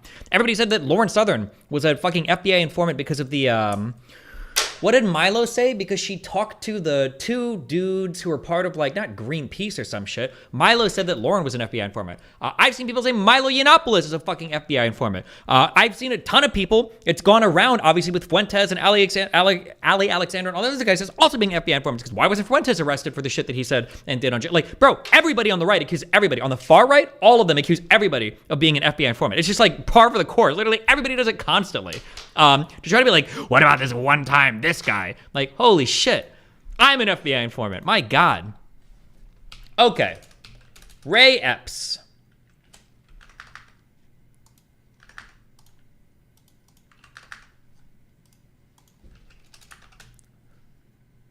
The claims. Okay.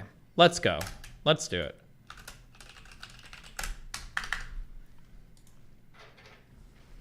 Six weeks ago,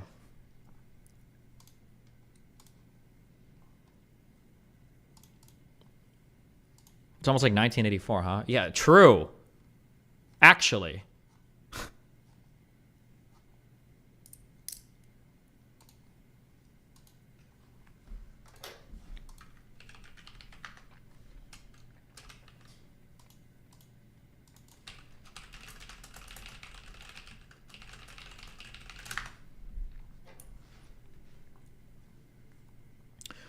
In a House hearing on Thursday, Representative Thomas Massey, a Republican from Kentucky, questioned Attorney General Merrick Garland about a mysterious man, Ray Epps, instructing protesters to enter the U.S. Capitol building on Jan 5th, and who later shepherded crowds towards the Capitol on January 6th.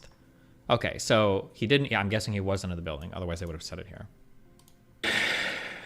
I've got some pictures that I want to show you. Oh, cool. It's a Twitter video, so it won't fucking load. Oh, behave! Or assets of the government present on January 5th and January 6th during the protests. And I've got some pictures that I want to show you. If my staff could bring those to you. Behaste, yes.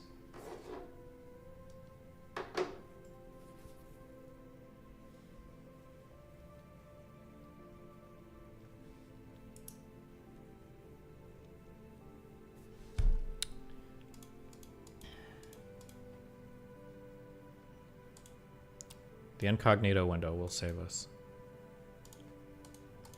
There's a concern that there were agents of the government or assets of the government pages there, and they're captioned. They were from January 5th and January 6th. As far as we can determine, the individual who was saying he'll probably go to jail, he'll probably be arrested, but but they need to go into the Capitol the next day, is then the next day directing people to the Capitol. And as far as we can find, this individual has not been charged with anything. You said this is one of the most sweeping investigations in the history. Have you seen that video or those frames from that video?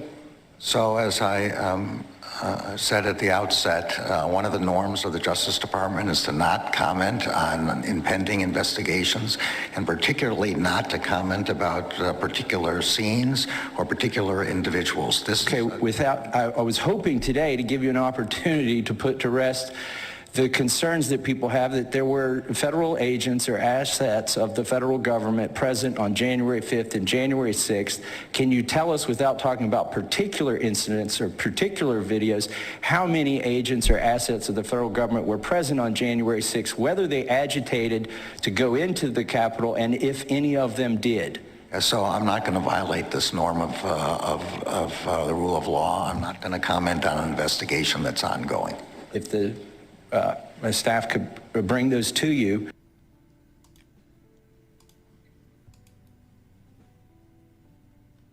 Is that everything, or?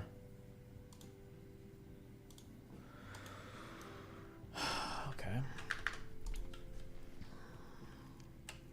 The story of the mystery man, right? What a waste of time for this stuff. Oh my God, this is a long article. Oh joy. All right. The story of the mystery man Ray Epps, featured in Representative Massey's video above, is in fact far more shocking than even the good congressman implies in the hearing. It's a story so strange and so scandalous that every turn that it threatens to shatter the entire official narrative of the Capitol breach and expose yet another dimension of proactive federal involvement in the so-called insurrection of January 6th.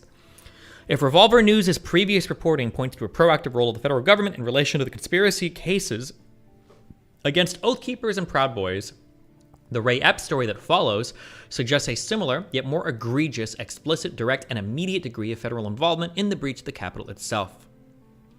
Here is a transcript of Thomas Masse's exchange with the Attorney General, just in case you skipped the past video above.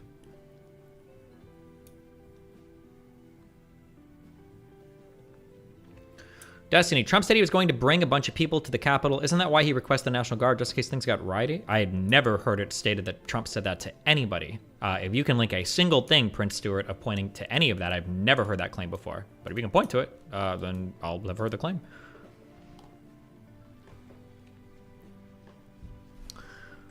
There's a good reason why A.G. Garland ran from Massey's question faster than he could find words. He didn't run. He gave a completely standard answer that you would expect to be given in any ongoing investigation, which is a department norm, which has always been said that you don't comment on ongoing investigations, but okay.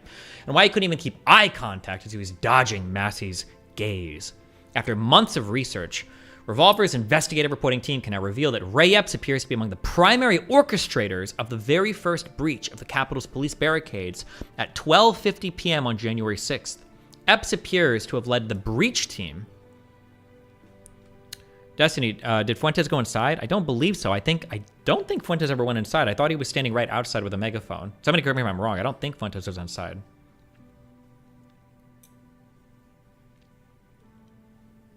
Somebody correct me if I'm wrong.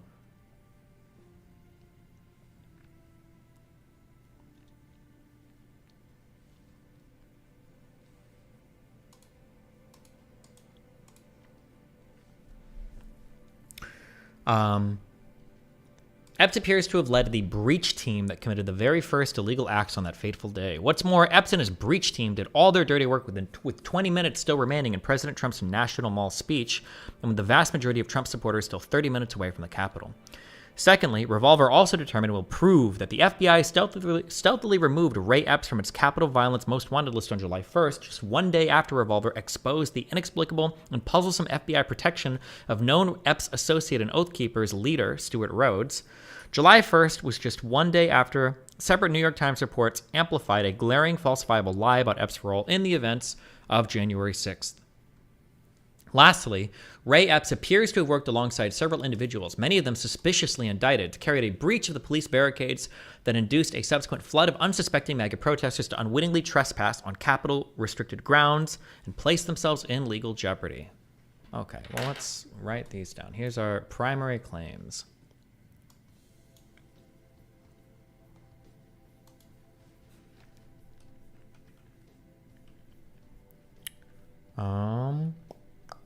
Can you explain why it would even matter if Ray Epps told people to go in or not? Well, because the conservative claim here is going to be that the protesters would have never went in without people like Ray Epps leading them, basically. So let's see. We've got Ray Epps led the very first breach team on January 6th.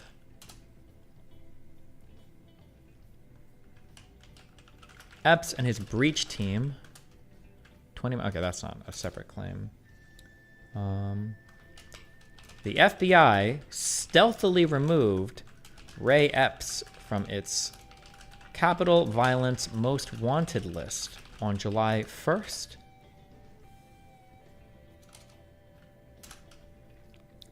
Ray Epps worked alongside several individuals, many of whom were suspiciously unindicted. Sorry, not indicted, unindicted.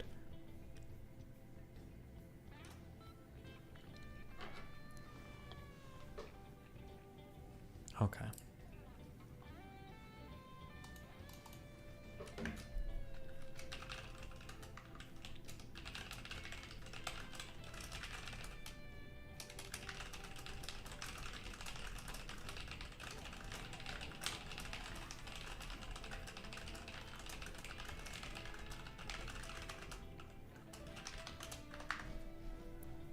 Okay.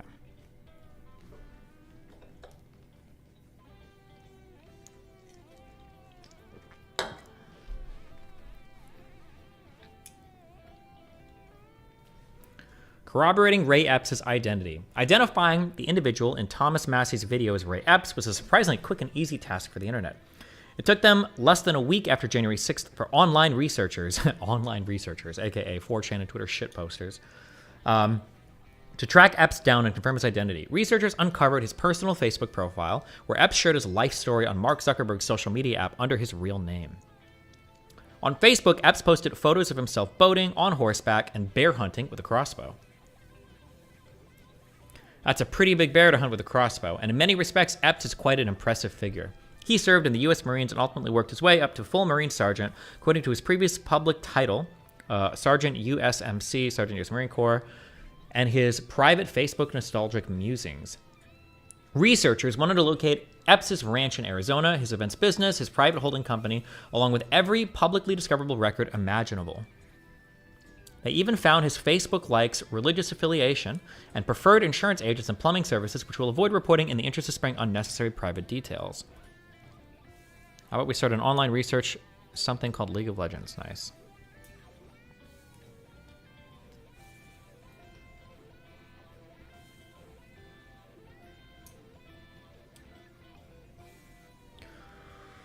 Epps, who grew up in Arizona and still lives there today, was contacted directly by local newspaper Arizona Central on January 11th, less than a week after January 6th, and just 3 days after Epps was added to the FBI Most Wanted list, a detail upon which we will elaborate later on in this report. Arizona Central, which published its contemporaneous article on Epps under the original headline, "In video, Trump supporter says we need to go into the Capitol," first confirms his attendance at the Capitol protest. A Queen Creek man who acknowledges that he was in Washington, D.C. for last week's rally by President Donald Trump also appears to be shown in videos taken the night before, talking about plans to go inside the U.S. Capitol. In one video that has been widely viewed on Twitter, he can be heard saying, "I don't even like to say it because I'll be arrested. I'll say it. We need to go to the Capitol." Ray Epps told the Arizona Republic in a brief telephone interview Monday that he had traveled to the Capitol for the event and he had been advised by an attorney not to speak about it. "I think the truth needs to get out," he said. A video online appears to show him saying, "We're here to defend the Constitution and we need to go into the Capitol." Epps didn't stop at simply confirming his presence at the Capitol. Epps effectively corroborated on record that he was the exact same man telling Trump supporters they needed to go inside the Capitol. Asked about it, he first told the Republic he would need to see the video. When read a transcript of the comments, he said, "The only thing that meant is that we should go in the doors like everyone else. I was totally wrong. It was totally wrong the way that they went in." The video below compiles shortened versions of 5 separate exchanges involving Epps at various hours during the night of January 5th and the afternoon of January 6th.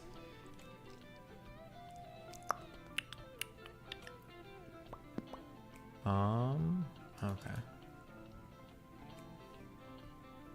As you process the video above and information to follow, it's a point. Wait, is this one we've already watched? Tomorrow, we need to go into the Capitol. Into the Capitol. What? Tomorrow? I don't even like to say it because I'll be arrested. Well, let's not say it. We need to go. I'll say it. All right. We need to go in. Shut the fuck up, Boomer. To the Capitol. Monument Hill. The president is done speaking. We are going to the Capitol, where our problems are. It's that direction. Please spread the word. All right. No, okay, but one more thing. Yeah, so can we go up there? No? When we go in, are we going to get arrested if we go up there? You don't need to get shot. What is he saying? Leave this here for? What is he talking about? A gun or a vest? Or I don't know what the fuck he's talking about. All.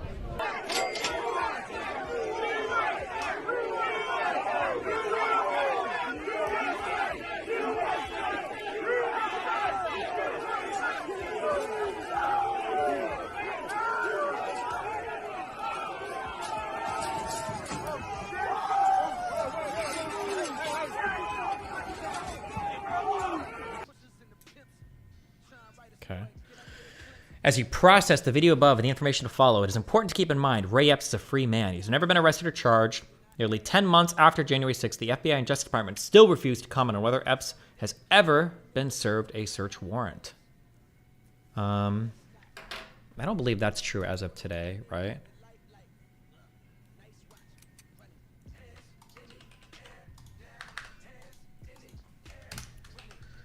Ray Epps has never been charged with a crime.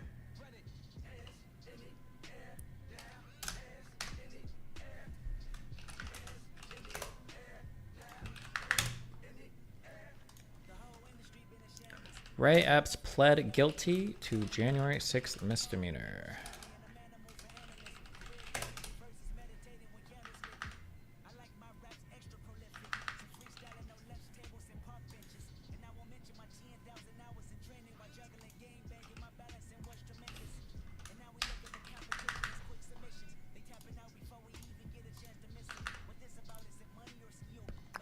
Let's see, what is it? United States of America versus James Ray Epps, defendant.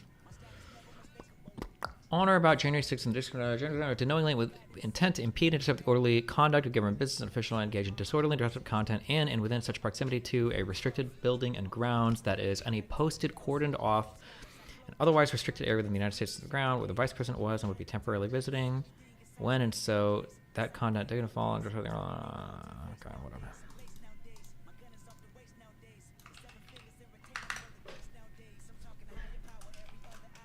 So we have the indictment.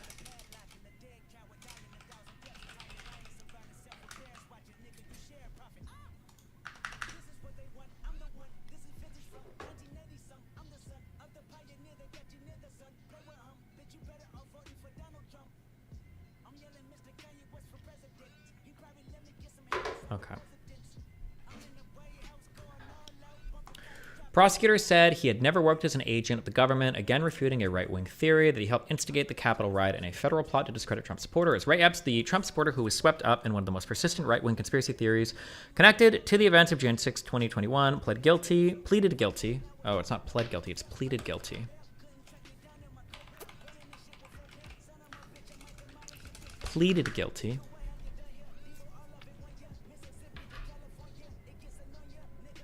On Wednesday, to a single misdemeanor charge for his role in the attack on the Capitol. The 20-minute plea hearing conducted by video in federal district court in Washington came one day after the Justice Department charged Mr. Epps with disrupting the orderly conduct of government business by entering a restricted area in the Capitol grounds on June 6th. Prosecutors said at the hearing that aside from breaching the barricades outside the Capitol, Mr. Epps placed his hands on a giant Trump sign that the mob used as a battering ram against the police. Mr. Epps will face a maximum of 1 year in prison when he is sentenced in December. Mr. Epps, a former Marine and wedding venue owner who voted twice for Donald Trump, became the unlikely focus of conspiracy theory promoted on Fox News by right-wing commentators. It's held that he'd been a covert government asset who helped instigate the riot as a way of discrediting Trump supporters. The theory was largely based on the fact that he was never charged with any crimes, even though he was captured on video the night before the riot, encouraging people to go into the Capitol. He's also seen on January 6th pointing others towards the building and then entering a restricted area on the Capitol grounds. The guilty plea entered by Mr. Epps showed that he was being held accountable for his crimes and undercut the narrative that he was being protected by the federal government. During the hearings, a prosecutor told Judge James E. Boasberg, who's overseeing the case, that Mr. Epps had not worked as an agent of the government before, during, or after January 6th. Citing the conspiracy theories, Edward J. Ungvarsky, a lawyer for Mr. Epps, asked Judge Boasberg to grant Mr. Epps unusual privileges before his sentencing, including maintaining the right to own a gun. Mr. Ungvarsky argued that conspiracy-filled threats had forced Mr. Epps to leave his job in home state and justified letting Mr. Epps continue to travel freely and have access to a firearm. Judge Boasberg flatly denied the request, citing his record of restricting gun access to others charged in connection with the riot. In a statement issued after the hearing, Mr. Ungvarsky said that Mr. Epps' guilty plea was a step in putting his life back together. It remains unclear why the Justice Department decided to charge Mr. Epps now, more than 2.5 years later, after the Capitol attack. The charging document was used against him, known as a criminal information, was filed 2 months after he brought a defamation lawsuit against Fox News, ensuring that his story would remain in the public eye for months, if not years. It also came after he decided to fight back against conspiracy theory in the news media, granting interviews to both the New York Times and CBS's 60 Minutes. Prosecutor alleges that Epps had no connection to the FBI. Unclear why Justice Department decided to charge him with a crime 2.5 years later, or 2.5 years after the events of January 6th.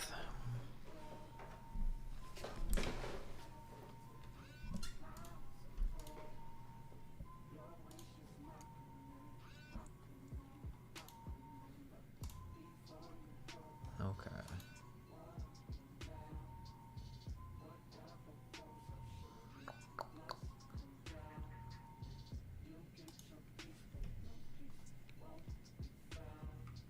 Okay, boom, boom. All right. Would you consider what he did inciting? On January 5th. I think is it Brandenburg test for incitement? Doesn't it have to be something like, is there a time factor for that? Let me check. Brandenburg test. Is it Brandenburg test, or am I making that up?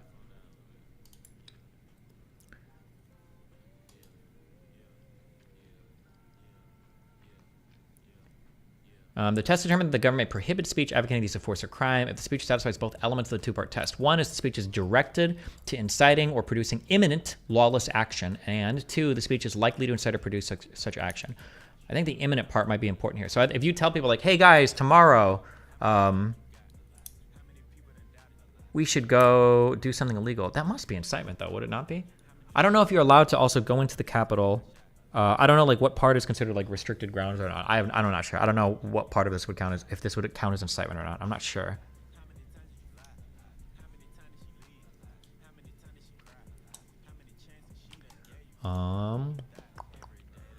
As to a case in which Gregory Hess, an Indiana University professor, said, "We'll take the fucking streets later," or again, the Supreme Court ruled that Hess's profanity was protected under the Brandenburg's test as the speech amounted to nothing more than advocacy of illegal action at some indefinite future time. The court held that since there was no evidence or rational inference from the imported language that his words were intended to produce and likely to produce imminent disorder, those words cannot be punished by the state on the ground that they had a tendency to lead to violence. But if you say, like, there was a specific time given, I don't know. It seems like it would, unless there's go into the Capitol building. I'm pretty sure. I don't think you can just go into the Capitol building if you're like a public protest or whatever, right? I'm not sure. I don't think you can. But I'm not 100% sure. I don't actually know the rules or restrictions relating to entering the Capitol building.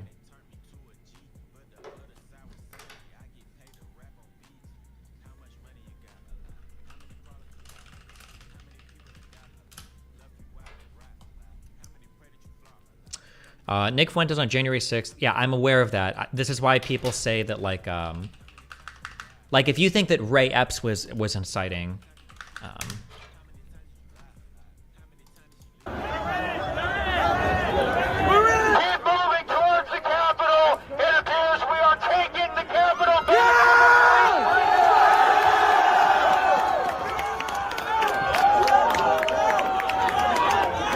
Keep marching and don't relax. Never relax. Yeah.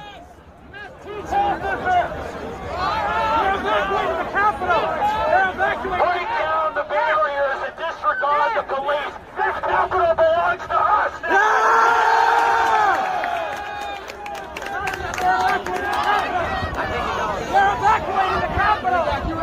this is why people say Fuentes is likely an FBI informant, because people don't know why Fuentes wasn't given some kind of charge here. The police are evacuating the Capitol! Politicians don't laugh! Scurry out of the people's house!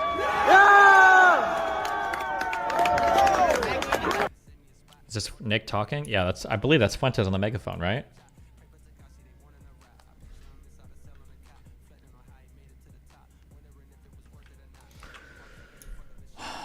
Okay, so we have that. Boom, boom. Okay, back to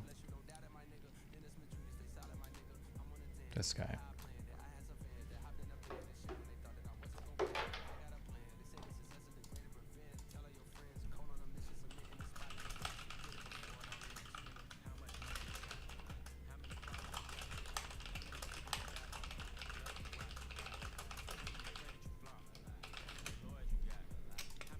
Hold on, boom, boom.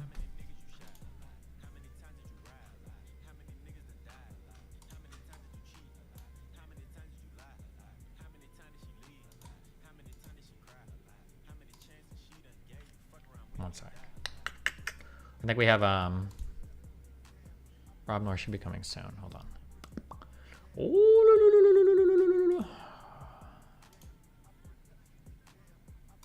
Jesus Christ. Bro, one day on stream, we're gonna spend like an hour figuring out why my clocks are not synced on my two computers. That's gonna be the real stream, okay?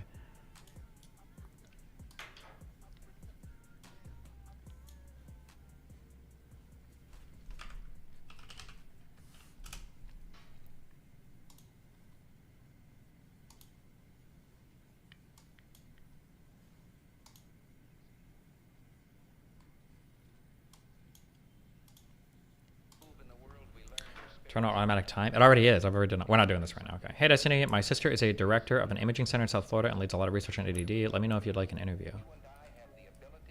I'll take an interview with your mom.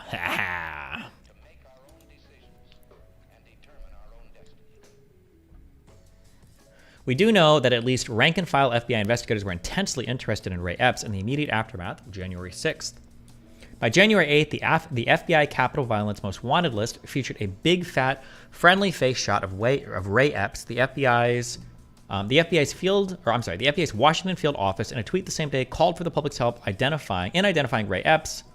Epps, dressed in full camo with a bright red Trump hat, is the FBI suspect 16 in the bottom left quadrant of both images reproduced below. Okay.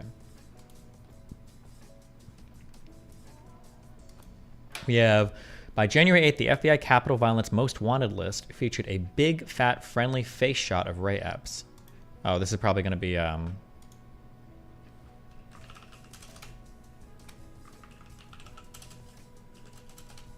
going to say I got removed from this, huh? Wait, fuck. And then what is this? FBI is seeking the public's assistance in identifying those who made unlawful entry into U.S. Capitol building on Jan 6th. If you witness unlawful violent actions, contact the FBI at 1-800 blah blah. Okay. Is the argument, is every single one of these other people, did all of them get indicted with serious charges and Ray Epps was the only one who didn't? Or is that proven? If that's proven in the article, that would be one thing. We'll see if that happens. Let's see. They're seeking public assistance in identifying those who made unlawful entry into U.S. Capitol building. Also, wait, hold on. I never know how to sort my notes. Questions. If Ray Epps was a known FBI informant, I'll just write these down. Maybe they'll answer them in the article.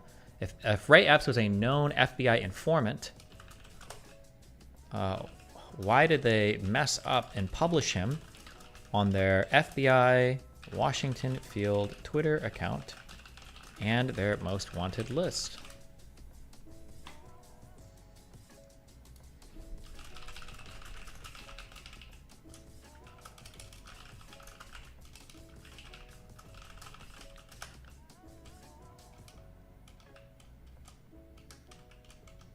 Jesus.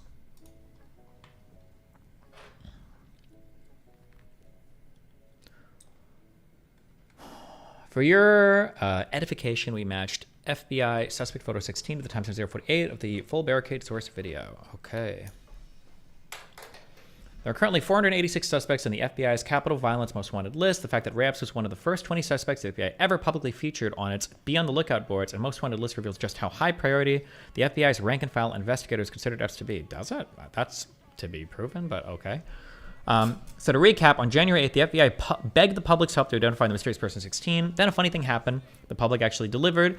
Initially, swarms of left-wing researcher accounts, Antifa groups, and partisan nonprofits leapt into crowdsourced internet detective mode. They assigned Epps' identity various hashtags and tracked his movements throughout January 5th and 6th. The primary three hashtags assigned to Epps were hashtag crowd control because of the way Epps was always controlling every crowd he was a part of on both January 5th and 6th. Hashtag Fed Boomer because of the shocking video analyzed below of Epps being shouted down as a Fed by Trump supporters for proposing to enter the Capitol, and hashtag Big MAGA Camo, which came to be Epps' final neutral descriptor name. It is under the hashtag Big MAGA Camo moniker that virtually all left-wing databases, shared Google spreadsheets, and multimedia archives retain most of their Ray Epps information.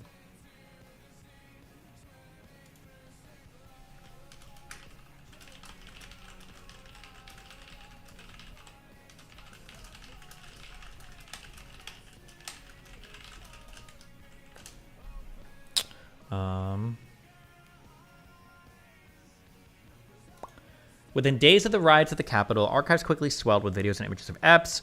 Ray Epps played two roles in virtually every encounter during his Commando Capitol tour on January 6th. First, Epps instructed his commandos in the crowds at his attention to rush into the Capitol and let nothing stop them.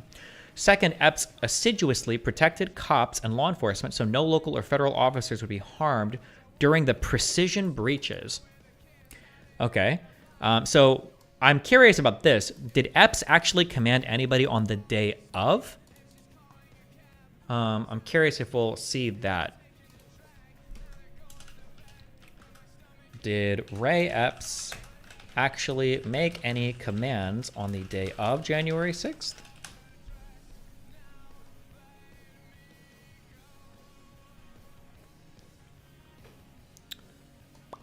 I thought he was an oaths keeper. You mean No, he quit like years ago, didn't he?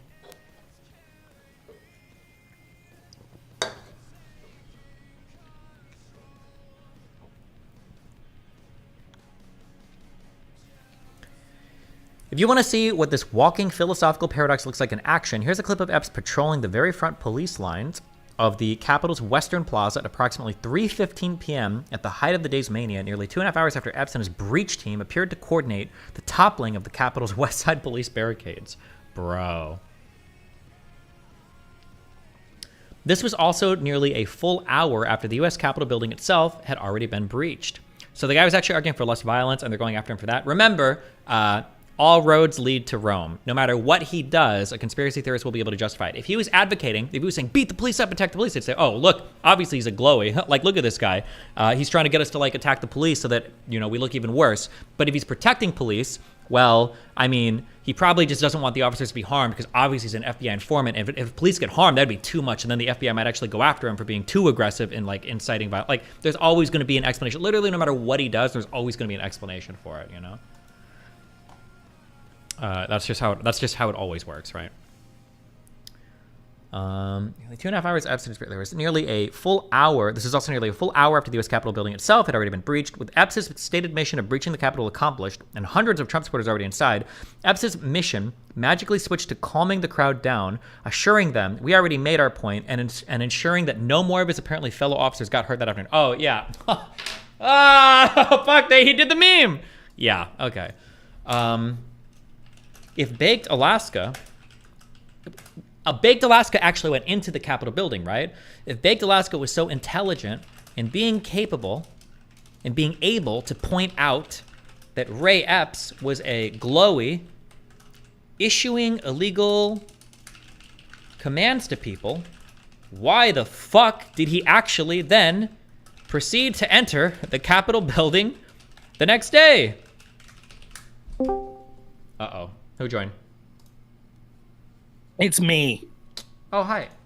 How are you? Pretty good. Okay. I'm just curious. So my assertion is essentially that January 6th was a full-on insurrection attempt by Donald J. Trump that ended up failing for a variety of reasons. That's like my broad claim. Do you agree or disagree with that broad claim? Totally disagree. Could not disagree more. We could start with this. Mm-hmm. Had there not been a riot on January 6th, let's say that it was for some reason a storm came and no one showed up, mm-hmm. or they showed up but no one marched to the Capitol and they all went home, would you still say it's an insurrection? Attempted, yeah. So it didn't matter if the people showed up January 6th or not. The mere fact that Trump was, suggesting through Mike Pence to, challenge the electors and things like that, that on its own right is an insurrection. Yeah. Well, unless insurrection is maybe it would just be a coup. I don't know if insurrection is defined as violence or something. I don't know. But then I would just call it a coup, I guess, whatever name you would call it. But an attempt to subvert the legal transfer of power, yeah, or the peaceful transfer of power. Okay, so for the sake of right now, we won't focus on the term insurrection. Would it suffice to say, regardless if you call it a coup, insurrection, you think that would be reason enough to hold him legally accountable in some way to not leave him run again? Would that be a fair statement? Maybe. I don't have as strong an opinion on that. I'll probably leave that to the Supreme Court. I'm not as interested in that. I'm more interested in just I'm not on the 14th Amendment stuff right now. Okay. So you would say in general, if you're giving a message to voters, and it looks like the election's likely to be between Biden and Trump, you would let it be known that you think that the actions Trump took, even if it doesn't meet a legal threshold to keep him off a ballot, you would say to those voters, this was an attempted coup, insurrection, or whichever one of those words you would want to use. Absolutely, yeah. Okay, so I guess to start with, then to meet that threshold, you're well aware that people have challenged electors in the past.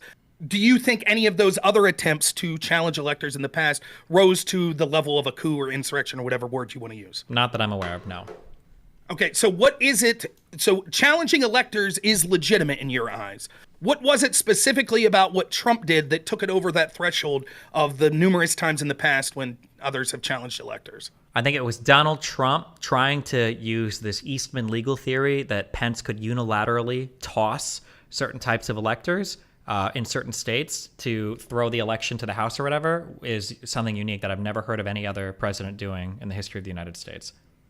Well, just now, let me be totally honest with you, just so you and your audience understands this. I do this as a hobby, so I don't have necessarily time to get deep dives into every single topic. I like to focus more on, like, you know, the FBI investigations into various groups, you know, Trump group, Hillary group. So I will concede from the outset that I'm not the most well-read in a lot of this stuff. So in particular, exactly what this Eastman theory is, I'm unaware. However, as someone who's admitting my lack of in-depth knowledge of that, one of the things you said there would seem to challenge the idea that this was a coup or an insurrection, which was that there was a potential legal theory. And even if you disagree with that legal theory or think it would be ruled unconstitutional or abusive, how can we say someone engaged in a coup for attempting, at least on paper, what they're saying is a legal theory? I think that we can conceive of certain legal ways that we would still say that this is a coup. Just because even if there was a legal theory to support it, I don't think that by definition means that it's not a coup attempt. So can you explain to me, I know you're not a lawyer, I don't know how well read you are onto what this Eastman theory is, but can you explain it to me in a nutshell? Obviously, I'm not asking you to, like, you know, cite any cases or anything like that necessarily, but in a nutshell, what was his theory that he was trying to do with Eastman? Let me find it exactly, but my understanding was, before I Google this, my understanding was that Eastman, I think, was claiming that I think Pence could unilaterally toss the electors of 7 particular states, and that if Pence unilaterally tossed these electors, that it would make it so that there wasn't enough of a margin for the Electoral College. There was a majority for the Electoral College to vote for Trump, and that if that was the case, it could be tossed to the House. I think a House committee, and then because there were enough Republicans on the House committee, theoretically, you know, you'd slam the gravel, I think you said, and Trump would remain president. Yeah, I could be wrong. This is from my way back in my debate years in college. I do think that it goes to the states, it goes to the House, and I believe the tie-breaking vote would be the Speaker of the House, if I'm not mistaken. It is how it works. So I think each House would. I could be wrong about this, but my understanding is that it goes to each state's House, and then they vote, and then that's like one vote for each state. And so if Trump would have got 26 states, which I believe he would have, correct? Then that would give him the presidency. Basically, because there were 26 Republican House delegates, and I think there were 24 Democrat ones, so they wouldn't even need the tiebreaker. Okay, you're right, exactly. Because we had this crazy debate argument back in policy debate that somehow it would get kicked to the House, and then it would be 25-25, and then I think it was Speaker Hastert at the time would cast it. It was a stupid game of debate in college, but I remember this, right? So the point I would make then is, I don't understand, like, you would not dispute that the Constitution declares that it goes back to the problem's not that it would go back to the states. You say that's constitutional. That would be fine, correct? Yep. It's just the problem that he wanted Mike Pence to unilaterally do it. That's what you have the problem with? Yeah, they had 7 states picked out where they were going to claim that they were like dual slates of electors that were sent to the Senate, and that he could use this to just toss these completely. And then that would be, because there wouldn't be a majority in the EC, they could toss it back to the House, and then the House would basically declare Trump the winner of the presidency. Okay, so then I guess my issue then with your stance on, I actually don't have a big issue in this sense. If you're not suggesting some sort of legal remedy, like kicking him off the ballot, to me it's not very important whether or not you or anyone else wants to say, technically I think this was a coup, or technically I think it was an insurrection. The problem I have is when it crosses into a legal threshold that would say, well, because of Section 3 of the 14th Amendment, then he's not allowed on a ballot.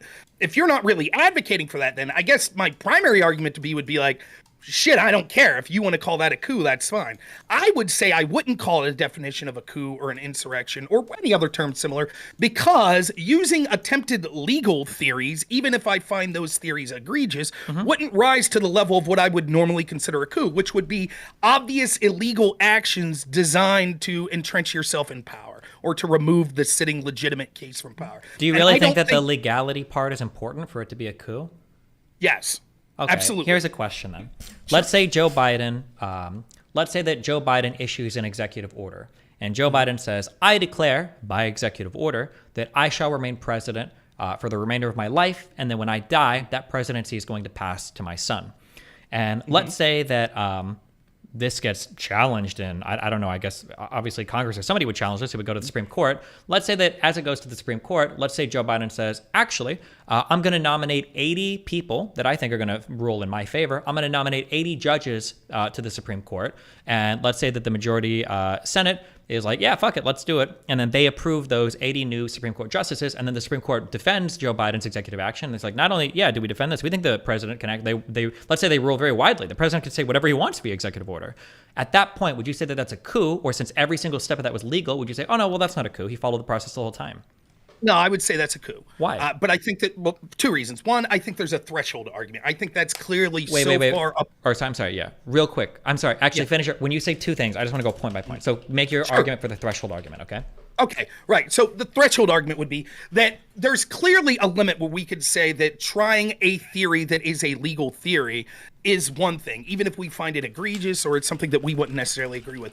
Having a system of things that are so out of bounds, obviously with the intent of the Constitution, that literally relies on one person, in this case the president, declaring himself like president for life, and then passing it through an executive order, and then having, which would be blatantly unconstitutional, but a bunch of judges and things like that going along with it, or Democrats going along with, that crosses a threshold that's different than challenging a legal theory that's been on par with a challenge that's been issued before. So there have been successful slates of alternate electors in the past. And just saying, well, this time having Mike Pence be the one to do it is what I find a coup. I think that is threshold clearly different than what you're suggesting. So you think that if we go by, let's just like ignore all of the particulars. You think the idea that the president of the United States contacting the vice president to toss out electors for no good reason, to try to entrench his power as president of the United States in opposition to the will of the United States voting public, you think that's within the spirit of the Constitution or any set of U.S. laws? Well, the way you phrased it, not necessarily, because you added things, like you said no good reason. Correct. Do you think that Trump had any good reason to think that the electors were falsified from the states? Well, I think he had good reason to believe that the election was stolen from him. Wait. Very, very, very specific. He might have thought that. He challenged that in court and he lost all 61 times or whatever. My question was for the electors, did he have a reason to think that the states sent false electors? Well, no, my belief, correct me if I'm wrong, it's not that he legitimately thought the state sent false electors. That's never the argument or the legal challenge. That was the legal challenge. The legal challenge was to toss the electors, not challenge them in the states, but to toss the electors. So he thought that he lost in the courts and now he wants to toss the electors. You think that's within the spirit of the U.S. Constitution and our laws?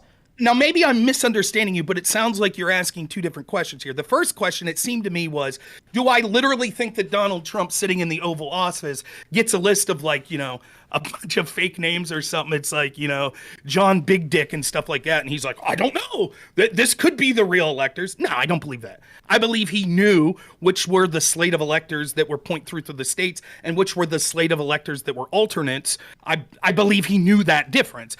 The question is, I'm saying that's not really what's at stake here. What's at stake is he legitimately thought that the election was stolen from him, that there was cheating. And so he suggested alternate slates of electors that would then kick it back to look at the actual things that occurred in these states, to have the states look at them. So in other words, wait, okay, real quick. I understand what you're saying. That wasn't the plan, right? Just reading very quickly. So this was the Eastman scenario that was proposed from the Eastman memo. Okay. 1, VP Pence presiding over the joint session, or Senate Pro Tempore Grassley, as Pence recuses himself, so either him or Grassley, begins to open and count the ballots, starting with Alabama, without conceding that the procedures specified by the Electoral Count Act of going through the states alphabetically is required. 2, when he gets to Arizona, he announces that he has multiple slates of electors, and so is going to defer decision on that until finishing the other states. This would be the first break with the procedures set out in the act. So he's already admitting that they're breaking the ECA. 3, at the end, he announces that because of the ongoing disputes of the 7 states, there are no electors that can be deemed validly appointed in those states. That means that the total number of electors appointed, the language of the 12th Amendment, is 454. This reading of the 12th Amendment has also been advanced by Harvard Law professor Lawrence Tribe here. A majority of the electors appointed would therefore be 228. There are, at this point, 232 votes for Trump, 222 for Biden. Pence then gavels President Trump as reelected. Number 4, Howell's, of course, from the Democrats, who now claim, contrary to Tribe's prior position, that 270 is required. So Pence says, fine, pursuant to the 12th Amendment, no candidate has achieved the necessary majority. That sends the matter to the House, where the, quote, votes shall be taken by states, the representation from each state having 1 vote, end quote. Republicans currently control 26 of the state delegations. The bare majority needed to win that vote. President Trump is reelected here as well. Yeah, there are two other points, but yeah. So the goal here was never to throw it back to the states to evaluate the integrity of their elections. The goal here was to use the Electoral Count Act and the process of counting the electoral votes to make Donald Trump the president. Let me ask you this. Those two other points, do any of those points mention the states verifying the vote tallies that they recorded? Let me read them. 5. One last piece. Assuming the Electoral Count Act process is followed and, upon getting the objections to the Arizona slates, the two houses break into their separate chambers, we should not allow the Electoral Count Act constraint on debate to control. That would mean that a prior legislature was determining the rules of the present one, a constitutional no-no, as Travis forcibly argued. So someone, Ted Cruz, Rand Paul, etc., should demand normal rules, which include the filibuster. That creates a stalemate that could give the state legislatures more time to weigh in to formally support the alternate slate of electors if they had not already done so. And then 6, the final point. The main thing here is that Pence should do this without asking for permission, either from a vote at the joint session or from the court. Let the other side challenge his actions in court, where Tribe, who in 2001 conceded the president of the Senate might be in charge of counting the votes, and others who would press a lawsuit would have their past position that these are non-justiciable political questions thrown back at them to get the lawsuit dismissed. The fact is that the Constitution assigns this power to the vice president as the ultimate arbiter. We should take all of our actions with that in mind. So no, I don't think any of this has anything to do with actually verifying the votes in the states. Okay, so quickly, so that we'll get to, so there's two things I wanted to focus on. The first is, right, what this seems to suggest is these alternate slates of electors, for example, the first state that it mentioned, I believe, was Arizona. These would be states that people in those states were claiming that they thought there were legitimate questions with the election that wasn't resolved. Now, you could disagree with that. You could say, well, the courts looked at it and determined that wasn't the case. That's not what happened. Most of these court decisions said that there was no standing. It didn't say we've looked at the facts of the case and determined that there was no fraud. So that's incorrect. I believe about 30 of these cases lost on evidentiary grounds. So when people say they were lost on standing, what they really mean is they didn't even make it to trial because prima facie, the Giuliani and his associates and his cronies couldn't even provide any evidence to even get it to court. They weren't all lost on standing. 30 of them were lost on evidentiary grounds. Well, for example, let's take Arizona. There were questions of the Arizona audit that went for years after this. We're talking about Pence doing this on January 6th. So the election occurs in November. So we're talking like 3 months. So the idea that the courts legitimately saw all the evidence. Now you could say, but Rudy Giuliani made a bunch of shit up, and that could be true. Like, here's the truth. Let's see if you agree with it. This is difficult to do because I understand we both want to take this in different directions. Can I just ask you a couple of real quick rapid fire questions? If it's to do with election fraud, we can do that after if you want. But right now, I'm just looking at the attempted coup attempt via Pence. Yes. Yeah. So the question is this. Do you believe Trump legitimately thought that there was fraud? No. You don't? You think he made it up? 100%. Okay, well, we disagree on that fact, right? Do you think that I think my belief is that there was easily fraud, but there's fraud in every election. So the question is, did the fraud rise to the level? And clearly the impetus is on the people accusing. I won't disagree with you there, and I will tell you right now, I have not seen smoking gun evidence that there was fraud that would have changed the results of the election. Sure. And but real quick, we can get to that. Yeah. We can get to that. I just want to very quickly focus on, because I believe that this part alone, with literally nothing else mattering, arises to easily the level of a coup. If the president thought that there was electoral, fraud or whatever, he has the ability to remedy that by challenging it to the courts. And if the president wants to certify the electoral votes or of the electoral college or whatever, he wants to do that certification of the process. He also, as dumb as I think it is, he has the right to do that as well, which they did. But this idea here of Pence unilaterally trying to abuse this process to throw out 7 states because of this alternate elector thing is, I don't know how this just isn't a coup attempt. It just literally is. Okay, so I'll just say real quick, I think that there was a reason for these states to say that things weren't resolved in places like Arizona, Georgia. There's still discussion going on in places like Georgia. But dispense with that for now, and let's go to the last part that you talked about. So your problem seems to be, look, it's all right to question. It's all right to say, was there fraud? Is it all right to bring lawsuits? But the problem that's outrageous here is Mike Pence unilaterally acting. Yes. Because Arizona and all these other states, they went through and they certified their EC and their electoral votes, and then they, continued on. But it seems like even in the memo here, and I assume this Eastman memo is from Trump's team, correct? That you're reading from? I think Eastman, because Trump started to get desperate and looked for crazy people to support his shit. Yeah. Eastman's one of them. Now, even he's suggesting what the remedy will end up being. It'll go to the courts.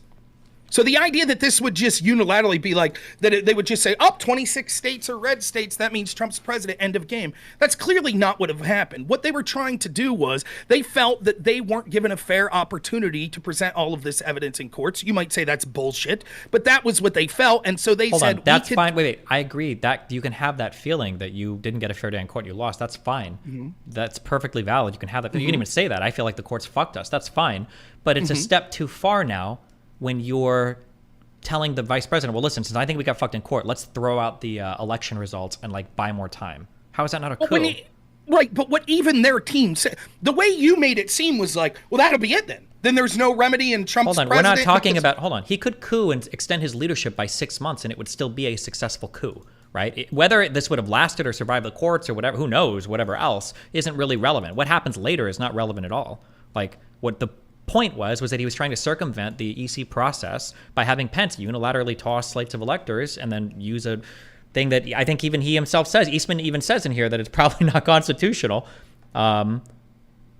But I mean, we see presidents do things all the time unilaterally that they don't know if they're constitutional or blatantly are saying aren't constitutional. Sure. I'm trying to avoid, real quick, the whataboutisms here. But I'm not doing about it. I'm just saying these are the processes that occur a lot. And it's not just presidents. We've seen this with political parties. So the point I'll ask, can you give me an example in the last 20 or 30 years of a president trying to, for instance, if all presidents did this all the time, why didn't Gore just toss the votes for Bush or whatever after the huge election scandal or like the big fighting over? Well, you misunderstand. I'm not saying it's just over elections. For example, Biden all but admitted he knew that his student loan decree, giving people student loan money back, wouldn't pass the courts. He knew it, but he did it anyways. Yeah, but that's not a coup. That's not. We're just talking about. Well, it would be unconstitutional. So the difference is, you would say that's still unconstitutional. It's just because it wasn't directly affecting who won an election, you don't consider it a coup.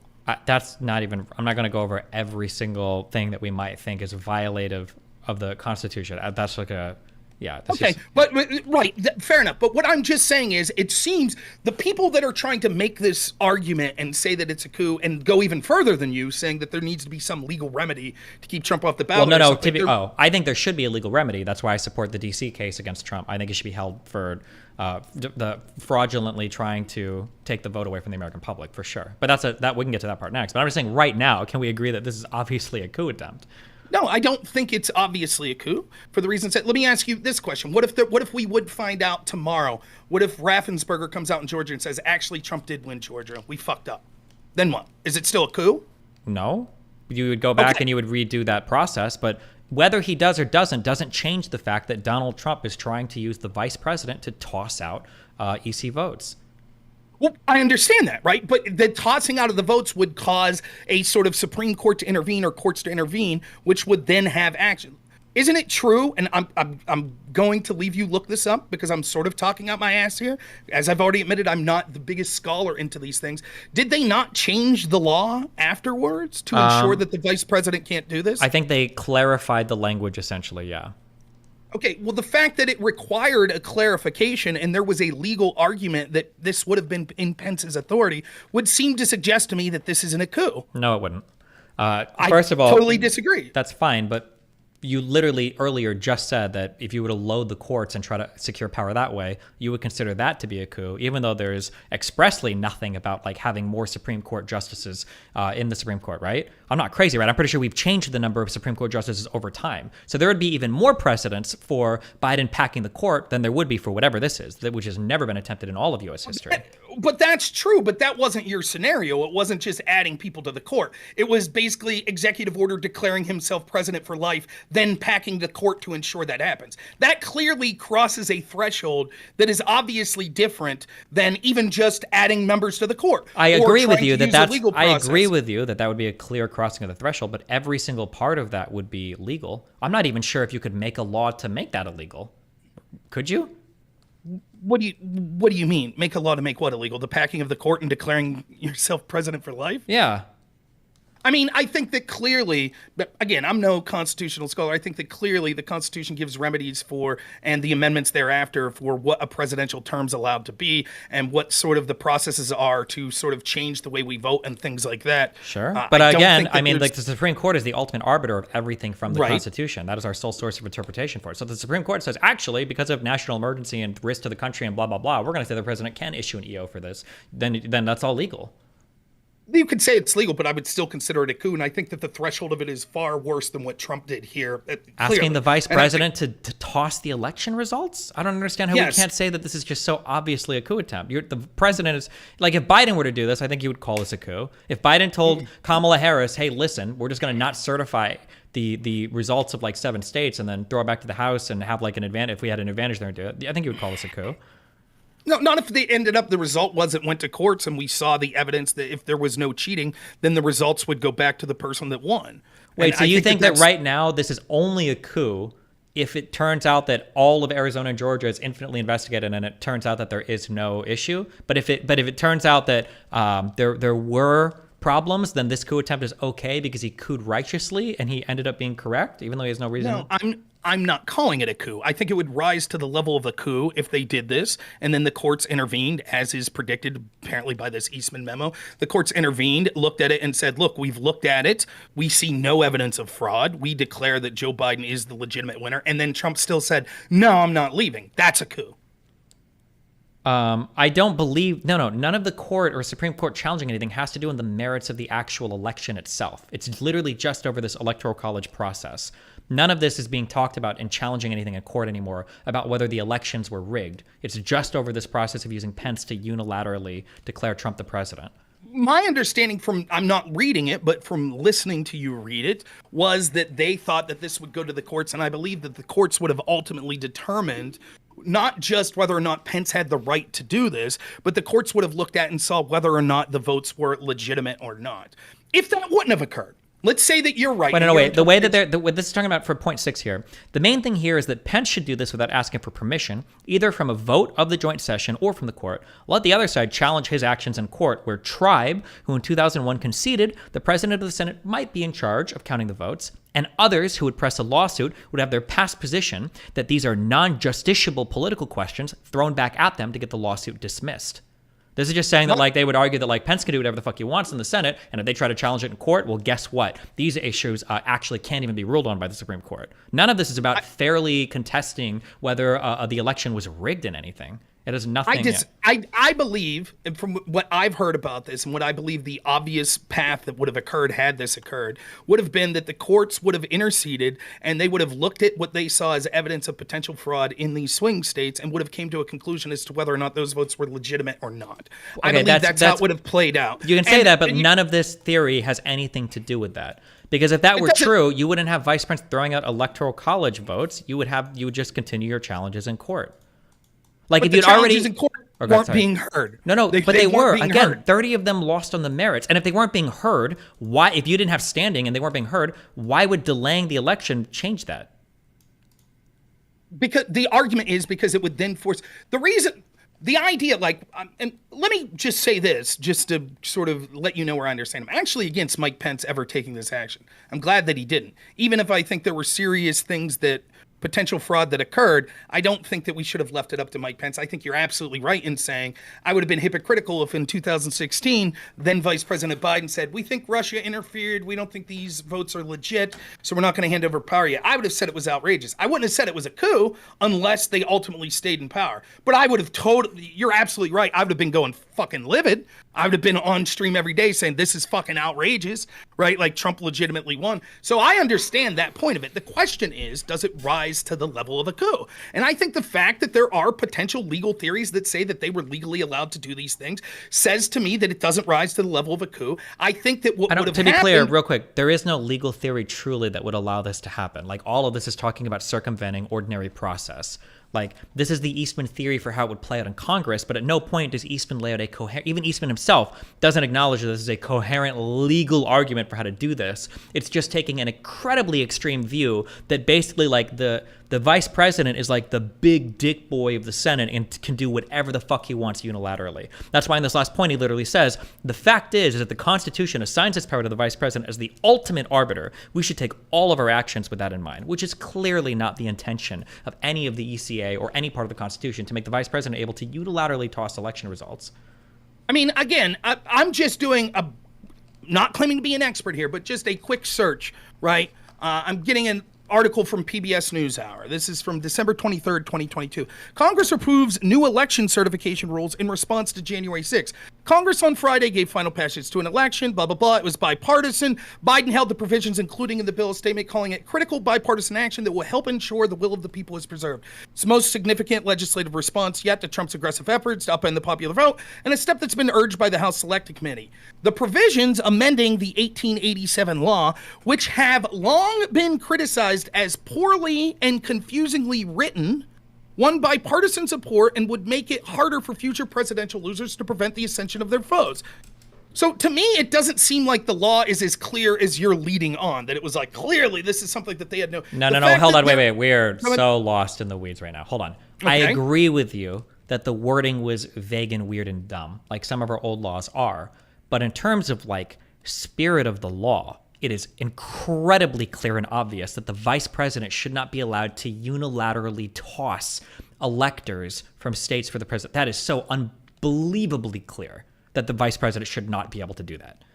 I would have to read the 1887 law. We could do that if you want. But again, I think that it is not beyond the pale to say that there is a legitimate legal criticism that this was an action that could potentially take place. I said I'd grant you, even if it was an action that could take place, it is clearly in the spirit of our democracy a coup. It would be against the stated procedure of the states voting for a president, electors being sent to the Senate, and then them being certified. It would be clearly against the spirit of the United States Constitution to allow the president to tell the vice president that he didn't like the election results and to throw them out. That would clearly be against, like, that would... So just to be clear, if a state decided that they were going to unilaterally usurp the will of the state and say, we're going to have an alternate slate of electors, but it never went through the president telling the vice president to accept those, you would say that's not a coup by the members of that particular state that put forth the alternate electors? If they had a legitimate reason for doing so, then I would say that that they have that right afforded to them. But I don't believe that the spirit of any of these processes are just, you can toss the electors if you don't like the results of the election. Well, but there ends the rub, right? Legitimate reason, right? Says who? Says the courts. Oh, so then your interpretation. So then you would have to leave the courts decide then whether or not it's legitimate or not. So then presumably you're saying if there were an alternate slate of electors, the process that would likely incur would be that the courts would look at it and see if there was a legitimate reason. How would they determine if there was a legitimate reason?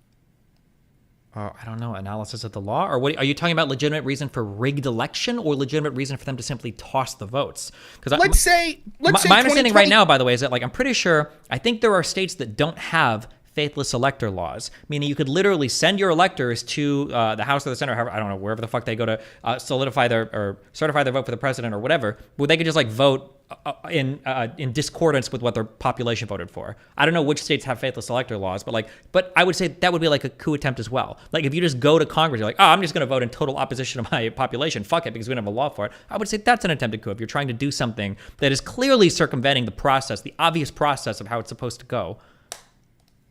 Right, but what you just said before that, right, now you're sort of switching the scenario, which is like, well, clearly if they just know they're full of shit and for no reason to like, fuck it, we don't like that guy, right? I get it. We're not talking about that. You said it wouldn't be considered a coup, and forget about the faithless elector state. Let's just say an average state that has the laws that like we understand that says that whoever the will of the people vote for, that's who the electors are then thusly determined to be forced to put forth. If a state, let's say in 2024 election, let's just take a state like Washington, well, how about Oregon? We'll take the state of Oregon, right? And let's say the state of Oregon votes for the Republican candidate and it's a Democrat-controlled state, and they're like, fuck that. We think that there was all sorts of shenanigans, tampering with the voting machines and shit, so we're going to put forth different electors that are Democrat electors. You say, well, to determine whether or not that would be a coup by that state or the officials in that state, it would require to say that whether or not there was legitimate reason for them to change those electors. No, And I would you disagree. I would just call that a coup or improper, or whatever. A delay. So that's happened. So then every I time don't think you can transmit different electors just because you're not happy with how the election are. Even if you have proof, the way to remedy that is through the courts. And if you lose in court, then you just have to go along with the process. Because if you don't get the answer you like in court, well then what, Rob? Do we just let people determine like, well, I think the court is lying and I think I'm right, so I'm going to transmit totally different electors? Is that the system that you want? Not necessarily, but the point is... Wait, not necessarily. Would you want that? Right. Wait, I'm sorry. Okay, you said that it's been done before. Correct. When? So I'll look it up here, but you are aware that alternate electors have been used before, and you just gave the rationale that each time it would be a coup. Or tampering with the peaceful transfer of power. I don't know if one state doing it would necessarily be a coup, because I don't even know if they would, but maybe an attempt at, I'm not sure. But you said that it's happened in the past because they thought the election was rigged, or were there issues with the electors, or what? Well, we'll get to that. We could look into the specifics, but that wouldn't matter based on the rationale you just gave. The rationale you just gave was, hey, if there was a problem, the courts would have figured it out. If you didn't get the remedy in court, you still have to put through the electors. You wouldn't want a system where states could just put forth alternate electors. That's what you said. So it doesn't matter what their rationale was. Even if they had the best rationale. Wait, no. Hold on. There could be good rationale. For instance, if they felt like when the electors had transmitted their stuff, that like somebody like tampered with what the electors mailed in or something, right? So they're like, well, hold on, we think that this elector vote was compromised or something had gone wrong here. But the issue with the election itself, that's done and passed. That's not the time where the electors are supposed to be transmitting the results. If you want to challenge the results of the election, you do that through the courts or through your electoral system or whatever. But once you've done that, then you have to transmit the electors as your state voted. So just to be clear, you're saying that right now the only example you've given for where alternate electors would be legitimate and wouldn't be considered a coup would be if literally there's a potential problem like, the Pony Express. Yeah, or with the actual Telegraph. electors. That would be my understanding, yes. Okay, I don't think that's ever occurred. Okay. Yeah, well, let's look into a time when electors, what's like an example of electors not being transmitted or states transmit different electors or whatever. All right. So this website's justsecurity.org. I have no idea what that is. Justsecurity.org? Okay, sorry. Yes. Edward B. Foley in July 7th, 22. Edward B. Foley, July 7th, 2022. Okay. Correct. And I'm looking for, give me something Google. I'm just trying to find the page or whatever. How about in 1876, South Carolina. Oh, no, wait. Just give me one example. So I'm trying to figure out. Okay. Well, I was just giving you a word. The title of the article is A Historical Perspective on Alternate Electors, Lessons from Hayes Teeden. Okay, a historical perspective on alternate electors. Correct. Okay, just I security. haven't read this yet. I just literally Googled, and here's two examples of alternate electors. Okay, cool. I have no... So you could start at at South Carolina if you want to, or I could read it. Doesn't matter. I can read it. Okay, I'll try to do this quick, okay? I'll just start at the top, okay? A key component of the effort to negate Joe Biden's Electoral College victory in the hope that it might somehow lead to a second term for President Donald Trump was a submission for congressional consideration of reported electoral votes cast for Trump from 7 battleground states. It was, among other tactics, a fool's errand, since there never was a chance that Congress was going to recognize Trump as the winner.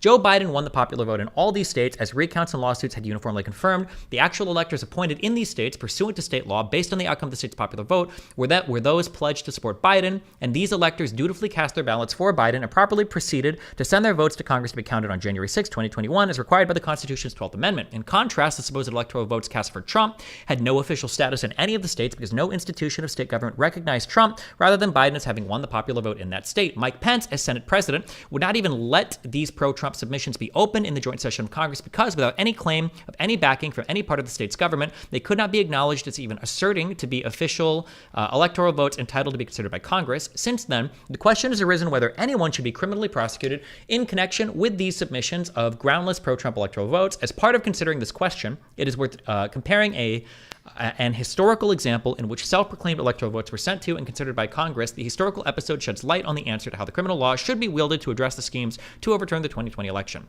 Now, the first example given is South Carolina in 1876. In 1876, South Carolina was one of 3 southern states that quickly became disputed after the popular vote had been cast in November. Florida and Louisiana were the other 2. The Republican candidate Rutherford Hayes needed all 3 of these states for an electoral college victory, whereas Samuel Tilden needed just 1. Tilden's position was strongest in Florida. In fact, an honest count of ballots cast would have shown Tilden the state's winner. His party's state of electors in Florida also met on the congressionally designated day for all electors in every state to cast their electoral college votes. But unlike in South Carolina, as we shall focus on momentarily, Tilden's Florida electors were backed by an official of the state's government, Florida's Attorney General, a Democrat, who purported to certify Tilden the winner of the state. On the same day, however, Republican electors in Florida voted for Hayes, backed by a certification from the state's canvassing board that Hayes had won the state as a consequence of the board's dishonest counting of the ballots. Later, Florida's judiciary and legislature would act to undo the canvassing board certification in favor of Hayes, and additional official documentation of Tilden's popular vote victory in the state would be sent to Congress to supplement the Attorney General's initial declaration of this result. Tilden's status in Louisiana was much weaker than in Florida, although it was superior to his standing in South Carolina and Louisiana. There was a dispute not only over who won the presidential vote there, but also who was the lawful governor of the state. The Grant administration was backing the Republican claimant, who certified that Hayes had won the state's popular vote for president. The Democrat claiming to be a governor, by contrast, certified that Tilden won the state. In South Carolina, by contrast, there was no one with any colorable claim of official authority in any position or in a position to certify Tilden the winner. Still, Democrats there were claiming that they had won. Their main argument was that the state lacked a voter registration law, even though the state's constitution required one. Unlike in Florida, Tilden supporters could not reasonably claim that more of the popular votes actually cast in the state were for him rather than Hayes. Nonetheless, Tilden's electors met and voted for him on the congressional designated day for electoral college balloting. They submitted their spurious electoral votes to the Senate President pursuant to the 12th Amendment, as though they, rather than the Hayes electors, were entitled to cast the state's official electoral college votes. And their submission, which was labeled in the joint session of Congress held to receive the votes in the 1876 election as certificate number 2 from the state, certificate number 1 being the one submitted in favor of Hayes, the Tilden electors declared themselves as being electors duly and legally appointed by and for the state of South Carolina, as will hereinafter appear. They acknowledged that their submission was not signed by the governor and that the seal of the state as affixed thereto as required by law is not attached. They continued in absence. Its absence is explained by the following statement. They then proceeded to recount the grounds on which they thought themselves, rather than the Hayes electors, entitled to be considered the true electors for the state. Okay. So before we go further into this, it sounds like the confusion here had to do with the fact that, like, at least for this state and for the others, there's confusion over like who even has the authority to transmit electors. My understanding is that in the 7 battleground states, I don't think any of these confusions existed, right? Well, no, none of the confusions that are being outlined there that you're talking about do, but the central issue of why the Democrats, who knew that they didn't have the authority but yet still cast alternate electors, was that they felt that the election was stolen from them because of the enacting of restricting of voting laws. Sure, but I mean, like, we've got 2 huge points here. One is that it does seem like there might be maybe some, I don't know like how secure the elections or whatever at this point, but it seems like who has the authority to transmit these things, I guess in this state where people were saying there wasn't even a valid governor or whatever, didn't even exist at the time. So like there is some question here of who even has the authority to do it. And then 2, the Electoral Count Act, I don't even think was passed by the time that this election happened. So I'm not even sure if there would be a law regulating this yet.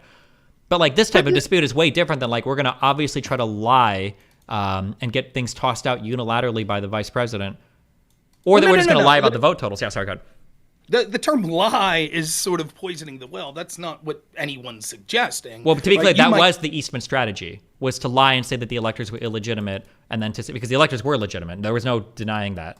Nonetheless, the rationale that you gave when we walked through this was that other than literally like the Telegraph fucking up, that you're just like, no, we sent that Tilden won, but the Telegraph fucked it up and said that it was Hayes that won. Other than that, you said it would be a coup. So here's an example in South Carolina. Even if I give you credit to Louisiana and Florida and say, well, there was issues on who the legitimate governor was and who had the authority to put these, what this is clearly saying is in South Carolina, that dispute was not part of it.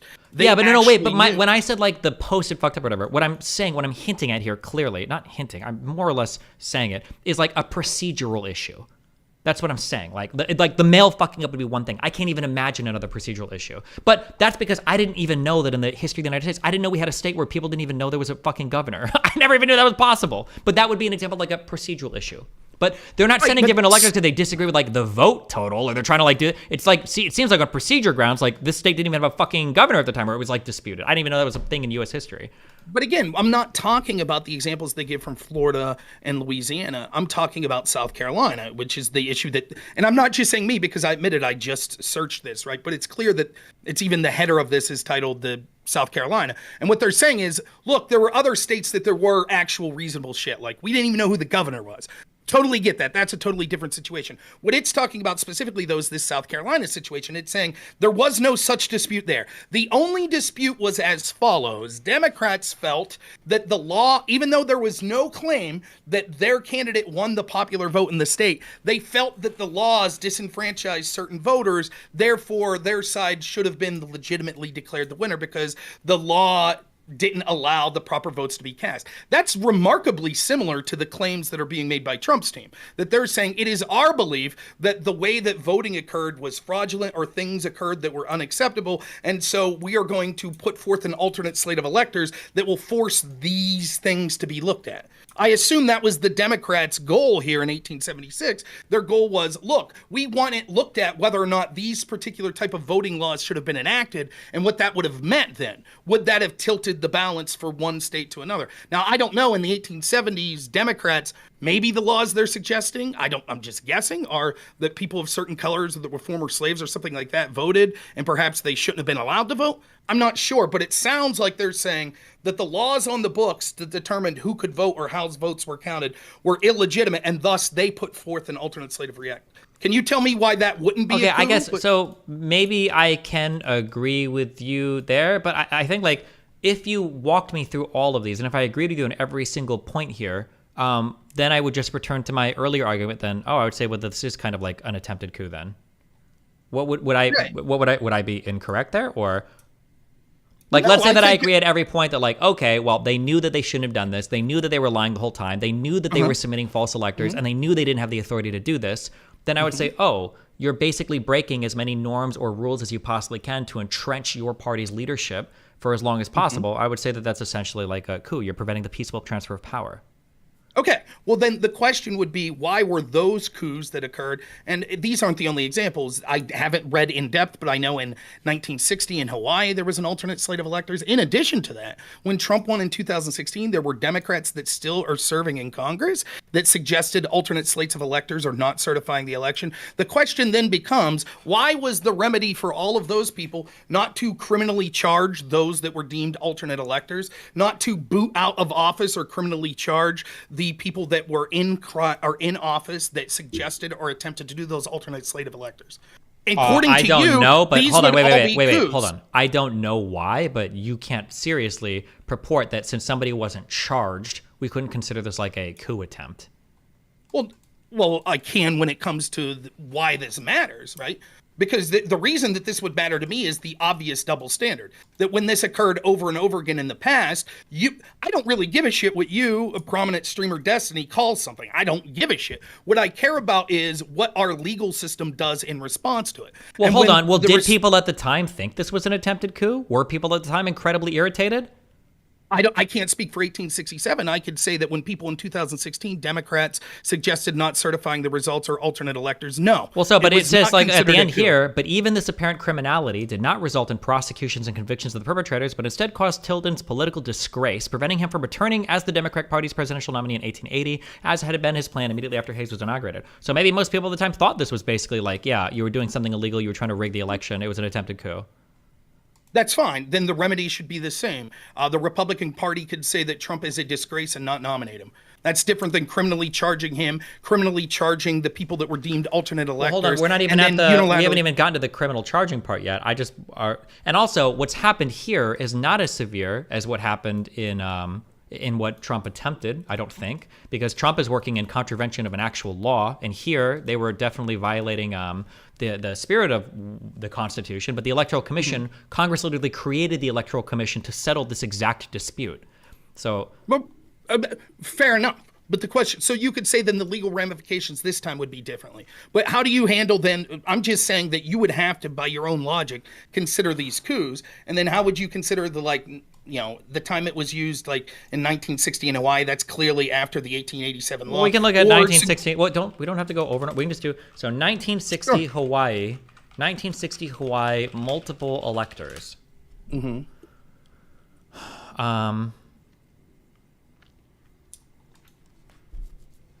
Okay.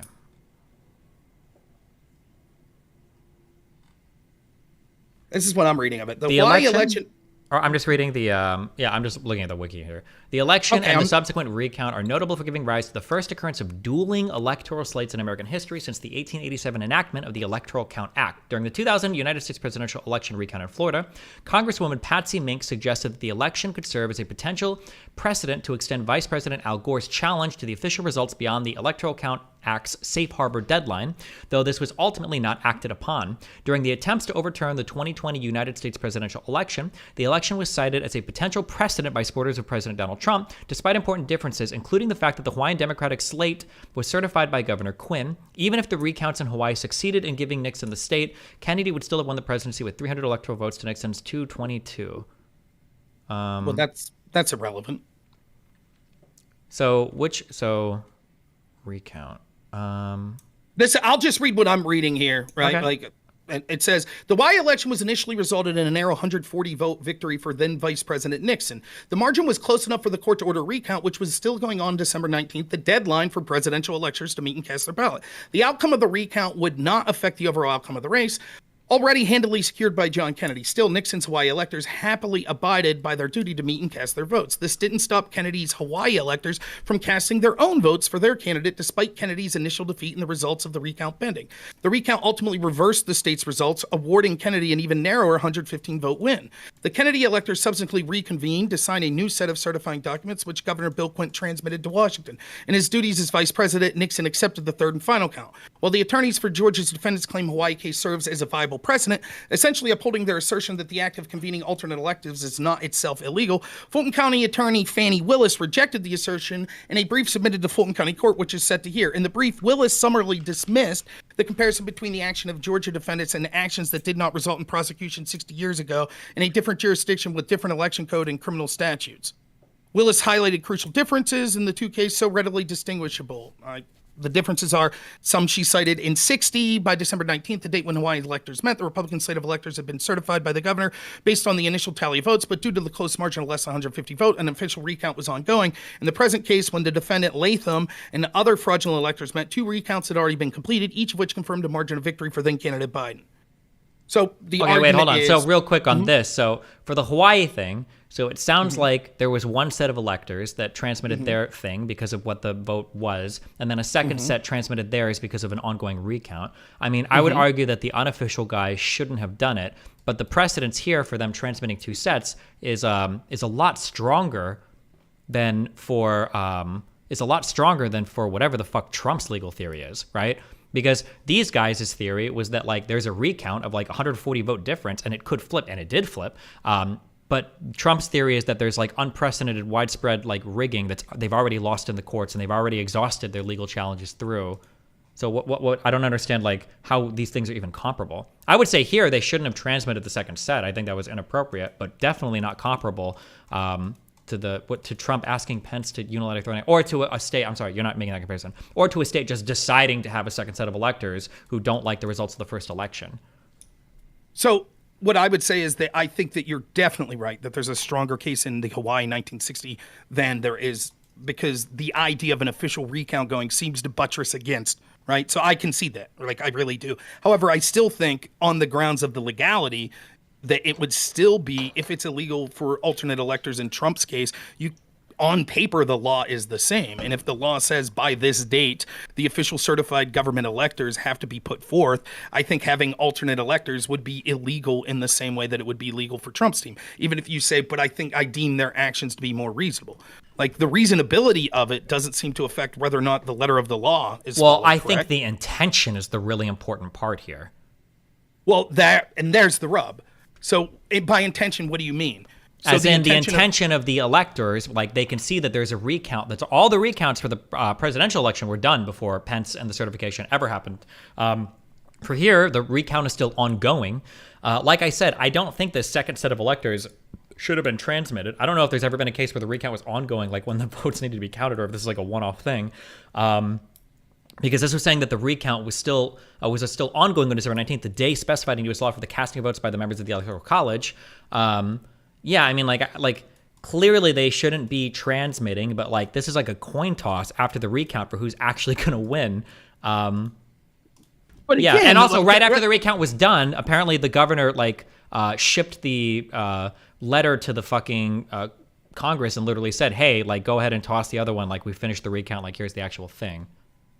So again, what I'll say though is that by the letter of the law, they shouldn't be allowed to do this. And if you say, but the intent matters, fair enough. But then to me, well, but hold on, but real quick, by the letter of the law, they were supposed to have their recount done by December 19th, but they hadn't. So what do you do past this point? Do they just don't get any electoral college votes, or? I would say that you're not allowed to have an alternate slate of electors. You could have had some sort of remediation where you go to the governor and go to the courts in Hawaii and say, like, look, the governor can't sign off on the official slate of electors until this official recount's done. I don't think that you as an elector get to unilaterally be like, fuck all that. We're going to cast our slate of alternate electors. That seems to not go to the courts. That seems to be subverting the court and taking unilateral action. Correct? Sure. Yeah. So this would probably be inappropriate, I guess. Yeah. But I mean, like, the goal here is not to flip an election. I don't think anybody here is necessarily acting in bad faith to work in contravention to the will of the Hawaiian people, right? Because again, this is 114 or 141 vote victory, so the recount is on either side here. Also, what you're describing, I think, is basically what happened in 2000, right? Wasn't there an actual stalling of the Florida shit because they were trying to recount? I believe that's true. Though I off the top of my head I can't. But yeah. But again, right, the idea of taking, when you say intent, I understand what you really mean. It's maybe not the word intent, it's not the best to sum it up. What you really mean is their case is far stronger of saying like, wait. It's not just our fucking shoddy belief that something shady happened. We literally have an official recount going. Yeah. So that when you say intent, because intent, I think that you're just fundamentally wrong that Trump and others didn't legitimately believe the election was stolen. Okay, here's a quick question on that, and then we can move to this immediately if you want. Here's a quick question. Let's say that if you could put a probe into Donald Trump and everybody else's mind, and they knew that there was no election fraud, would you say then, okay, well, this was an attempted coup? If he is asking him to toss these things and he knows that there's not election fraud. If Donald Trump, like if somehow we had some sort of alien technology that we could literally 100% see that Donald Trump knew, yeah, I know I lost, I know there was no fraud, and he still did this, would that be a coup? Yeah. Yeah. Okay. Then the next part of the question I think that if Trump intentionally is seeking ways to subvert what he knows were the legitimate results in an attempt to vainly stay in power, I think, yes, I would consider that my definition of a coup. I do not think that's remotely what happened. I think not only did Donald Trump believe in 2020 that the election was stolen from him, I think he believes it to this day. I think he absolutely 100% believes it. So then can we go through, like, what are any pieces of evidence whatsoever that you would have that shows that Donald Trump legitimately thinks that he's lost the election? Or I'm sorry, legitimately thinks that the election was rigged and he shouldn't have lost the election.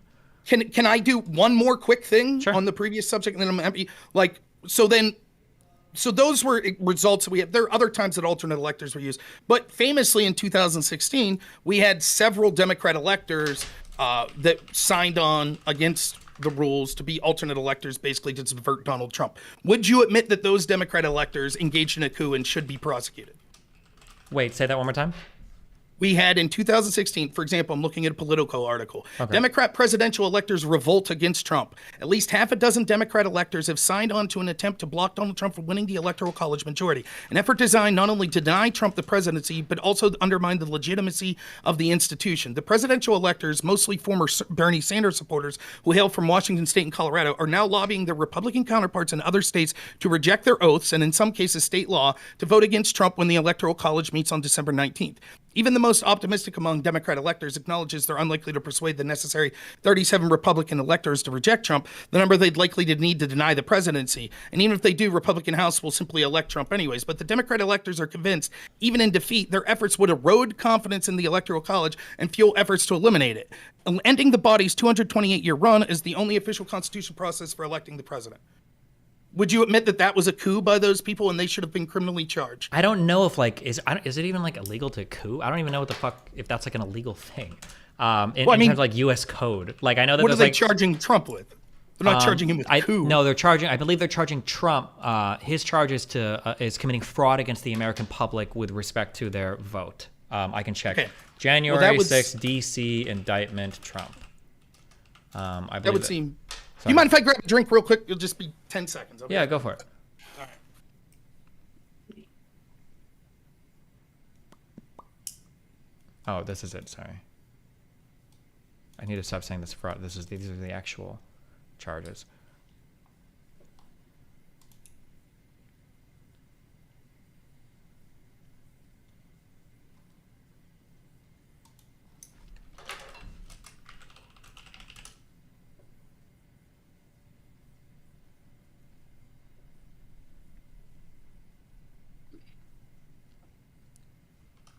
Okay, sorry about that. I'm back.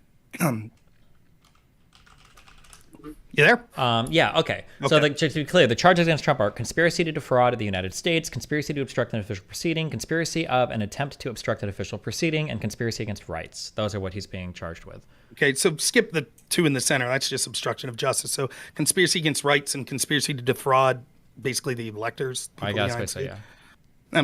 I mean, without delving too deeply in the law, it seems like intentionally subverting the will of the voters because you're pissed about the electoral college system would meet that criteria. Okay, I would have to see specifically what those electors said, but I mean, like, if anybody's talking about being faithless electors, I'm always going to be against those people. Always, of course. Well, right, being against, and again, I say the same thing. I think that. No, hold on. You don't say the same thing, because I would say, yeah, those people were essentially trying to coup the government, and you won't say that. So we don't say the same thing. I don't think that's necessarily a coup. In fact, I would specifically say in this case that wasn't a coup.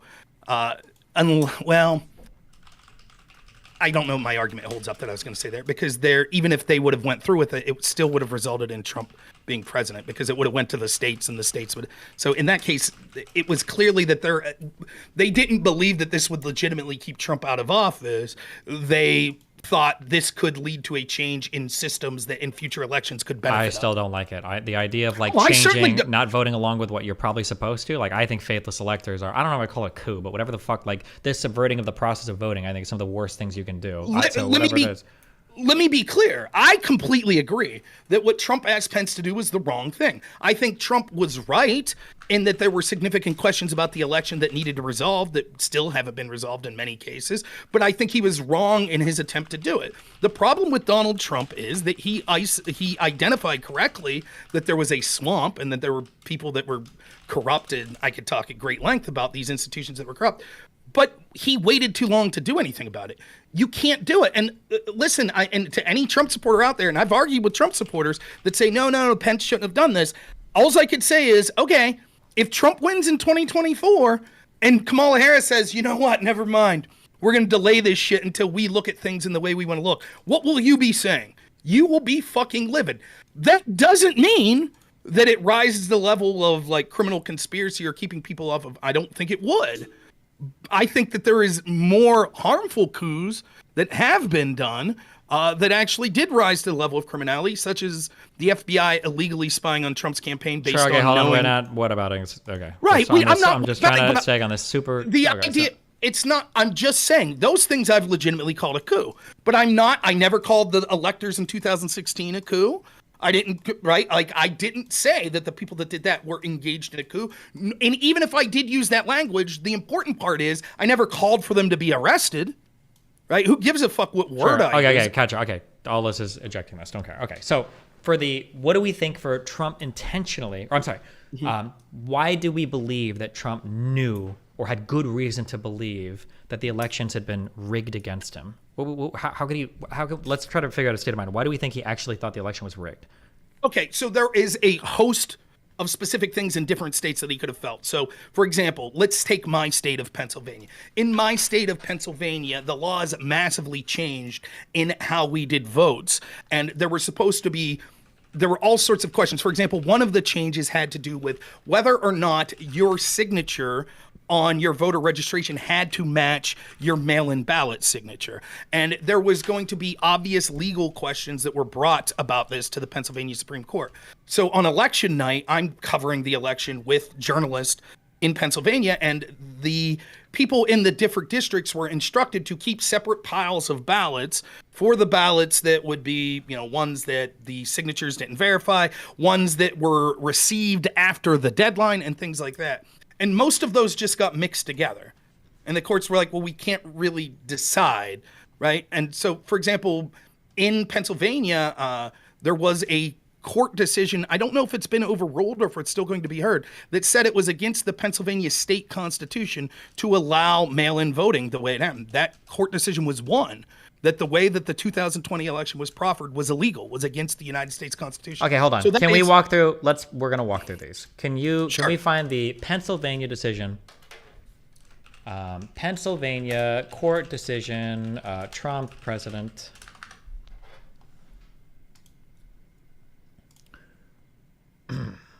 Donald Trump versus for president, blah, blah, blah. Okay. Donald J. Trump for President, Inc. versus Bucks County Board of Elections is a lawsuit filed by the Trump campaign and others in the Pennsylvania Court of Common Pleas on November 9, 2020. The plaintiffs appealed the decision of the board to count over 2,200 ballots that lacked a date or voter address or were not sealed with secrecy sleeves, claiming the votes are invalid. The lawyers for the Trump campaign have signed an agreement that they do not allege and that there is no evidence of any fraud in connection with the challenged ballots. They also declared that they were not alleging votes from dead people, misconduct, or impropriety related to those ballots and had no evidence of such happenings. Judge Robert O'Baldy denied the plaintiff's petition and ordered all ballots to be counted. The Trump campaign appealed the decision on November 25th. The Commonwealth Court also ruled that all ballots should be counted. The Trump campaign filed an emergency petition in the Pennsylvania Supreme Court asking for review of the case, and on December 8th, the court denied the petition for appeal. Is this the Pennsylvania case we're talking about, or is there another? No. So what I'm talking about is, so this article's from Spotlight, PA, from January 29, 2022. A court just struck down... Can you link me real quick? Just yeah. Just I'll send it to your DMs in Discord there. One second. I'm a boomer, so it takes me a minute here. Let's see. All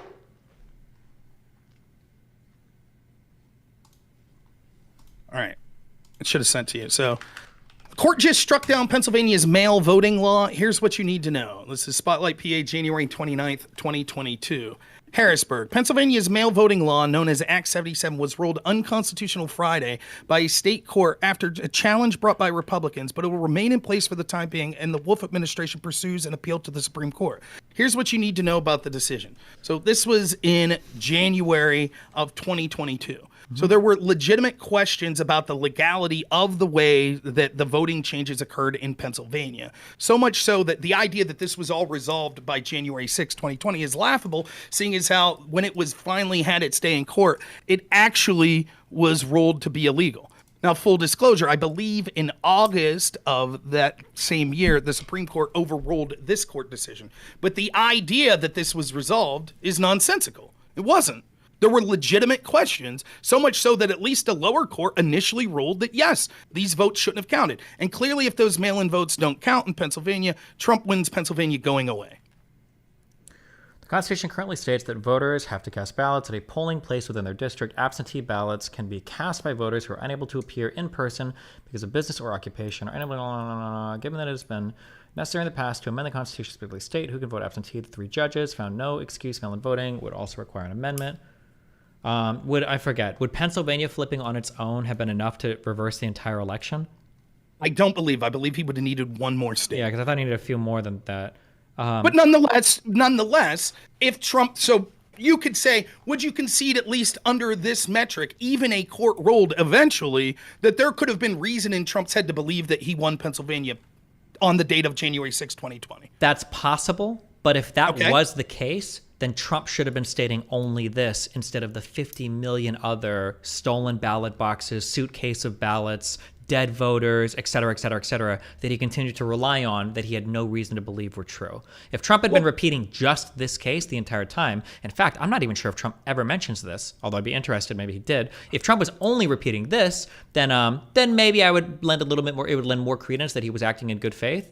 But that doesn't seem to be the case. He was no. Because let's be clear, right? Like Trump's allowed. If Trump thinks that the election was stolen from him in 50,000 different ways, he's absolutely within his rights to say so. If he legitimately believes that, the fact. Yeah, but the question is, the question is proving if he legitimately believes that, though. The issue with Trump is that he's stating so many falsehoods that he's been informed on over and over again are false. That's the issue. Well, that's not true. He's been told they're false by certain people, but other people are not telling him that that's false. To be clear, he's been told.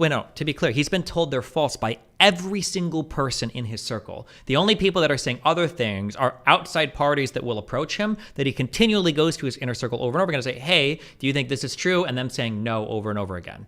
I mean, like, because let me take a different tactic then, right? Let's say you're right. Let's say that of the 500 things, hypothetically, Trump said 500 things, and clearly we could easily dispense with 490 of them. They're all bullshit. But if the other 10 are legitimate and it would have changed the results of the election. Would it matter that he spewed the 490 false ones? Yes, because it's showing that he's not acting in good faith. The intent here is to just defraud the American public. If he was only leaning in on 5 or 6 theories that were somewhat sound, then we'd be having a totally different conversation. It's the fact that he was spreading 500 plus conspiracy theories that his inner circle were telling him over and over again weren't true. If a couple of these happen to be true, I mean, he spread so many false ones, clearly truth is not what he's after here. He's just trying to do whatever he can to hold on to power.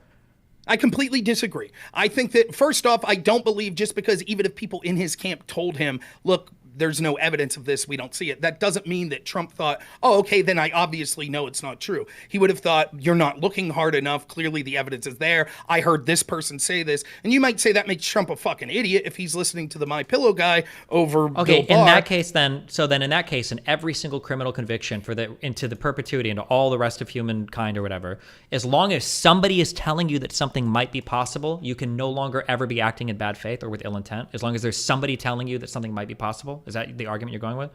No, that's not what I'm saying. But I'm saying in crimes that require intent, the threshold is immensely upon the person that is claiming to know the intent of the person. And merely stating, well, we know his intent because this guy told him something, is not true. Well, it's not that this guy told him, it's that every single person in his immediate circle and every single person that was in his campaign, that was in the White House, that he was working with, was telling him this is bullshit. And the only theories that he had to rest on were outside people coming like, hey, Trump, check out this shit. Maybe this could be the thing. And then he goes to his inner circle, like, hey, could this be a thing? And they're like, no, it's not. We've looked into it. And then he continues to propagate that. Yeah, I think any reasonable mind would look at that and say, oh, obviously his intention was to lie. Listen, I don't believe your claim that every single person in his inner circle said. I think that's an over-exaggeration. And I think the greater point is that if there was legitimate reasons, and for example, the narrative you heard and the narrative you said, whether you intended to or not, was all of these cases were bullshit. It was all bullshit. I just showed you one in Pennsylvania you were unaware of. Well, but it got overturned. He lost.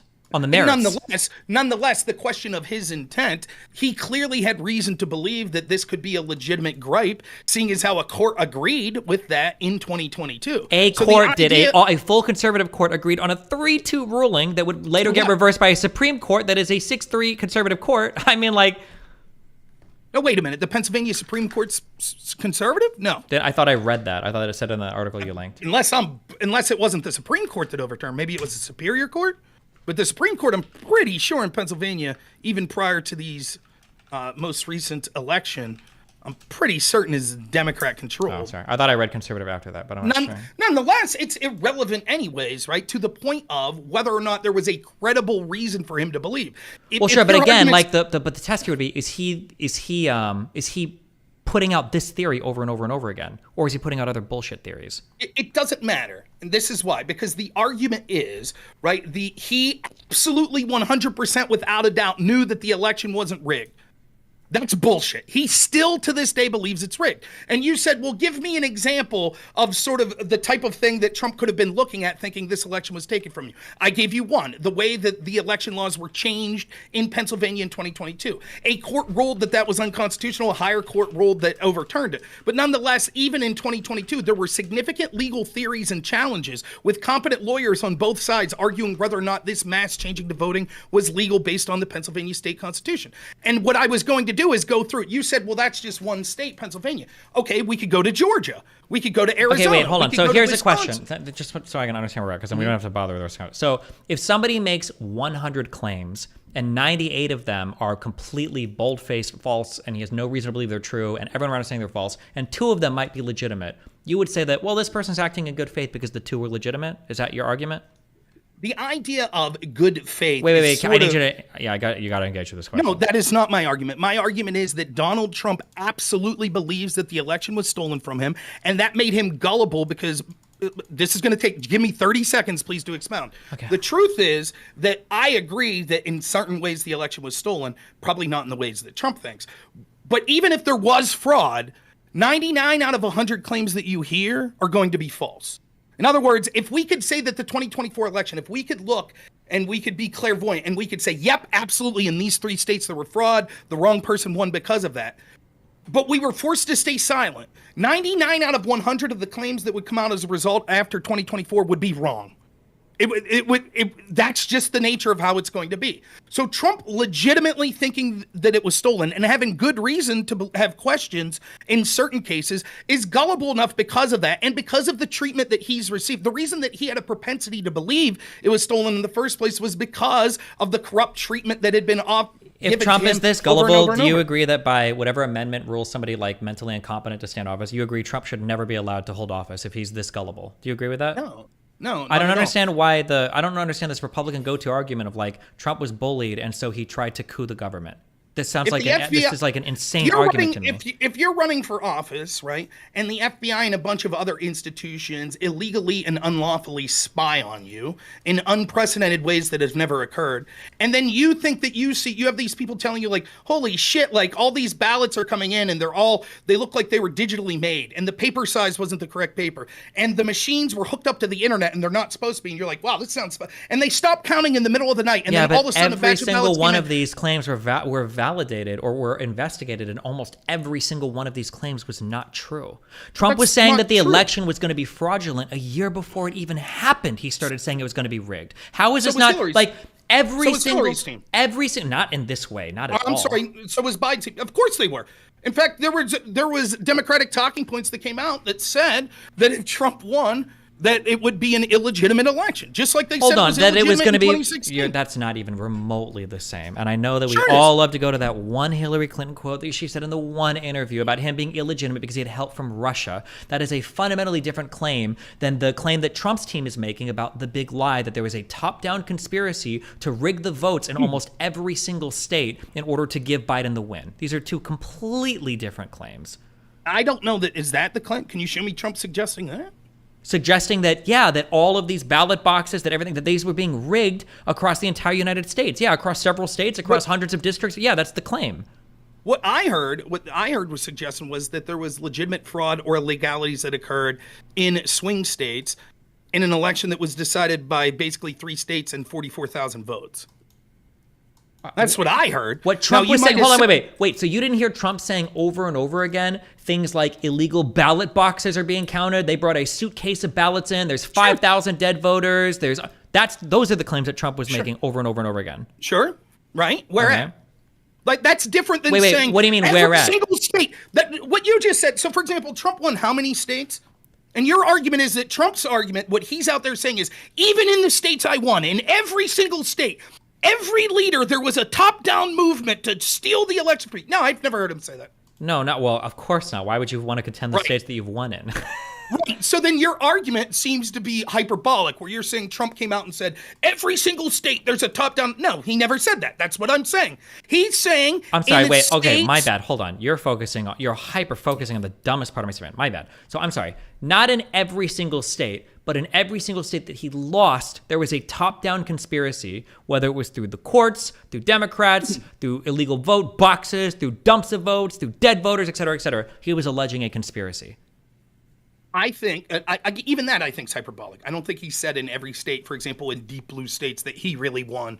No, in the states that he lost, in the states that he needed to win the election. Right. That's what I'm saying. That's exactly what I'm saying. He's saying in these swing states, right, where there were people in positions of prominence that didn't like him, particularly in states that had blue governors or something like that, or in cities where the elections were ran that were deep blue, like in Fulton County, for example. He's saying that he sees anomalies that suggested that there was a swinging of the votes to ensure that he didn't win, right? Now, I've already conceded to you that I believe that 9 out of every, even if we could see that the election was stolen from Trump, that still 9 out of every 10 of the claims would be bullshit. For example, on my channel, I can't tell you immediately after the election how many days I spent fighting with right-wingers that were saying absurd shit like, more people voted in the state of Wisconsin than there were voters registered. That's a bullshit claim that was easy to look into almost immediately and say, no, that's not true if you go to the official, right? So most of the claims you're hearing are bullshit.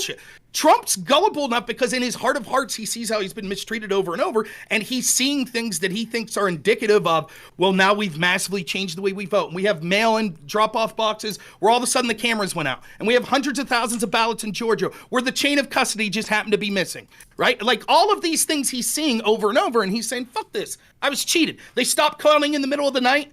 batches are coming in that are 99.8% Biden. I've won almost every bellwether that predicts who wins the presidency in the past, but for some reason they were wrong this time.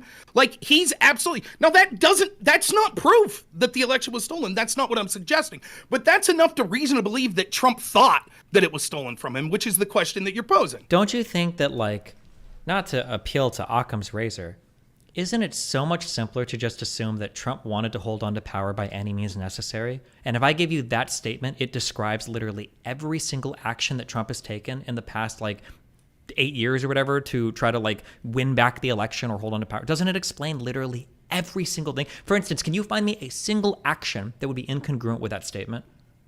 Yes. Would you like to hear some? Yeah, one at a time. Don't just one at a time. All right, let's give you an easy one. He starts a war right before the election and then declares, because we're in a serious war, that he can't be removed from power like Zelensky. How does that not prove what I just said? No, what I'm saying, if your argument is, by any means necessary, he would have stayed in power, surely he had to see that the election was going to at least be close. So if your claim is this, he was going to stay in power by any means necessary, he knows the election's going to be close, but he decides he'll take his chances with the election and then come out and whine, and somehow that whining will keep him in power, versus if truly his agenda was to stay in power by any means necessary, before the election, he would have started a war with someone like China, and then said, oh, now that we're in a serious war that might branch into a world war, I have to maintain my position as head of the military. Wait, hold on. So your argument is that because Trump didn't start World War III, he must not have been doing everything he could to hold on to power? I'm saying you asked me to provide a scenario where... No, I'm asking if there's an action that he did, not like the 50 billion hypothetical actions. Is there an action he did that's incongruent with him just wanting to hold on to power? Well, couldn't you say that about... Yeah, he left office eventually. Okay, that's kind of true. I mean, couldn't you say that about... Like, don't you think, hypothetically, that Joe Biden, if he loses, will want to hold on to power? Yeah, in his heart of hearts, he would like to stay. No, I think that if Joe Biden lost the election, just like Hillary Clinton, I think that he would concede that night. He wouldn't go on TV like Donald Trump did and try to claim that he won the election despite every single person around him telling him not to say that and having to have his own vice president go on camera and say, we're actually going to go ahead and wait for the votes to be finished counting before we try to say that we won the election. I don't know what the fuck my president is saying right now. That's a circumstance, for instance, that's easily explained by Trump just wanting to do whatever he can to hold on to power. Like Trump saying, stop the count. Why do you think he said stop the count? Do you think that was him trying to genuinely ensure that the democratic process is being followed, or do you just want to hold on to power? I think he was saying, like many people thought, that there would be fraudulent counts that came in to tip the balance for Biden at the end of the night, as it seems to suggest that's what happened. But literally every single person knew this was going to happen, Trump and Trump's team included, that mail-in ballots were going to heavily favor Democrats, that like Bernie Sanders was literally talking about the exact states that would switch on TV like a week before. Everybody knew this was going to happen. That might be true, but is it to the level it happened? Let me ask you this. If you were going to steal the election, wouldn't the easiest way to do it be to do it in ways that you've told people would look like exactly how it would look like? Oh my God, Rob, this is like an all roads lead to Rome fallacy. Like in that case, if they would have done it in a way that none of us would have known, then you would say, well, of course they were hiding it the whole time. But if they do it in a way they're going to say they're going to do it, well, wouldn't you try to do it in the way that you were going to say? No, I don't think you would try to do it in the way you were going to say you would do it because you'd probably get caught. What do you mean? You have an unprecedented, you have more scrutiny of the election probably than any election in all of modern history. Why would you tell people how you're going to rig it ahead of time? It's absolutely bullshit, and you could see from the sort of reaction to that they've had that that's bullshit. For example, they said, and I'm quoting, you were told that not only was there not enough fraud to sway the election in a election season where we massively changed how we voted, by the way, to a less secure method in mail-in voting in many states. But not only was there not enough fraud to tip, but it was, and I'm quoting now, the most secure election ever.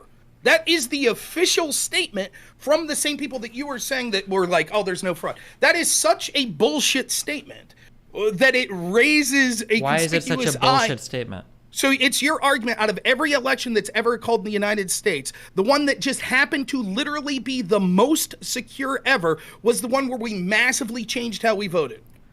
It wouldn't surprise me if most of the elections going forward were the most secure ever, because every new election, you've got new technologies and new processes to validate and verify votes. That's probably why Trump lost almost every single case he brought forward on the merits to check for voter fraud. And it's why even when Trump was in office and put together that commission to find voter fraud, he found none in his own government with his own people that he appointed that commission.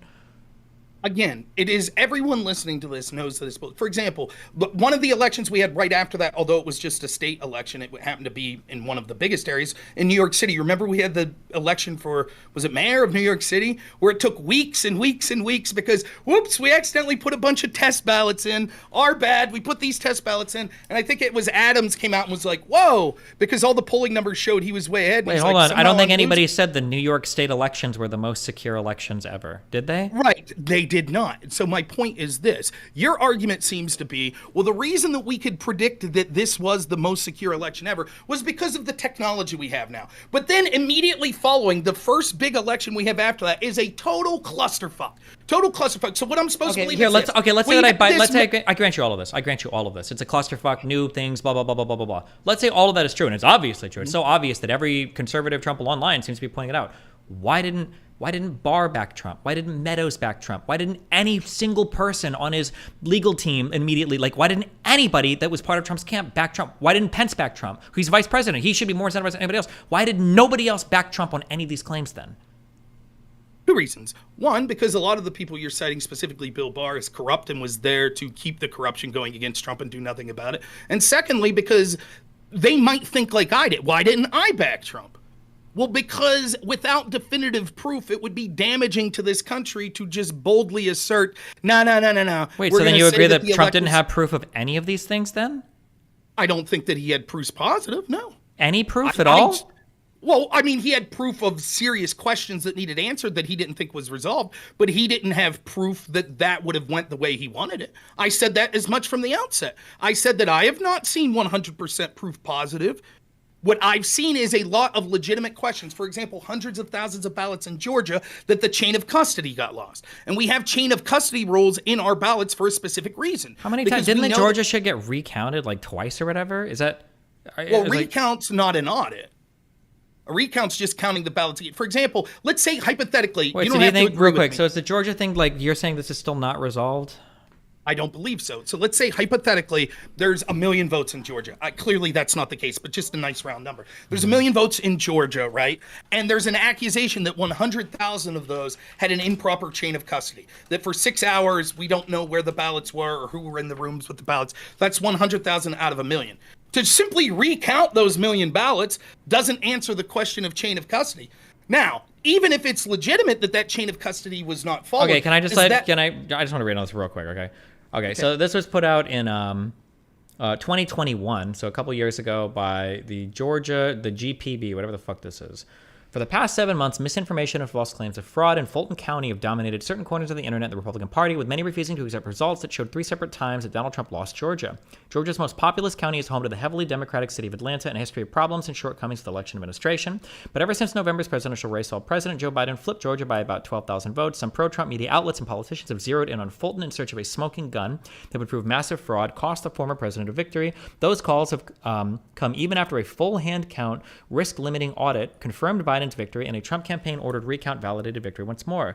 In recent weeks, a Newsmax personality launched a weekend of fantastic speculation about an alarm at a building that included Fulton's ballot warehouse, a Constitution Party officer who spouted fringe views, blah, blah, blah. So she said evidence would emerge. Wait, I thought that there was Okay. One claim is that the Fulton County is missing hundreds of transfer records for thousands of absentee ballots deposited in 38 drop boxes ahead of November's election, with an implication that the missing paperwork could or should invalidate more ballots of the margin of Biden's victory. Is this one of the things we're talking about, or? I slightly lost you there. If you could reread the last 2 sentences. That we were missing, asserting that the county was missing 385 absentee ballot transfer forms used to document how many ballots were retrieved from drop boxes daily, and suggesting the provenance of nearly 19,000 ballots was questionable. Is this part of what we're talking about? It may be. What I've heard is that there was chain of custody issues with around allegedly different weighs around 170,000. So there were different chain of custody issues with some of those ballots. After GPB News asked the county Monday about the forms not included in the Georgia Star's records request, election staff located all but 8 of more of the 1,500 forms, sent them to state investigators, and provided them to GPB News on a flash drive. What is this like chain of custody thing is lost? Wait, can you like link me a story about this or? Yeah. 1 second. And again, I do apologize that I was out with my family all day and didn't have time to get sources together and stuff.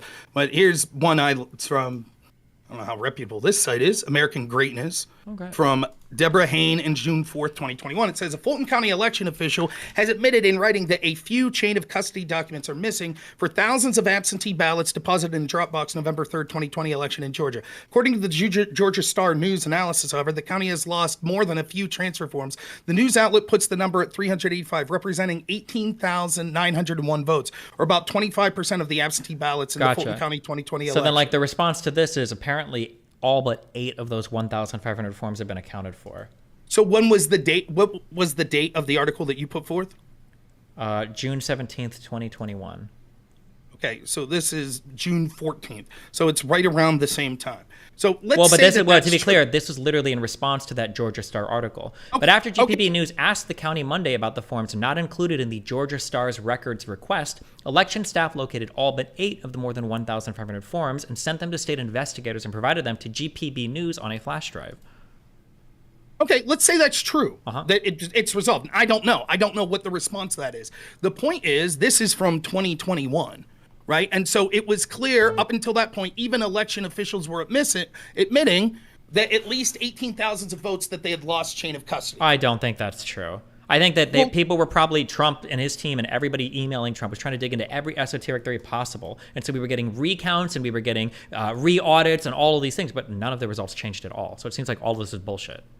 Well, again, those issues there's still issues in Georgia that are being taken to court. For example, Raffensperger is refusing to testify about voting machines that were used even this week is even something that's being talked about. So the idea that we had election officials admitting like, okay, we have been unable to provide the ballots or the chain of custody for 18,000 ballots thus far. And then finally in June 17th, which I'm not conceding that their response in June 17th is the end all be all, because we've seen before where they say that and then actually there's a retort. But even if that is the case, that wasn't provided until June 17th, 2021.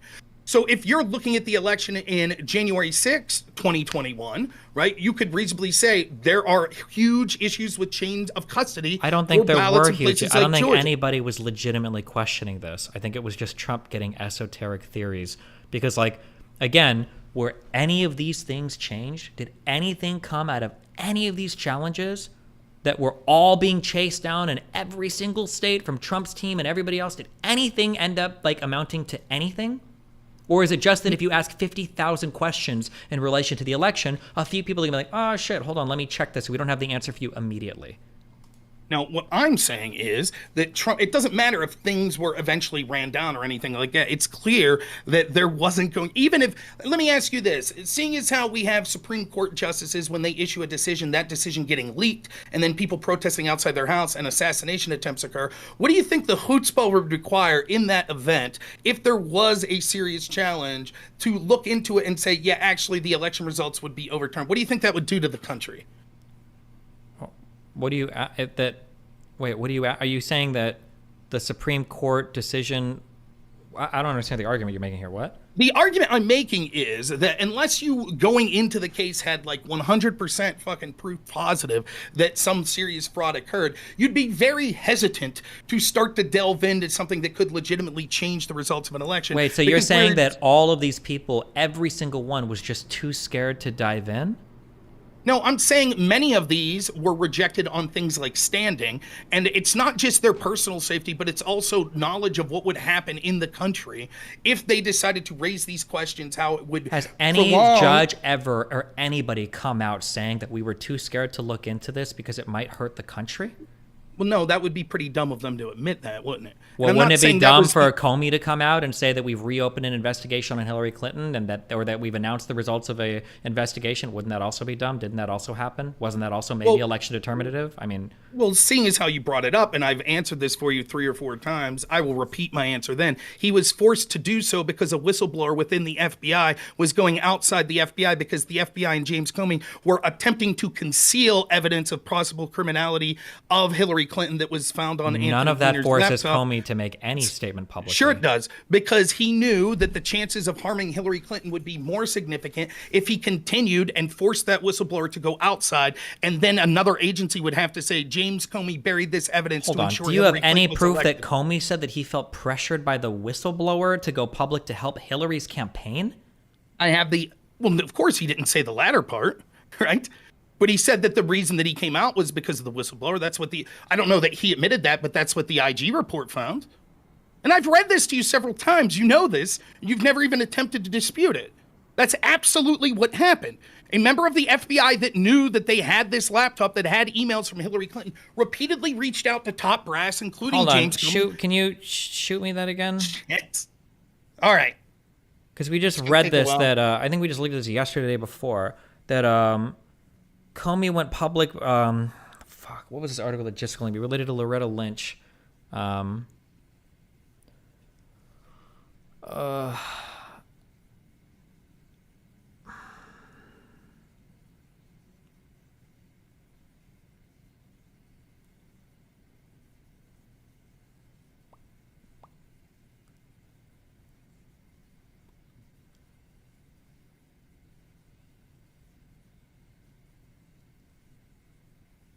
Okay, this is from the IG report. I'll link it to you. I don't know that this is the part that I'm fully talking about because I'm just using the search feature on it. But I'll start to read the initial part where it starts to talk about Anthony Weiner's laptop. Ready? This is from page 11, section 4, discovery in September 2016 of emails on Weiner laptop.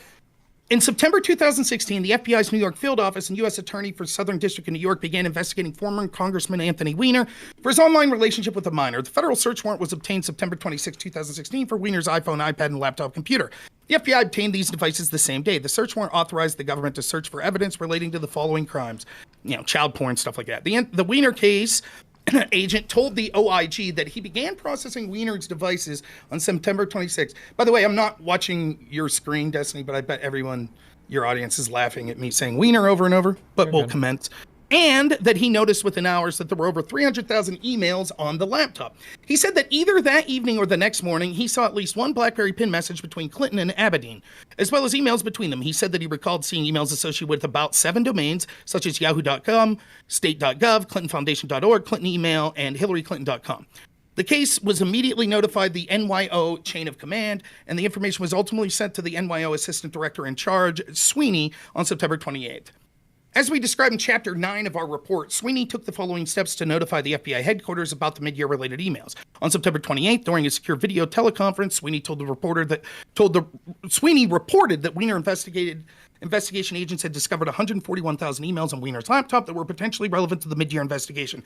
The OIG determined that this SVTC was led by then-Director Andrew McCabe, Deputy Director McCabe, and approximately 39 senior FBI executives would have participated. Comey wasn't present. Sweeney said he again spoke to McCabe on the evening of September 28th. Sweeney said that during his call, he informed McCabe that the NYO personnel had continued processing the laptop and now identified 347,000 emails. Sweeney said he also called 2 FBI executive directors on September 28th and informed them that the Weiner case team had discovered emails relevant to the mid-year investigation. One of the EADs told the OIG that he had then called McCabe, and McCabe told the EAD that he was aware of the emails. The EAD told us that there was no doubt in my mind when we finished the conversation. McCabe understood the gravity of what the find was. Sweeney said he also spoke to FBI Assistant Director Bill Priestap on September 28th and in 29th, 2016. Emails indicate their conversation on September 29th. They discussed the limited scope of the Weiner search warrant, the need to obtain additional legal processes mid-year. McCabe told the OIG that he considered the information provided by Sweeney to be a big deal, and he instructed Precept to send a team to New York to review the emails on the Weiner laptop. McCabe told the OIG that he recalled talking to Comey about the issue right around the time McCabe found out about it. McCabe described it as a flyby, where the Weiner laptop was like one on a list of things we discussed. Comey said he recalled first learning about the emails on the laptop some point in early October 2016, although he said it was possible he could have heard about it in late September. Comey told the OIG this information didn't index with him, which he attributed to the way the information was presented to him, and I didn't know that Weiner was married to Huma Abedin. Text messages from FBI Director Assistant Peter Strzok indicated that he, McCabe, and Precep discussed the Weiner laptop on September 28th. Strzok said he initially planned to send a team to New York to review the emails, but a conference with the NYO was rescheduled instead. The conference took place on September 29th, and 5 members of the FBI mid-year team participated. Notes from the conference call indicate participants discussed the presence of a large volume of emails on the Weiner laptop and specific domain names, including clintonemail.com and thestate.gov. Mid-year SSA said that the NYO also mentioned seeing BlackBerry domain emails on the laptop. Additional discussions took place on October 3rd and 4th, 2016. However, after October 4th, we found no evidence anyone associated with the mid-year investigation, including the entire leadership team at FBI headquarters, took any action on the Weiner laptop issue until October 24th, and then did so only after the Weiner case agent expressed concerns to the Southern District of New York, prompting the Southern District of New York to contact the Deputy Attorney General on October 27th to raise concerns about the lack of action. On Friday, if you want, we can go through more of it, right? But that's saying what I said. That finally the case agent had, because he kept reaching out to the high-level people. Wait. To be clear, you were talking about like a whistleblower pressuring Comey to go public with the announcing of the reopening of the investigation. So one, I was talking about Comey announcing the results of their prior investigation. I thought that was he was just worried about an optics issue. That was like potentially destructive to Hillary Clinton's campaign, number one. Number two, this is a whole separate issue, but even at that, your initial claim, I don't think has been satisfied at all about this. Is McCabe here considered a whistleblower? No, it's not McCabe. It is the unnamed lead agent, it might be Sweeney, that literally kept contacting the FBI and talked to them specifically at the end of September and early October, and the high FBI agents, such as even Comey, admitting we knew as early October, and then wait, which part are we here? Text messages of FBI Director Assistant Strzok indicated that he, McCabe, and Precep discussed the Weiner laptop on September 28th. Strzok said they initially planned to send a team to New York to review the emails, but a conference call in NYU was scheduled instead. The conference call took place September 29th, and 5 members of the FBI mid-year team participated. Notes from the conference indicate participants said the presence of 350,000 emails in the Weiner laptop, specific domain names.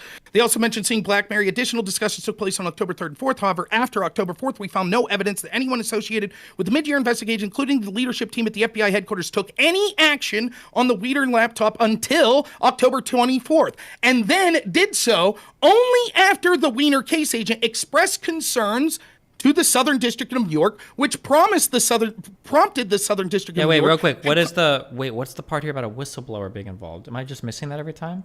Well, I guess I'm using the term whistleblower to mean the FBI agent that repeatedly reached out to the top brass at the FBI and said, we need to investigate this, that was getting no response, that then had to go outside his agency to a different agency, the Southern District of New York, and say, what I would call blow the whistle, saying, I see significant problems that there are these important emails that no top brass at the FBI is doing anything about. That prompts the Southern District of New York. And then also, let me be clear here. Wait, I'm just trying to clear. Okay. It looks like here the Weiner case agent expressed concerns to the Southern District of New York. What is this like going outside of everything or whatever?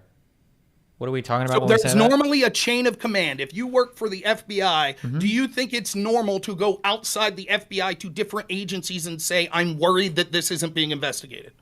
Is the Southern District of New York a different agency, or is that just another office for the FBI? I don't believe it's an FBI agent. I believe it's an attorney general. It could be technically considered an FBI agent. Nonetheless, it was outside the traditional chain of command. It was outside. Wait. Where do you see that at? I'm just trying to figure that out. I don't. Well, let me repeat what the IG says. Additional discussions took place October 3rd and 4th. However, after October 4th, we found no evidence anyone associated with this investigation, the mid-year investigation, including the entire leadership at the FBI, took any action on this until October 24th, and did so only after Weiner case agent expressed concerns to the Southern District of New York, prompting the Southern District of New York to contact the Deputy Attorney General on October 21st to raise concerns about lack of action. So they had their traditional mid-year investigation that this agent was part of. They had the top FBI leadership that was part of that they were contacting. They repeatedly contacted them and made it known. Southern District of New York is the Attorney's Office for the Southern District of New York. Right. Okay, gotcha. So it's not specifically FBI. So he then goes outside of that case of the task force and of the top FBI brass that aren't giving him results, and goes to the Southern District of New York. The Southern District of New York is worried enough about it that they contact the FBI. And they're like, what's going on? This is what forced Comey's hand, as he admitted in his book, and I believe... Wait. Why did this force Comey to publicly announce the reopening of the investigation? Because, as Comey admitted, and I believe the IG report might suggest this, and Comey admitted in his book, he thought that Hillary Clinton was easily going to re-win an election. And he thought it would be No. That's why he said that he didn't think it would matter as much. But I'm asking, what prompted him to announce it publicly? If you would let me finish, I'm explaining. And so because of such, he was worried that had Hillary won, and then it came out, James Comey gave a public press conference where he exonerated Hillary and said, nope, we've looked at all the evidence. There's nothing to see here. If anything new comes up, we'd let you know, but there's nothing to see here, or, no reasonable prosecutor would prosecute. All the time knowing that there were hundreds of thousands of emails that Comey and the FBI was aware of, but chose to not investigate, and then privately looked at them. Let's say he didn't announce it, he just privately. And then Hillary wins the election. That what Comey was worried about was, rightfully, people would say, James Comey lied. James Comey covered up that there was all these other emails through another person that didn't have the right to see. But none of what you're saying makes sense. Why didn't he just reopen the investigation but not say anything publicly about it? Okay, let me repeat again. Maybe I'm talking too fast, right? Because he knew that it would eventually come public, that the public thought the case was closed because he said the case was closed. Why did he ever even make the announcement that the case was closed? Why did he say anything publicly ever? Okay, so now we're on. So now we can see that the idea of the second part of it, why did he re-announce the opening? He did so in an attempt because, one, they were trying to cover up for Hillary Clinton, and second, because a whistleblower went outside that it forced their hand to publicly You still say, haven't proved anything about the whistleblower going outside and forcing his hand. You're trying to make the claim that, if the investigation would have continued, the fact that this guy that was contacting the Senators of New York would have shown that they didn't investigate fast. None of this makes sense. Why didn't the FBI announce their investigations into Donald Trump at the time? If he was so. What do you think the IG meant by this? FBI headquarters took any action on the Wiener laptop until October 24th. Quote, and then did so only after the Wiener case agent expressed concerns to the Southern District of New York, prompting the Southern District of New York to contact the Office of the Deputy Attorney General on October 21st to raise concerns about lack of action. What do you think he's saying? Why do you think the IG made it a point to say, it seems like they only took action after this FBI agent went outside the agency to talk to a different agency, and that agency then contacted the FBI about their concerns, and then finally they reopened? It seems like what it's saying is that the FBI was dragging their feet on this for some reason, and it seems like they only fucking took action on it after the Southern District of New York contacted the Office of the Deputy Attorney General because another guy was raising concerns about it. Yeah. That's exactly what I'm saying. You're saying that this motivated Comey to start making public announcements about the investigation. No, I said that that's why they reopened the investigation and the reason that he did it public. So they were trying to cover up let me say this. This either shows through incompetence or corruption. They weren't looking at these emails that they themselves admit were important, but chose not to look at them. Wait. They themselves admitted it was important. I thought that they just didn't give a fuck because they thought it wasn't whatever. Didn't it end up being nothing? Didn't nothing come from this, or am I wrong? Let me... Answer that question. No, I need you to answer that question. Didn't nothing come from the email investigation? Right. What came from the email investigation was that the same FBI that could only process about 10 pages a day for Freedom of Information Act requests went through 300-something thousand emails in 2 or 3 days and said, we checked them all, there's nothing to see here. Yes, that is what happened. In 3 days, they went through all the emails and said that there was nothing to see there, everything was gravy. Hold on. Wouldn't they just be... Wait.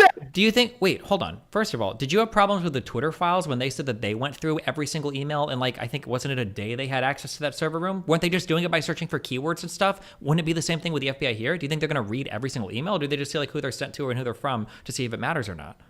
I think in a criminal investigation, it's different than something like the Twitter files investigation, where you would be more diligent and not just doing a few keyword searches. Wait, in a criminal investigation, wasn't the criminal investigation looking for child porn? No, but it was part of the mid-year exam. It became part of the mid-year exam once they found emails that was from the domain names that Hillary Clinton had. Yeah, but wait, how many emails of those 300,000 emails were to or from Hillary Clinton? It doesn't matter. Wait. It does, because if only 4 of those emails were to or from Hillary Clinton, then they could probably go through this in literally 20 minutes. I'm unaware. What I'm telling you is then you would also agree when it comes to Freedom of Information Act requests, it's probably illegitimate for the FBI to say we can only get through like 10 a day. 10 what a day? Like documents, emails.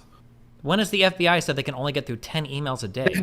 Well, I guess I'll just leave it to you to look up how quickly they process Freedom of Information Act requests and how backlogged they are. Nonetheless, another thing. Wait, hold on. Just in regards to hold on, what you just said. I'm just gonna take a stab in the dark at what you're probably referring to. When for a FOIA request, they're saying like 10 a day or whatever. Are they saying that like when we go through when we're gonna release classified information, that it takes us a long time to verify like what might be connected to other things and what needs to remain classified and what needs to remain redacted versus what can be released to the public? Because that's far different than going through 300,000 emails in an internal investigation where you're not worrying about redacting or classifying anything. Those are two completely and totally unrelated questions. How do those things relate to each other whatsoever? They're not unrelated in that they have the same agency in dealing with the speed of which they could go through things. No, wait. That is not true. Hold on. The speed in which they can go through things, the speed at which you read an email is going to be significantly different than the speed in which you go through a paper that you want to release to the public that was previously classified to figure out what might be damaging or not. Those are two completely different things, right? You agree that it might take, I maybe read 1,000 emails in the time that it would take me to figure out for one document how many different agencies I need to contact. What is it? The CIA, the NSA, the FBI? How many different people might be involved? That might take days. That might take weeks for a single email. Do you agree with that? I need you to answer that. I need you to answer that without pivoting. Do you agree that it could take days or weeks to verify if a single email could be released to the public or what needs to be redacted? I will answer that without pivoting as long as then I get the chance to ask questions in a form of a quid pro quo as opposed to you trying to control the direction of the conversation. Well, I'm just because every time I ask what I think is a really reasonable question, you like pivot off into like some other completely. I'm not pivoting. Okay. I'll answer. I think that's a super. Yeah. Okay. So that's a super reasonable question. I think is it fair to say that it would take a lot longer to figure out one email what needs to be redacted versus what can be released publicly for something that's previously classified versus just reading an email? That project. Okay. Let me answer, and then I get to ask you questions, okay, and we'll do it in a tit-for-tat quid pro quo. Yes, the speed of which those things would happen would be different. However, the desperation of only being able to go through 10 emails when it comes to Freedom of Information Act requests, as opposed to in 2 or 3 days going through hundreds of thousands of emails that you have intentionally sat on and chose not to look at for months, would seem to call into question the motivation of if they really wanted to go through that shit with a fine-tooth comb. Okay, I disagree. Okay, now can I ask you? Now you seem to suggest that they didn't. Wait. One thing, and then I swear to God, you can ask. It's just on this last thing, and then you can answer. Just curious, because the Durham report reviewed all the conduct of these agencies to see if anything improper was done. Did the Durham report go over the Anthony Weiner laptop thing and said that the FBI acted with impropriety and not going over those 300,000 emails? I'm not quite sure what the conclusion of the Durham report was, or rather they went into the Anthony Weiner laptop. Now, to my question, you seem to suggest that they didn't think it was a big deal. Can you explain what this sentence means? Quote, McCabe told the OIG he considered the information provided by Sweeney, the agent that talked to him about these. Well, let's go up a little. Sweeney said he also spoke to the FBI Assistant Director Bill Precept on September 28th and 29th, 2016. Emails indicate their conversation September 29th. They'd escaped the scope of the Weiner laptop. McCabe told the OIG he considered the information provided by Sweeney to be a big deal, and said he instructed Precept to send a team to New York to review the emails. That seems to be, again, can you admit you were wrong when you said they didn't think it was a big deal? Can you admit that? Don't pivot. Just admit you were wrong when you said that, right? That was what it seemed to be to me, is that they didn't think it was a big deal, yeah. No, so when you saying, so I just want to be clear, your argument is when McCabe told the OIG he thought this was, quote, a big deal, your interpretation is he didn't think it was a big deal. Is McCabe part of the executive team? McCabe is the assistant director of the FBI under only James Comey. Or I'm sorry, he is, wait, he's maybe third in command. The what is his official title? But he's like top 3 guy. Okay, hold on, let me find the part down. Deputy director, so that puts him number 2, right? Okay, so he's James part of Comey's the director. However, He's after the October 4th, director. we found no evidence that anyone assisted with the Mini investigation, including the entire leadership team of the FBI headquarters, took any action on the Weiner laptop issue until the week of October 24th, and that did so only after the Weiner case agent expressed concerns to the SDNY, prompting SDNY to contact the Office of the Deputy Attorney General. October raised concern about the lack of action. Yeah, I don't know. My assumption would be that they didn't think it was a big deal, but apparently McCabe said it was a big deal. So why did McCabe say they sat on it? What was his explanation? They didn't have one. And if you follow the IG report later, it says that the explanation that was given by the FBI to the IG was basically that they had. I forget exactly. Okay, how as they we worded describe it, in which- Chapter 9 of our report, the explanations we were given for the FBI's failure to take immediate action on the Wiener laptop fell into 4 general categories. 1, the FBI mid-year team was waiting for additional information about the contents of the laptop from NYO, which was not provided until late October. 2, the FBI mid-year team could not review the emails without additional legal authority, such as consent or a new search warrant. 3, the FBI mid-year team and senior FBI officials did not believe that the information on the laptop was likely to be significant. And 4, key members of the FBI mid-year team had been reassigned to the investigation of Russian interference in the U.S. election, which was a higher priority. We found that these explanations to be unpersuasive justifications for not acting sooner, given the FBI's leadership's conclusions about the importance of the information, and the FBI mid-year team had sufficient information to take action in early October and knew at the time that it would need a new search warrant to review any Clinton-Abedin emails. Moreover, given the FBI's extensive resource, the fact that Strzok and several other FBI members of the mid-year team had been assigned to the Russian investigation, which was extremely active during the September and October time period, was not an excuse for failing to take any action during this time period on the Wiener laptop. So could it? Why are we assuming? Let's keep reading. The FBI's failure to act in late September or early October is even less justifiable when contrasted with the attention and resources of the FBI management and some members of the mid-year team dedicated to other activities in connection with the mid-year investigation during the same period. As detailed in Chapter 8, these activities included the preparation of Comey's speech at the FBI SAC conference on October 12th. You want me to keep reading? Just the last sentence, once it gets to the paragraph, I'll read it. In assessing the decision to prioritize the Russia investigation over following up on the mid-year related investigative lead discovered on the Wiener laptop, we were particularly concerned about text messages sent by Strzok and Page that potentially indicated or created the appearance that investigative decisions they made were impacted by bias or improper considerations. So in other words, what this just said in totality is they knew that these emails were important. Their email suggested it. They intentionally didn't act upon it until a whistleblower went outside the agency. That outside agency then goes to the FBI, which forced their hand. But even at the end of it, they can't be certain that the they are not persuaded by the FBI's excuses and actually think that the text messages between Strzok and Page showing obvious all bias of these things, may have had a conclusion to prioritize going after Trump and Hillary. Yeah, so that might be the narrative that you're spinning, but it sounds like what's being assessed in this report, or what's being asserted in this report, is that there definitely could have been some bias. I think the Durham report said as much, that they wanted to prioritize the Russia investigation because they thought that there was something more juicy there, and that it seemed to be the case that this particular laptop, they didn't have any good reasons to not pursue it. But why? It seems like a combination of like either incompetence or just like bias here is feeling these things. There's not an intentional effort to obscure or hide this. That's untrue. That's you inserting your own narrative. So just to be clear, what the IG report showed, even without getting to Durham, and I just went back and watched IG Horowitz testify in front of Congress for 6 hours the other day.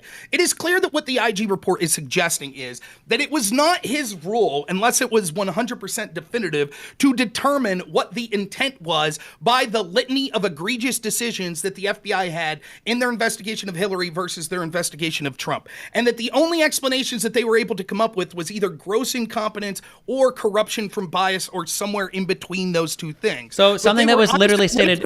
Let me finish. But they were unsatisfied with the FBI's explanations, and therefore they kicked the investigation back to Christopher Wray and the FBI to investigate and get to further the bottom as to why these decisions occurred. Furthermore, the one time that he literally says, the IG says, the one time they're willing to go far enough and say, we actually were really concerned about this bias, was with the Anthony Weiner thing. Okay, so this paragraph down here at the bottom here, the next paragraph literally says, we searched for evidence that the Weiner laptop was deliberately placed on the back burner by others in the FBI to protect Clinton, but found no evidence in emails, text messages, instant messages, or documents that suggested an improper purpose. We also took note of the fact that numerous other FBI executives, including the approximately 39 who participated in the September 28th SVTC, were briefed on the potential existence of mid-year related emails on the Weiner laptop. We also noted that the Russia investigation was under the supervision of Priestap, for whom we found no evidence of bias, and who himself was aware of the Weiner laptop issue by September 29th.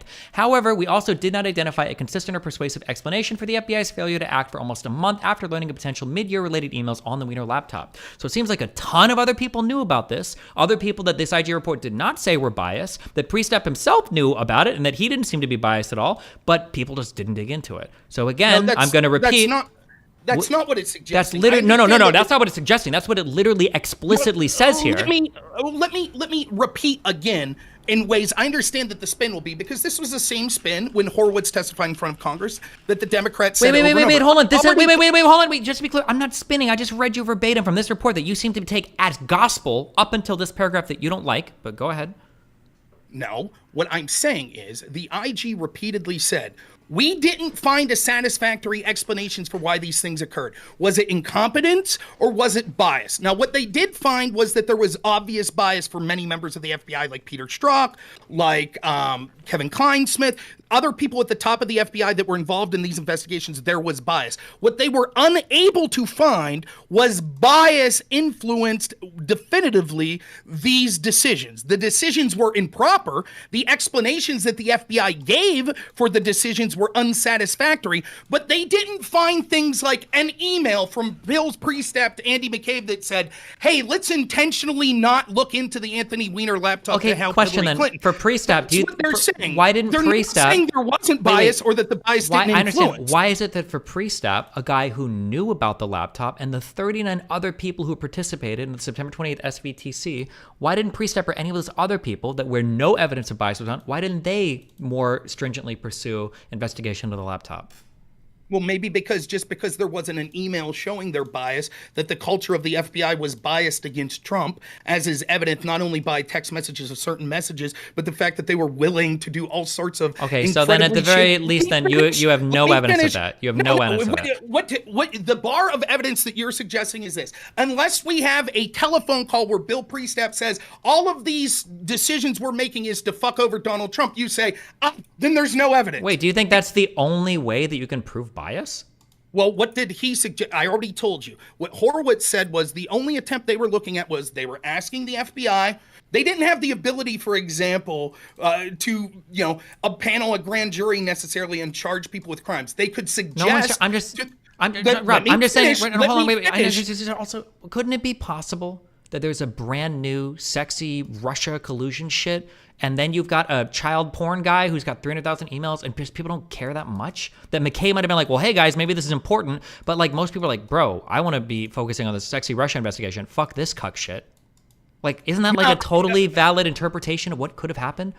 I understand the propensity for people that want to defend the double standards to say, but isn't it hypothetical in some world that the FBI could just have over and over and over again prioritize things to would be the detriment of Donald Trump and things that would help Hillary Clinton in almost every single aspect? Isn't it possible that in each specific decision in a vacuum, they could have done so only because they were incompetent or they saw a shiny bauble and said, let's do that? Hypothetically, yes, that's possible, in the same way that it's possible that I guess we could all be in a matrix and that this could all be a simulation. That too is possible. But in the face of overwhelming evidence, where we see that there was obvious bias to the point where lead agents were talking about insurance policies, to the point where they were illegally spying on Trump, to the point where almost every single time they were going after people connected to Trump, they were going as hard as possible. But when they were going after people they were connected to Hillary, they were going as easy as possible. That at some point, especially when the IG says, in this one particular issue you raised about James Comey and announcing things about the closure of the investigation into Hillary Clinton, that they literally at that point were expressly worried about the bias from people like Strzok and Page and were never given justifiable answers by the FBI. Let me turn the question to you. Do you think it's entirely possible, given the absolute known bias of the FBI, that they decided to prioritize the Russia investigation over the Weiner laptop because they wanted to hurt Trump and help Hillary? Is it possible? Yeah, of course it's possible, but there's no evidence for that, just conjecture. Let me ask you this further. Do you think it would be a big deal if they did that? If they were intentionally trying to bury some cases in an attempt to, be politically biased, that would be a big deal, yeah. Okay, given that, don't you think that there should be an investigation that the FBI should have to come up with justifiable answers? It seems like that they did this. Isn't that what this is? An investigation, and they didn't find any good justifiable answers? If the answer is just incompetence, then they wouldn't have any good answers, right? So then you would say that that's sufficient. Well, the FBI is just incompetent. Do you think that every single person involved should be fired then? I don't. I would have to know the internal reasonings for why they ignored this particular thing. I'm not sure. If this is, can you come up with an answer short of incompetence or corruption of why this would have occurred? I don't have access to the totality of like all of the FBI's investigative arms and body. I don't know. Like, for instance, let's say that we did a big audit and we found out that there were like 300 outstanding FBI cases that they have the resources to deal with, but for some reason they just aren't, then I would say like, this is like, I mean, it's bad and it needs to be improved, but I would say like, it's whatever. But let's say that we did an investigation of the FBI and we found out that actually the average response time for a case of this level of importance where where an executive director brings it to the attention of the team, usually it's solved in like 1 to 3 days. But for this, it took 20 or 30 days, maybe even more if somebody wouldn't brought it up. Then I'd say like, ooh, there's probably something more that needs to be dug into that there. Yeah, but it would depend on like the response to those investigations. But the FBI has investigated itself and been investigated by other parties. Damn, how many fucking times now? How many different reports? How many internal investigations? How many, like the Durham report? How many Senate Judiciary? Like all these hearings, all these reports, all this shit. And you don't even like the part of this report that disagrees with you. So, I mean, like, it has nothing to do with disagreeing. I correctly articulated what it said. The way it's being spun is showing, there was no bias. No, what it's saying is they were unable to prove bias. They found examples of bias. They clearly did. It shows it all through the report. Yeah, but they also find examples of people that they'd cleared of bias, not pursuing. No, they did not. That is not true. They did not clear anyone of bias. They were unable to find evidence proving their bias, which is different. When you say clear bias, that implies that like they were looking at their emails and saw that their emails somehow showed. Okay, so then you're purported here. Okay, so then your assumption here is that every single agent in the FBI is biased, then, or a majority of them are, or that is not my assumption. Is that the culture at the top of the FBI was clearly biased and was prioritizing helping the candidate they wanted, just like Chuck Schumer said they would. That they would find 6 ways of Sunday at getting back. And the Durham report suggests as much as well. And I've gone over both of these things with you in the past, where the Durham report expressly says that he's not even really interested in suggesting actual policy changes. It's more of a problem of the culture of the FBI not living up to their message of fidelity to the law, right? Okay, so and then you're saying that then when they did finally go through the laptop, that they lied about what they found. Wait. No, I'm not necessarily. I'm saying they went through it at a rapid pace. It could have been that somehow they went through it, and I'm not even suggesting that those emails on that laptop shows any guilt of Hillary. Let me go further than that. I don't ever think Hillary should have been locked up for the emails. Wait, hold on. We're not even doing this. I'm just saying that, like, you're saying, wow, JD Base, $600. You're saying that that's mine, right? Since yeah. Wait, but so they went through the laptop and there was nothing there of value. So they claim, and that could be true. Wait, what do you mean? So they claim? So, right, that's what I mean. So they claim. So they went through it in 3 days, said, we looked at all the emails, it's all good. Comey came out and said, hey, we found these emails, we have to relook into them because a whistleblower went outside the FBI, which forced their hand. He had already made an ass of himself. Gotcha. Right? Okay, I got it. Okay, I have to listen. Okay, just to like wrap a bow on all of this and just ask sort of broad. So, okay, well, just to connect this to sort of like the idea. To connect all this. So despite the fact that this IG report doesn't seem to assert that there was like foul play, but that there was bias and that might have hampered the investigative process, even though the emails were searched for on all of this and they went through the 300,000 emails or whatever, but apparently they didn't find anything. You're comfortable feeling pretty strongly that there was some kind of overt or covert act here to help Hillary Clinton. Even though there's no direct evidence of that anywhere here, you feel comfortable saying that. But for something like Donald Trump spreading verifiably false election misinfo and voter rigging that everybody around him was telling him false over and over, for that, you can't possibly know if Trump was trying to do something intentionally wrong. You're willing to give him the benefit of the doubt there, even though he's telling lies that every single person around him is saying is wrong over and over and over again. How do you rationalize the double standard? So what I'm saying is, when you have top FBI agents that are tasked with investigating both Hillary and Trump simultaneously, that are admitting that they want an insurance policy to stop Donald Trump, when you have action after action after action that is called out by the Inspector General in the mid-year exam investigation into Hillary Clinton, where he's like, this is problematic, this is problematic, this is problematic, almost every single one of them going in the direction of giving the benefit of the doubt to Hillary, and then you have problematic action after action after action, including illegal spying on Trump's team, that are as hard as possible going after Trump on the other hand, that we start to develop a pattern that you could put in connection with their statements and their obvious bias, both contemporaneously in the forms of people like Strzok and Page saying they want insurance policies to stop Trump, and post hoc where you see people like James Comey that clearly hated Donald Trump and has made it his mission to go after Donald Trump in as many ways as possible, even going so far as to withhold evidence and give it to a journalist friend of his, which recommended a charge from a grand jury for him mishandling that evidence. It's clear to see that there is a pattern over and over and over again that shows that the most likely response is that it was done so for corrupt reasons to protect Hillary Clinton and to go after the people they don't like, just like Chuck Schumer admitted, that if you criticize the FBI, they'll find 6 ways of Sunday to get back at you. And that's what they did even at the start in 2015, and they've continued to do to Trump going into 2023 and going into 2024. That's what's occurring. And I'm saying that even if your explanation, the only other possible explanation that could be given is, well, we should ignore all of that and just look at everything in a vacuum and say it could just be gross incompetence, then why would we accept anything that agency says going forward on any other matter? If they are so incompetent that they literally didn't know things like they weren't supposed to change an email that says, yes, Carter Page did help the CIA, to saying, no, he didn't help the CIA. If they're that incompetent that they didn't know that, why should we trust them in anything that they ever talk about? Right? And this is what the IG is clearly well, why would you trust them? Because we have third-party oversight for these agencies. Like who? Because we see... What do you mean? Didn't we just literally read an Inspector General report? Yes. So didn't we have the Durham report? Can't Congress authorize people? And does the FBI ever turn out anything credible ever? Or is everything from the FBI uncredible and they just might have issues relating to political bias in these types of charged issues?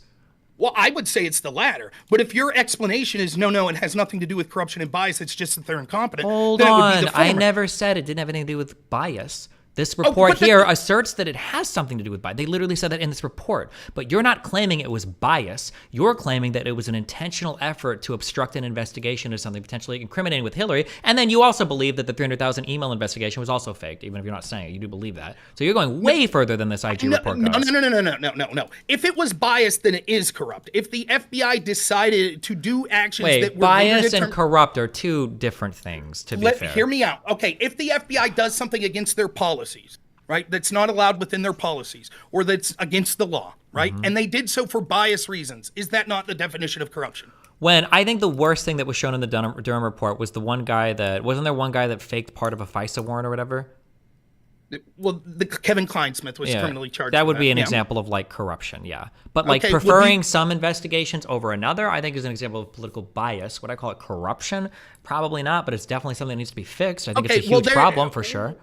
I would call that corruption, but nonetheless, even if we don't, there's still levels much higher than just prioritizing an investigation. For example, the IG report says the most damning thing that happened was that the FISA warrant relied on a suspected Russian spy by the name of Igor Wait, Dushenko. I know, we're not going to know every other fucking thing. I understand. Okay. Well, right. I understand, and that behooves you. One, it's difficult. No, like I don't have time to jump through every single fucking conspiracy assertion that with no solid evidence for literally any of the stuff we were talking about. Okay. It's not...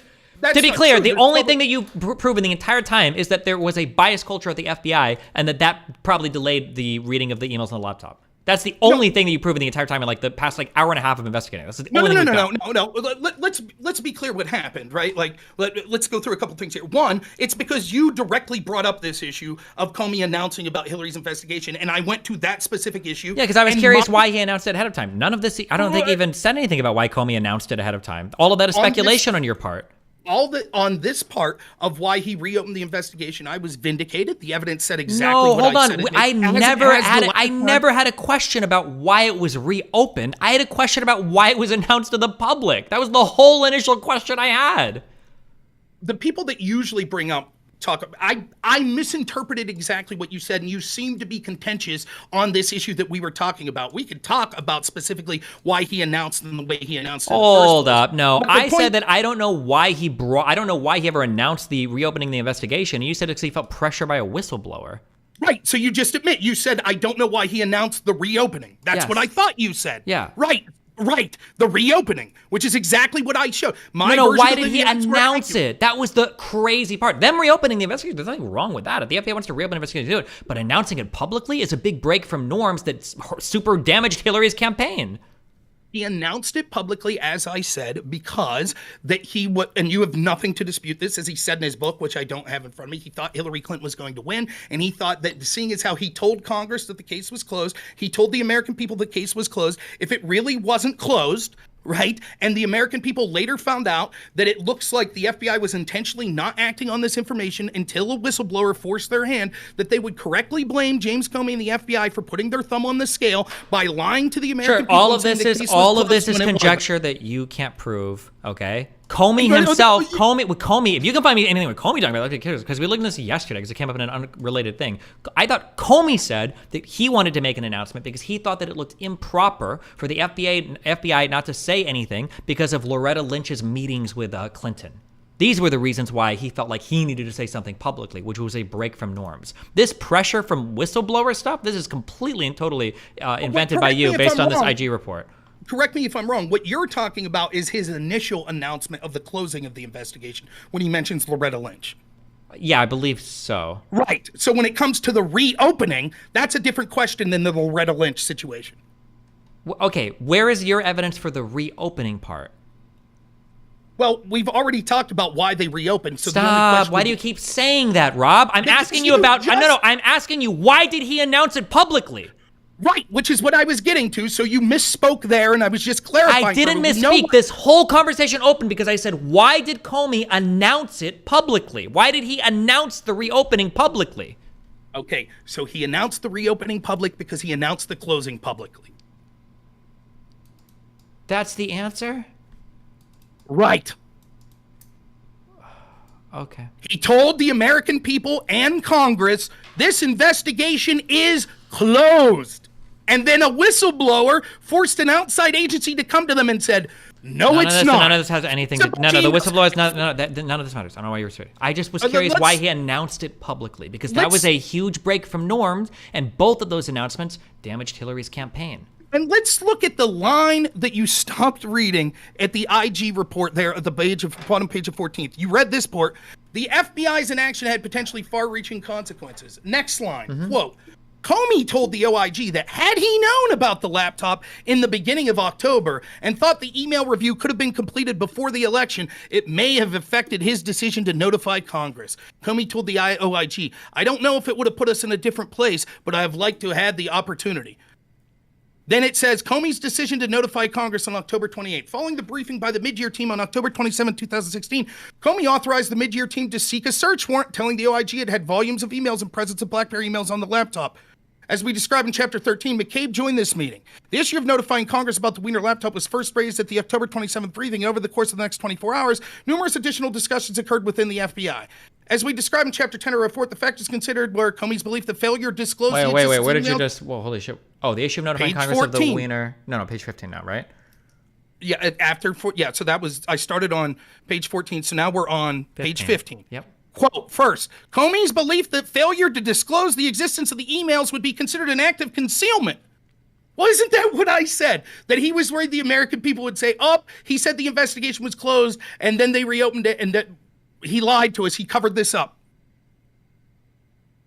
Is that an act of concealment to the American public? Rob, I don't even know what the fuck we're talking about right now. Hold on. Is this belief that failure to disclose the existing emails would be an act of concealment to the American public or to Congress or what?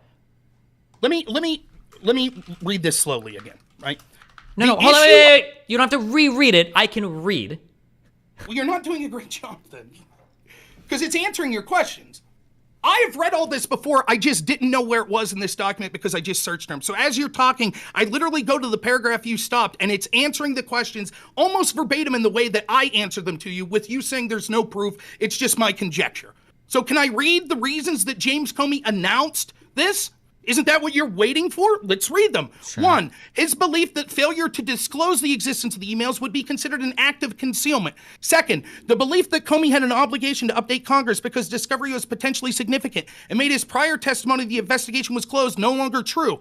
3rd, you ready for this one? An implicit assumption that Hillary would be elected president. Which is exactly what I said. He was worried that she would be elected president, and this would be seen as him concealing it, so he was forced to announce, hurry up and close the investigation, which is exactly what I told you.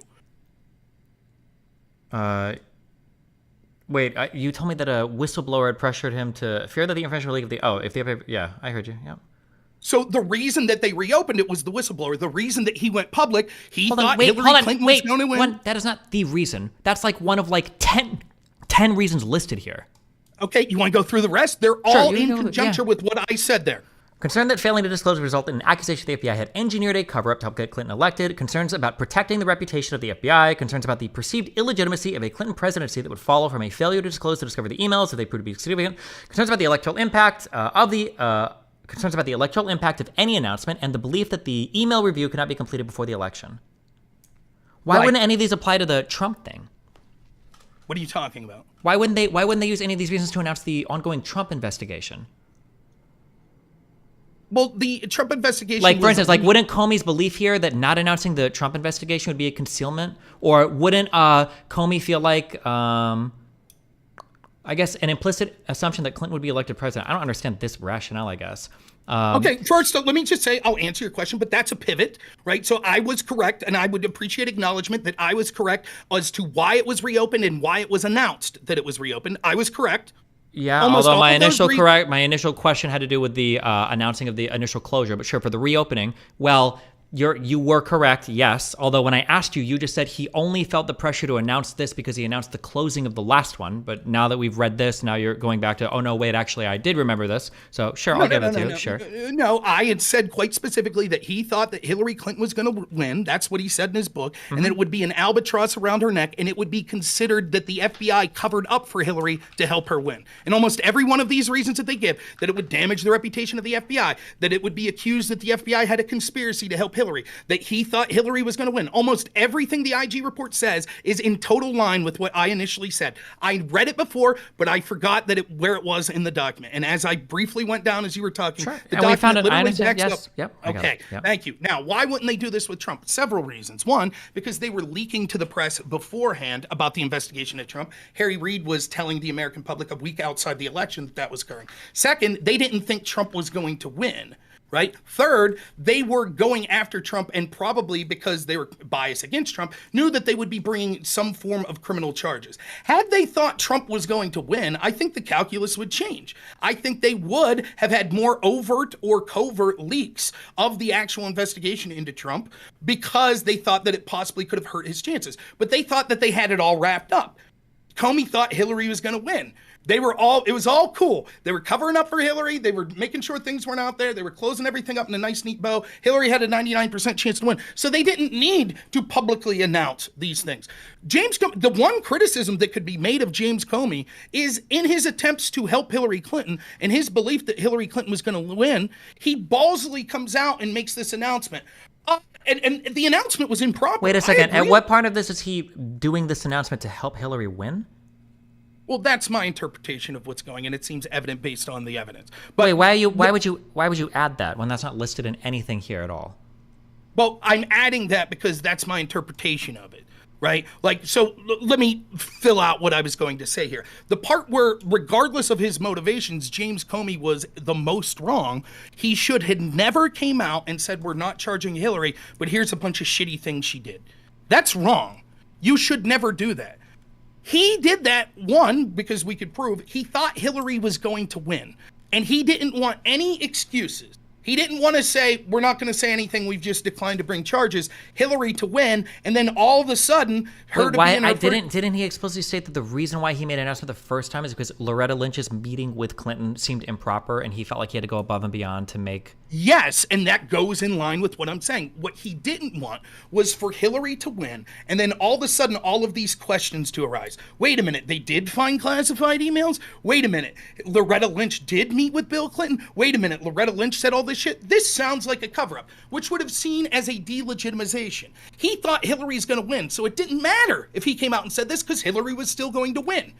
I think, and this is my opinion on it based on all the evidence we see, that Comey and the FBI wanted Hillary to win, as Chuck Schumer told us. And that's why all of these disparities with the Hillary investigation, barring that one issue, the announcing of things she did wrong, but then saying, but we're not going to charge her, which there's significant dispute as to whether any reasonable prosecutor would have charged her. That's a bullshit claim. But I actually have no problem charging her because I think it is the norm in Washington for people to mishandle classified information. And if you're going to charge Hillary, then you got to charge George Bush, then you got to charge Obama, then you got to charge Mike Pence, then you got to charge Trump, right? You got to charge classified everyone. Information isn't even a crime. It's intentionally mishandling it, right? Well, but Yes, but I digress. I think that it was beyond dispute that she intentionally set up that server, knowing that there would be classified information. Nonetheless, it doesn't matter.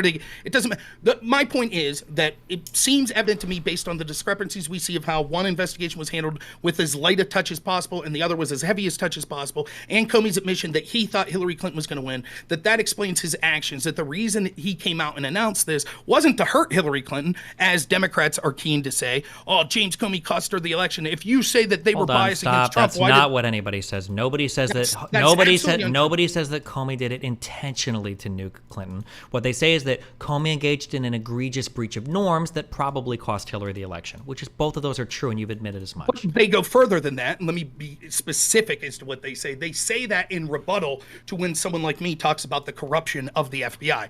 So when I point out a bunch of evidence that shows how corrupt the FBI was in going after Trump and Trump-connected people, and how easy they were going after Hillary and Hillary-connected people, one of the rebuttals that I always get is, but then how do you explain the fact that James Comey came out and said in the closing of the investigation of Hillary Clinton and the reopening of the investigation 3 days before the election? Well, I just gave you the evidence. He didn't do that because he was trying to harm Hillary Clinton. The evidence strongly suggests No, he was doing it because he was otherwise. trying to buoy his reputation or the reputation of the FBI. Right. And he thought Hillary was going to win, and he didn't want this to be seen as hold on. He didn't think that his announcement would damage her so much that it would affect it, but he was still the priority here was always the reputation of the FBI. Again, it's also, he talks about how he thought Hillary would win. So if you're talking about the reputation of the FBI, but when he's saying here, I thought Hillary would win, the reason he's saying this is because well, sure, this might damage her, but she's going to win anyway. That's the whole point of bringing that point up, right? Okay, so if he's concerned, would you say the reputation of the FBI would also be in ensuring that the president and the person that was going to be in charge of the FBI had a good relationship with the people of the FBI? Could that be a potential for upholding the reputation of the FBI to the leader of the FBI, the next president? Not necessarily. But it could be, correct? That he's trying to maintain the reputation of the... I don't think that his statement, it felt like this was more of the reputation of the FBI in the eye of the public, not any elected official. I don't know if anybody wants an FBI that's making these types of announcements, right? Wouldn't you say that's true, that nobody wants an FBI that makes announcements like this? Well, I would hope not, but that's certainly not true. There are plenty of people that are partisans. Do you think Donald Trump would want an FBI like this? If it was going after his opponents, probably.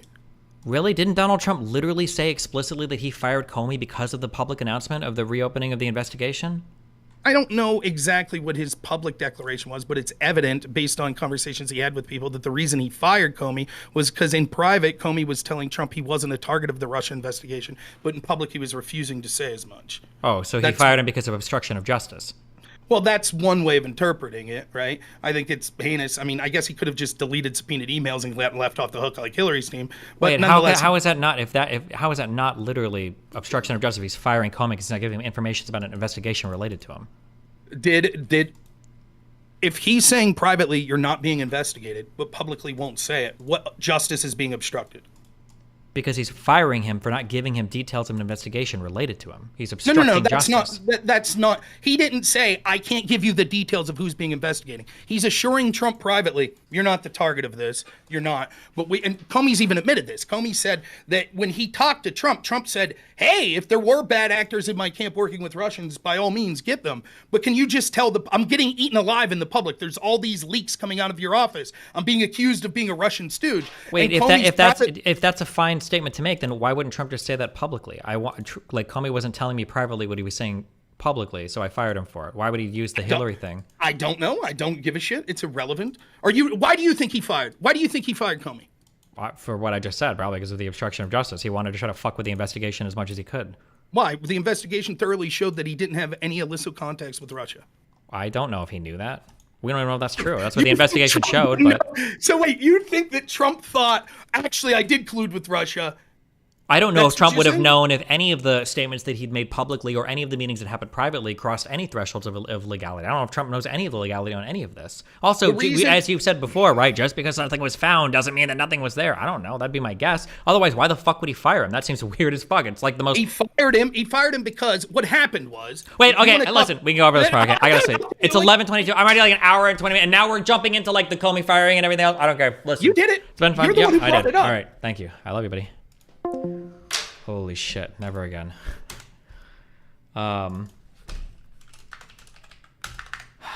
Bro, the alternate world shit on everything conservative is like fucking exhausting. Holy shit. We'll read the Ray Epps stuff tomorrow, but I have a feeling that's going to be just as exhausting as all of this. Have fun. Be careful. Rip on.